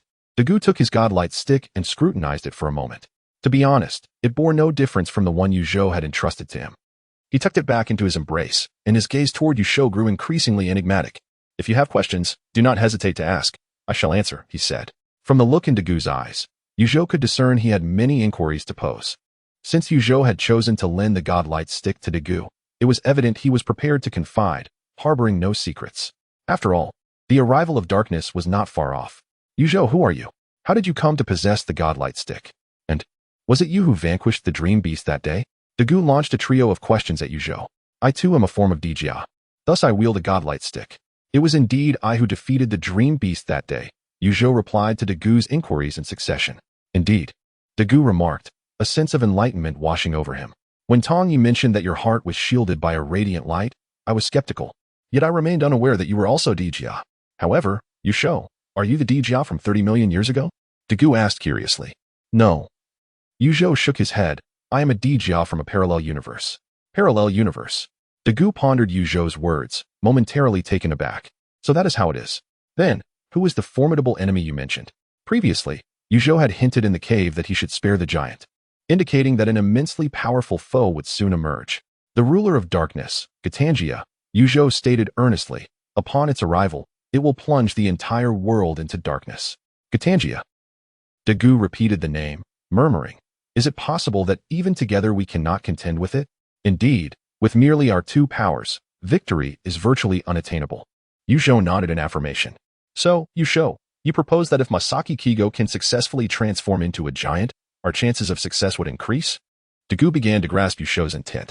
Precisely, Zhou continued to nod. Currently, Masaki Kigo's disposition is flawed, preventing him from gaining the approval of the Giant of Light. Perhaps in the future, he may undergo some transformation. After the giant's disappearance, Masaki Kigo was discovered unconscious in a corner by the Victory Team members and was promptly apprehended. This was due to his attempt to procure secret boxes from the TPC headquarters in order to mass-produce giants. The TPC believed that the recent giant was indeed created by Masaki Kigo, leading to his detention. In this incident, diverging from the original narrative, the little dog did not transform into Ghidorah, for Dagu had acquired the God Light Stick early and had transformed into Dijia to thwart the giant. When Yusho and Dagu reunited with the Victory Team, they were met with a peculiar gaze from Kumi Ik, who then glanced at Yusho, leaving both men feeling somewhat flustered under her scrutiny. However, Jianhui smiled gently and spoke, "Welcome back, Dagu team member, Yusho." Upon learning Yusho's identity, Dagu felt an immense weight lift from his shoulders, as the pressures he bore were considerably alleviated. For in this world, beyond himself, there was Yusho. Should he falter, Yusho would be there to support him. Thus, the bond between Dagu and Yusho grew remarkably close. As spring blossomed and the earth awakened, all of nature thrived beneath the gentle embrace of the warm sun. Yusho, having rarely taken a break, ventured outdoors to relish the fresh air. Although he typically had little to attend to, a holiday was a different matter altogether, allowing him the pleasure of exploration. Strolling through the park, he cradled a cup of milk tea, sipping it while basking in the warmth of the spring breeze. It was utterly delightful. The fragrance of flowers wafted through the air, carried by the spring wind, infusing the atmosphere with a captivating aroma. At that moment, a nearby individual suddenly exclaimed in rapture, capturing Yusho's attention. Observing the person clutching an orange blossom, Yusho felt an unsettling sensation. The individual's expression was excessively exaggerated, as if intoxicated by the scent of the flower. Could it be? As Yusho glanced around, he discovered that those nearby were similarly holding the same type of flower, their faces reflecting a state of ecstasy. Snatching an orange blossom from someone's grasp, Yusho scrutinized it closely. Grass. A type of plant. After his examination, Yusho exclaimed, "This is Kagila." Kagila, an ultra-ancient plant, emits pollen that can cause humanity to lose itself, experiencing unparalleled joy, ultimately perishing in that bliss. The ultra-ancient humans became lost after the blooming of Kagila. The Giants of Light could not make choices for humanity. If they chose to destroy Kagila, they would be deemed enemies by all. Thus, they refrained from annihilating Kagila, leaving behind their fighting forms to return to their homeland. Following the emergence of Kagila, ultra-ancient humanity completely lost their reason. Some departed from Earth, while those who remained perished when darkness fell. Kagila is the flower of annihilation. The individual from whom Yusho seized the Kagila erupted in fury, lunging wildly toward the flower in Yusho's hand. Without a glance, Yusho struck the frenzied individual down with a single punch and hastened towards the direction of the base. Chapter 037. You entangle me, you wretched being. Just as Yusho intended to depart, the ground suddenly trembled, and before the gazes of many, a colossal spike erupted from the earth. Subsequently, for roots entwined like ropes, coiled around the spike, which swiftly absorbed energy from them, continuing its ascent. However, this emerging entity was no ordinary plant. It was the monstrous Kagila source, adorned with tentacles that flailed about. The bud of Kagila blossomed at its core, and when it unfurled, chaos would envelop the entire world. Humans gathered around the Kagila source, each clutching an orange flower, their expressions entranced as they gazed upon the source. Observing this, Yusho furrowed his brow. At the TPC base, only Dagu remained conscious. Every employee, members of the Victory Team, and even the likes of Zhu Jianhui and Director Zhou Wei had succumbed to a state of obsession. Beside Dagu stood two individuals clad in blue garments, an adult male and a young girl. The adult male, a remnant of an ancient civilization, had departed Earth in search of new lands and was named Luku. The young girl, a bioengineered being reliant on Kagila essence to sustain her bodily functions, was the man's daughter, named Dina. The hall screens displayed the scene of Kagila emerging from the ground. Once it bloomed, humanity would perceive this world as paradise. The adult male, Luku, observed the Kagila's emergence on the screen and spoke with a calm demeanor. He then paused, turning to Dagu and remarked that the Giant of Light had lost all significance. Had the Giant of Light departed Earth in such a manner? Although Dagu had heard of it from Yusho, standing before an ancient human, he felt compelled to inquire further. Indeed, Luku affirmed, nodding. For those entranced in blissful oblivion, the Giant of Light was no longer necessary. He continued, recalling the ancient times when darkness descended. The last arrival will obliterate everything. Luku stated, reflecting on the ominous shadows of the ancient past. The last arrival? Dagu pondered Luku's words, surmising it referred to the entity known as Gitangier. Yes, Luca confirmed, it is a terrifying darkness, a colossal nightmare. Gatangier, Dagu exclaimed, the name escaping his lips. How do you know? Luca gazed at Dagu with astonishment. While he recognized Dagu as Diga, a modern human should not possess knowledge of ancient civilizations' occurrences. Perhaps the ancient genetic lineage has awakened memories? Dagu speculated. It was a friend who informed me, he answered Luca's inquiry. A friend? Luca's confusion deepened. Was there another remnant of ancient humanity surviving on Earth? Who else could have shared this knowledge with Dagu? Just as Luke was engulfed in confusion, the screen in the hall suddenly erupted with blinding light, revealing a colossal figure adorned in silver, purple, and red before Kajila. It was none other than Ultraman Tiga. Luke gazed at the Tiga on the screen, then turned to look at Dagu, and back at Tiga. 3 question marks seemed to hover above his head as he pondered in bewilderment. Wasn't Dagu Ultraman Tiga? Why was Tiga appearing before Kajila? Wasn't Dagu still right in front of him? Observing Tiga on the screen, Dagu felt a wave of relaxation wash over him. It was Zhou who had taken action. Yes, Zhou had transformed directly after Kajila emerged. Tiga, no, please do not strike at Kajila. Luke pleaded, desperation lacing his voice. Upon seeing Tiga's appearance, the people on the ground quickly realized that he had come to vanquish Kajila. Those who had been entranced by Kajila regarded him as a precious entity, and thus they fervently implored Tiga to refrain from attacking. Hearing the cries from the crowd below, Zhou paused momentarily. I'm here to level up by defeating monsters. Not to protect you, he muttered, before assuming a stance. In the TPC hall, Luke looked at Dagu with a perplexed expression before glancing back at Tiga on the screen. I doubt this is a recording, he mused softly, stroking his chin. Could it be that the true Tiga has returned? Luke speculated that aside from Dagu's ability to transform into light, which could reawaken Tiga's battle form, the only other possibility was the actual return of Tiga to Earth. Would the Giant of Light intervene in humanity's choices? However, if it were indeed the true Tiga, it left Luke even more bewildered. In the ultra-ancient era, the Giant of Light did not interfere with human choices, so it was only after Kajila's emergence that the giant departed from Earth. Was it possible that Tiga had come to a realization and returned to make a different choice? After Zhou had struck his initial pose, Tiga unleashed 2 luminous blades from his palms toward Kajila's bud. The blades struck the bud, creating sparks, and it seemed Kajila was pained by Tiga's assault.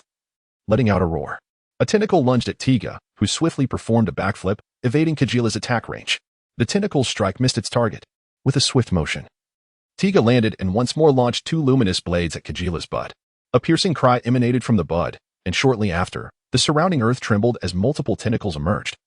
Coiling toward Tiga, these tentacles were significantly longer than the previous one.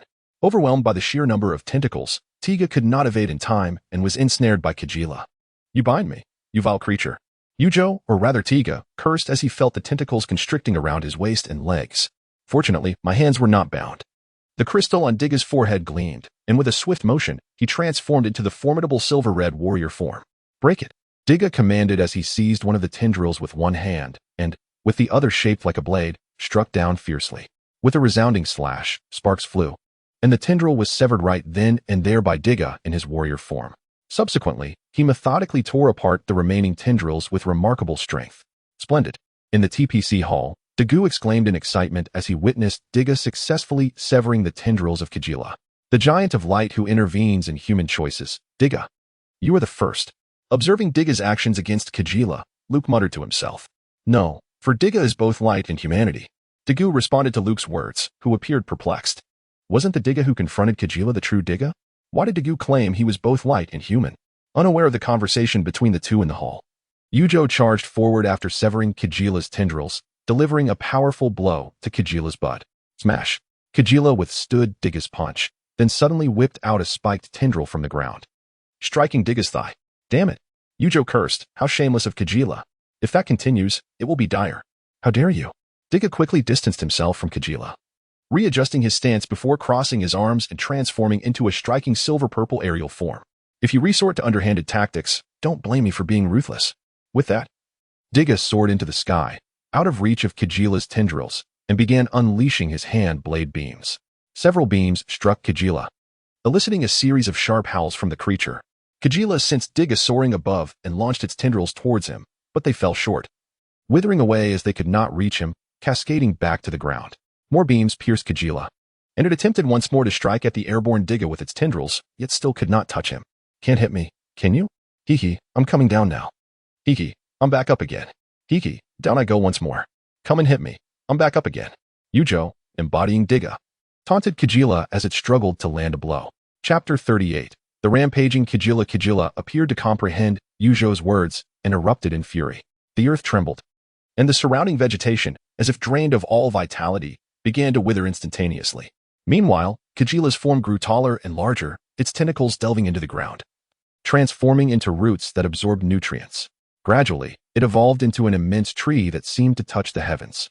Zhou was utterly bewildered as he beheld the towering Kajila, now looming above him. Wasn't Kajila a flower? In the original narrative, Tiga had effortlessly dealt with it. Yet, how had it morphed into this colossal tree?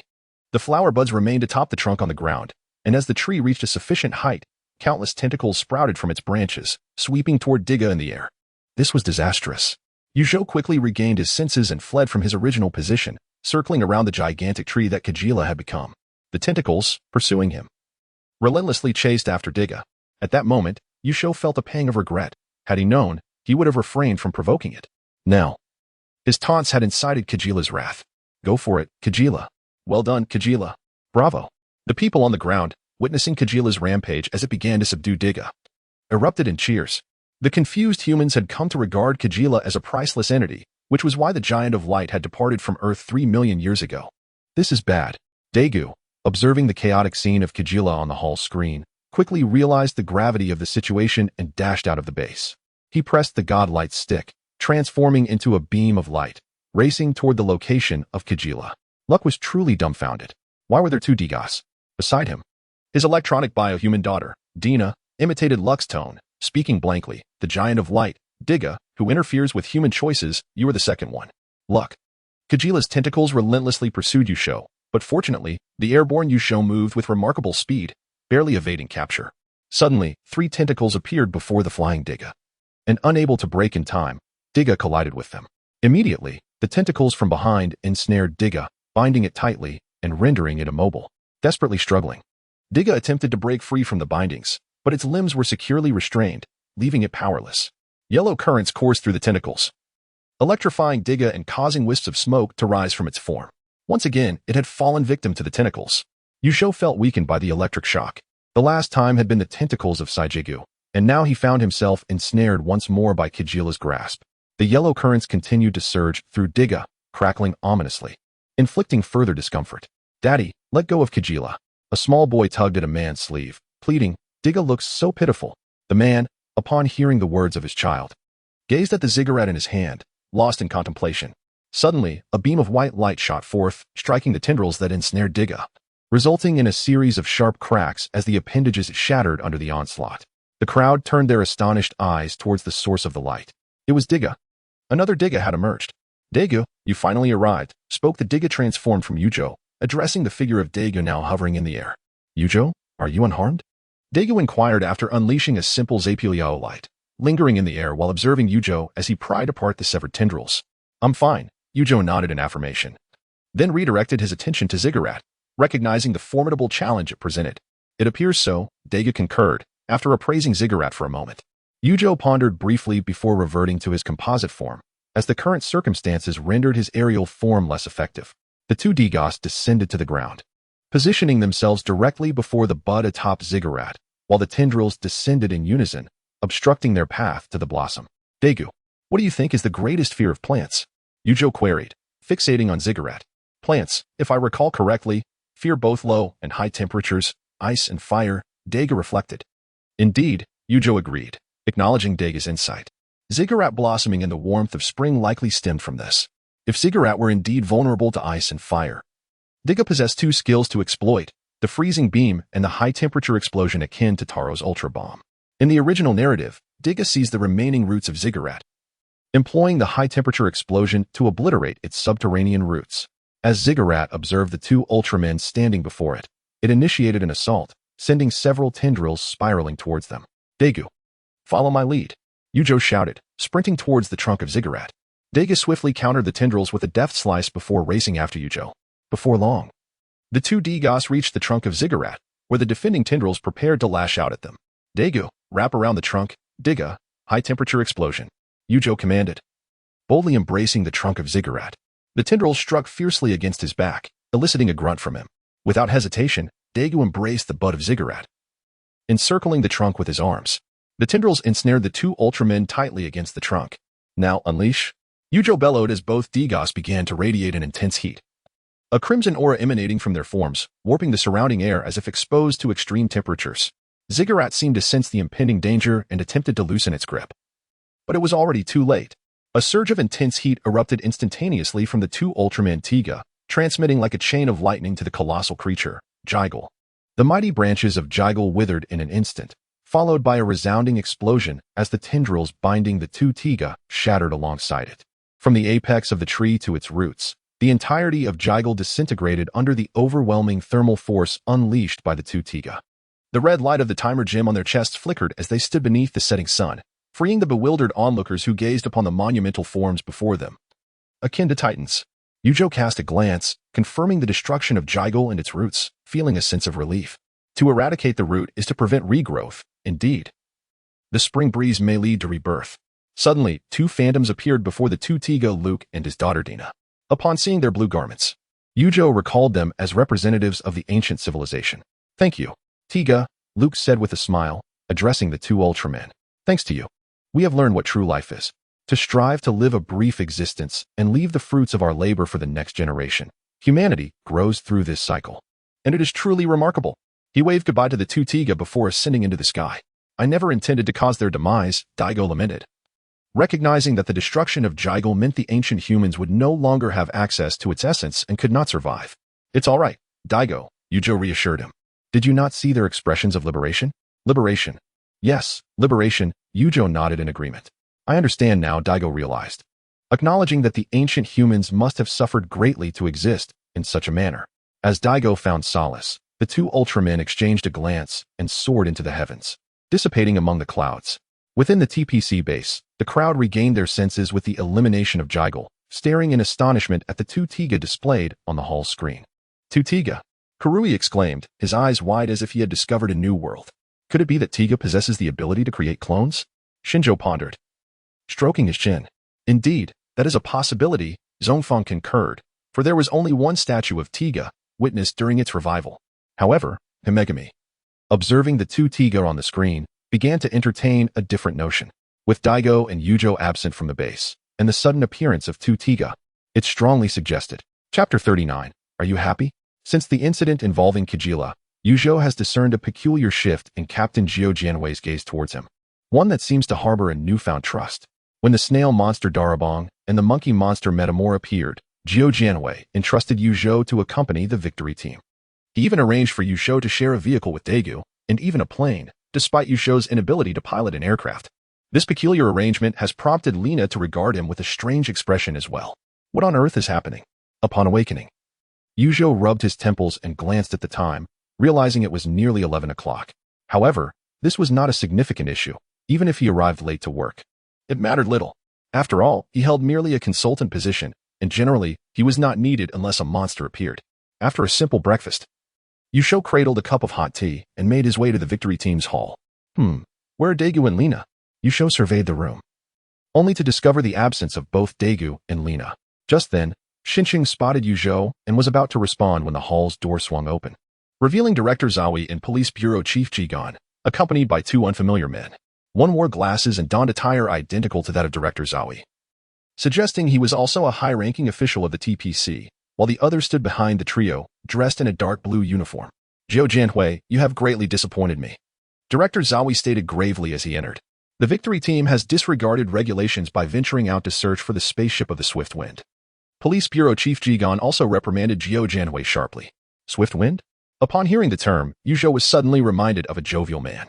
Only by locating Captain Swift Wind could the truth behind the Karo base incident be unveiled. Zhou Jianhui, feeling the weight of the criticism, began to explain to Director Zowie and Chief Jigan, your unilateral decisions are causing chaos within our organization. The man in glasses, dressed similarly to Director Zowie, admonished Zhou Jianhui. You are disrupting the organizational order due to personal relationships. Director Zowie stepped forward, fixing Zhou Jianhui with a stern gaze. You are no longer qualified to lead the victory team. Zhou Jianhui, effective immediately, you are demoted to team member. The words of Director Zowie fell like a thunderclap, leaving everyone in a state of shock at the abruptness of the punishment. A successor has already been appointed. The new captain of the victory team will be Qin Yu.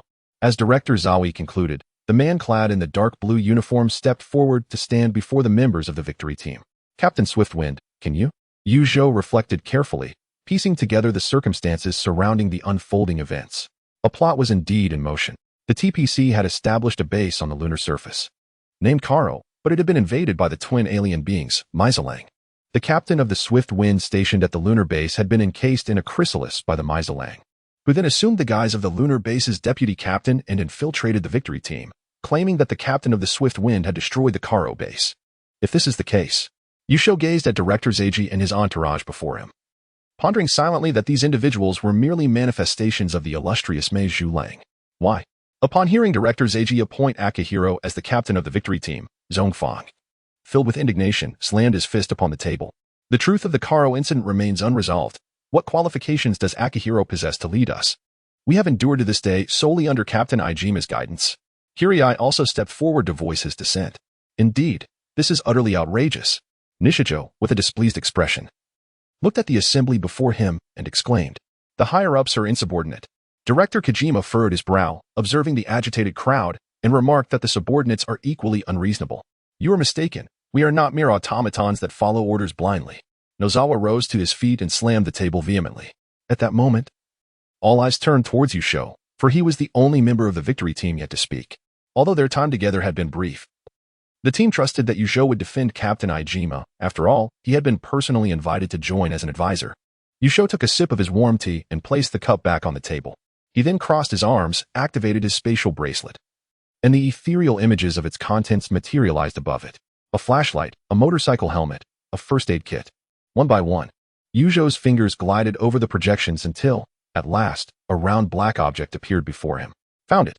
A look of satisfaction crossed his face as he tapped the projection. Subsequently, a frying pan manifested in his hands.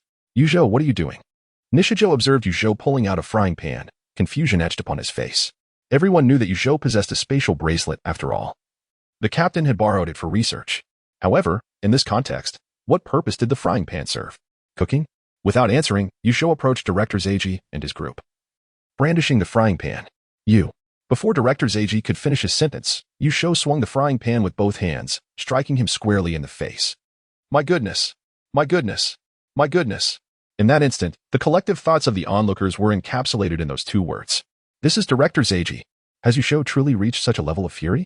Could it be that his feelings for Captain Ijima run the deepest?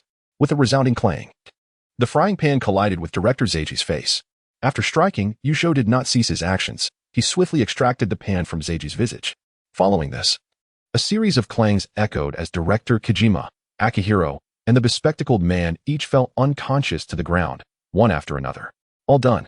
After concluding his task, Zhou returned the frying pan to the spatial bracelet, dusted off his hands, picked up the teacup from the table, and resumed sipping his warm tea. "Zhou, this is incredibly audacious. You just struck high-ranking officials of the TPC."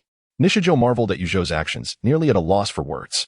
As the tension escalated, Zhu Jianwei was taken aback by the bizarre incident involving Zhou. Just as he was about to speak, the four individuals, previously rendered unconscious, suddenly transformed into monstrous entities with sharp fangs. These creatures were none other than the twin extraterrestrials known as the Maizelang. However, due to their dazed state, their once vibrant orange eyes had dimmed considerably.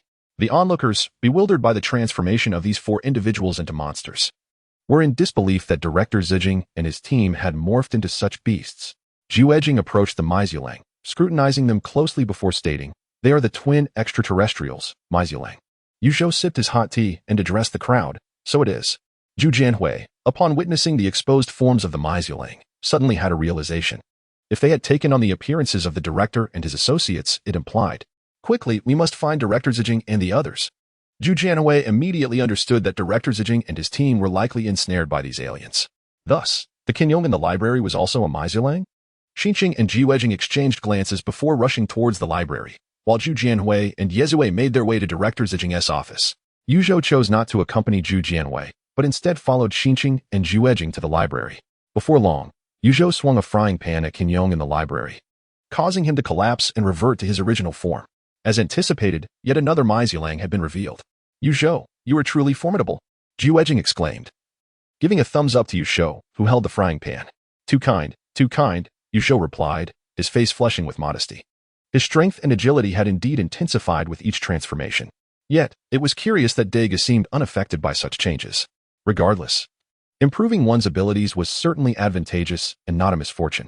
Daegu and Lina had embarked on a spacecraft to search for Captain Jifeng, and soon, they returned to the base with him in tow. Upon learning that the Maizulang had been dealt with by Zhou, Captain Jifeng stared at him in astonishment for quite some time. Are you saying you defeated these twin extraterrestrials with a frying pan? Captain Jifeng found it hard to believe that he, armed with the Victory hypergun, could not succeed. Yet a mere advisor from the Victory team had accomplished it with a frying pan? In response to Captain Jifeng's incredulous inquiry, Zhou nodded and then asked, "If I may be so bold, Captain Jifeng, are you happy?" Captain Jifeng? Chapter 040. Back to 1965. Captain Gale is not only handsome but also the commander of TPC's lunar base, Karo. However, the lunar base has been destroyed, and consequently, Gale cannot remain at TPC headquarters and has been dispatched back to the moon to oversee reconstruction efforts. The group of alien twins, who were rendered unconscious by Zhou, has also been dealt with decisively by the Victory team, who eliminated them en masse. The members of the Victory team have developed a newfound respect for Zhou. It turns out that not only does he possess an abundance of extraordinary information, but he also wields formidable combat skills.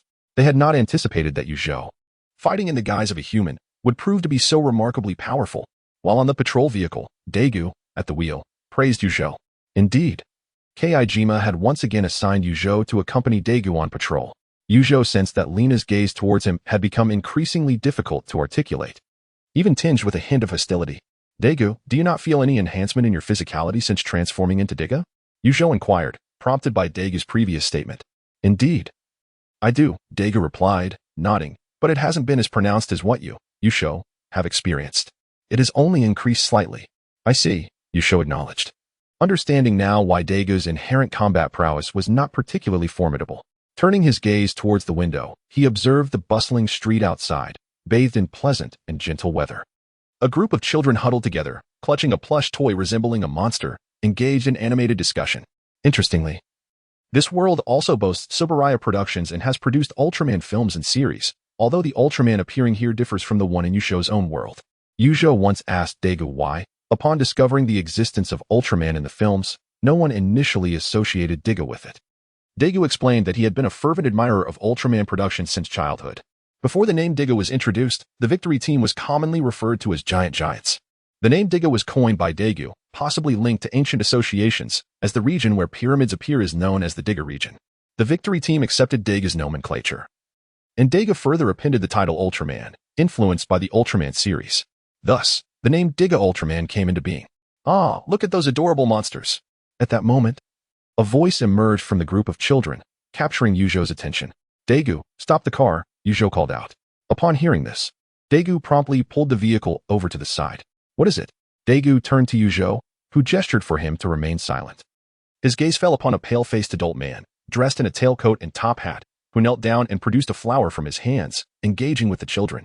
"Would you like to exchange this flower for your monster toy?" The man inquired, a smile gracing his pale visage as he addressed the child clutching the monster plushie. "No. No." The child declined the man's request for an exchange and then pointed in a direction, saying, "Uncle, the monster is sold at Subaraya Productions over there." "That way?" The man stood up and looked towards the direction indicated by the child, confirming his inquiry. "Yes, yes." Receiving the child's affirmation, the man proceeded with an amusing gait towards that direction. Daegu followed him. Though the man's movements were comical, he moved with surprising speed, and in no time, he vanished from their sight. All right. Although Daegu did not understand why Zhou chose to follow this man, he recognized that Zhou's actions were driven by his own reasoning. Indeed, upon discovering the man's identity, Zhou realized he was a monster buyer, an extraterrestrial known as Chariga. He had been searching for the monster Yanagaki, and in the original plot, he even traversed back to Subaraya Productions in 1965 to find Yanagaki, which had been discarded by the original Ultraman at Longsun Lake. The original Ultraman. At this thought, Zhou recalled that in the original narrative, the original Ultraman was summoned by director Eiji Tsubaraya's Ultrastar, which served as a testament to their friendship. Chariga was remarkably swift. By the time Zhou and Daegu arrived at Subaraya Productions, he had already entered the building. Shortly after, Chariga emerged carrying a briefcase, then squatted down to open it, seemingly calibrating something. This briefcase was a time machine. Observing the briefcase in Chariga's possession stirred something within Zhou. This was a device capable of traversing time. Acquiring it would undoubtedly prove invaluable, perhaps even allowing a journey back 30 million years to witness the ultra-ancient era. After calibrating the time machine, a series of white light rings encircled the briefcase in the air, ultimately forming a wormhole. "I am about to depart," Chariga announced, standing before the wormhole, and then, with both himself and the briefcase, he was drawn into the vortex. Daiku, witnessing this scene, was taken aback and turned to Zhou. "Daiku, let us go see what happened." Zhou's expression remained remarkably calm, devoid of the astonishment Daiku had anticipated, as he beckoned Daiku to follow him towards the place where Chariga had vanished. Not hesitating at Zhou's invitation, Daiku joined him. After a few exploratory gestures in the air, the wormhole reappeared. Zhou nodded at Daiku and stepped directly into it, disappearing from view. Observing this, Daiku followed suit, entering the wormhole as well. Inside the wormhole lay an endless tunnel illuminated by a white glow. Soon, both Daiku and Zhou were ejected into the air by the tunnel. Zhou landed skillfully, while Daiku stumbled and fell heavily. "Daiku, are you all right?" Zhou quickly helped Daiku to his feet, inquiring with concern. "I'm fine," Daiku replied, brushing off the dust from his clothes. Who could have imagined that the other end of this wormhole would be in the air? Not everyone possesses such remarkable skills as Zhou. Looking around, the two discovered that they were indeed at the filming location of Tsuburaya Productions, with the structure before them being part of the set, where a cacophony of sounds was emanating from within. Zhou and Dagu exchanged nods before pushing open the small door and stepping inside. "Nagano. Where's Nagano?" Inside the studio, the crew was capturing scenes related to monsters. But they suddenly realized that Nagano, the assistant responsible for the clapperboard, was nowhere to be found. Hearing the crew call out the name, Zhou paused. Nagano was the actor portraying Dagu, and in the original storyline, this Nagano bore an uncanny resemblance to Dagu. What a delightful Easter egg. "Hey, Nagano is over here." A mischievous thought struck Zhou as he waved his hand and shouted towards the crew. Come here, come here." The director, pulling the bewildered Dagu along, handed him the clapperboard and said, "It's your turn. Hurry up and get to work." "I'm not Nagano." Dagu was completely baffled. He was Dagu, not Nagano. What was Zhou up to? It seemed the crew truly believed he was Nagano. Confused, Dagu, under the guidance of the assistant director, lifted the clapperboard. "Action!" The cameraman, seated beside the camera, called out. However, Dagu remained motionless, still holding the clapperboard aloft. "Bang! Come over here." The assistant director approached and tapped Dagu on the head, then pulled him away from the camera. Zhou, witnessing this scene, nearly burst into laughter. "Hey, who are you?" At that moment, a staff member noticed Zhou and inquired. "Oh, hello. I'm a friend of Nagano," Zhou quickly replied. "Oh, I see." The individual nodded and then turned away. Cut. With Dagu's assistance, the crew successfully completed the segment, and everyone was quite pleased, feeling that the filming had gone smoothly. However, just then, an elderly gentleman clad in a brown suit and wearing glasses emerged, stating, No, you're not conveying any fear at all." This gentleman was none other than director Eiji Tsuburaya. Upon his arrival, Zhou immediately focused his attention on him. "Monsters are present. You should be terrified." Director Eiji Tsuburaya instructed the actors in the studio. "Imagine a 50-meter tall monster suddenly appearing before you. You must envision that immersive sensation."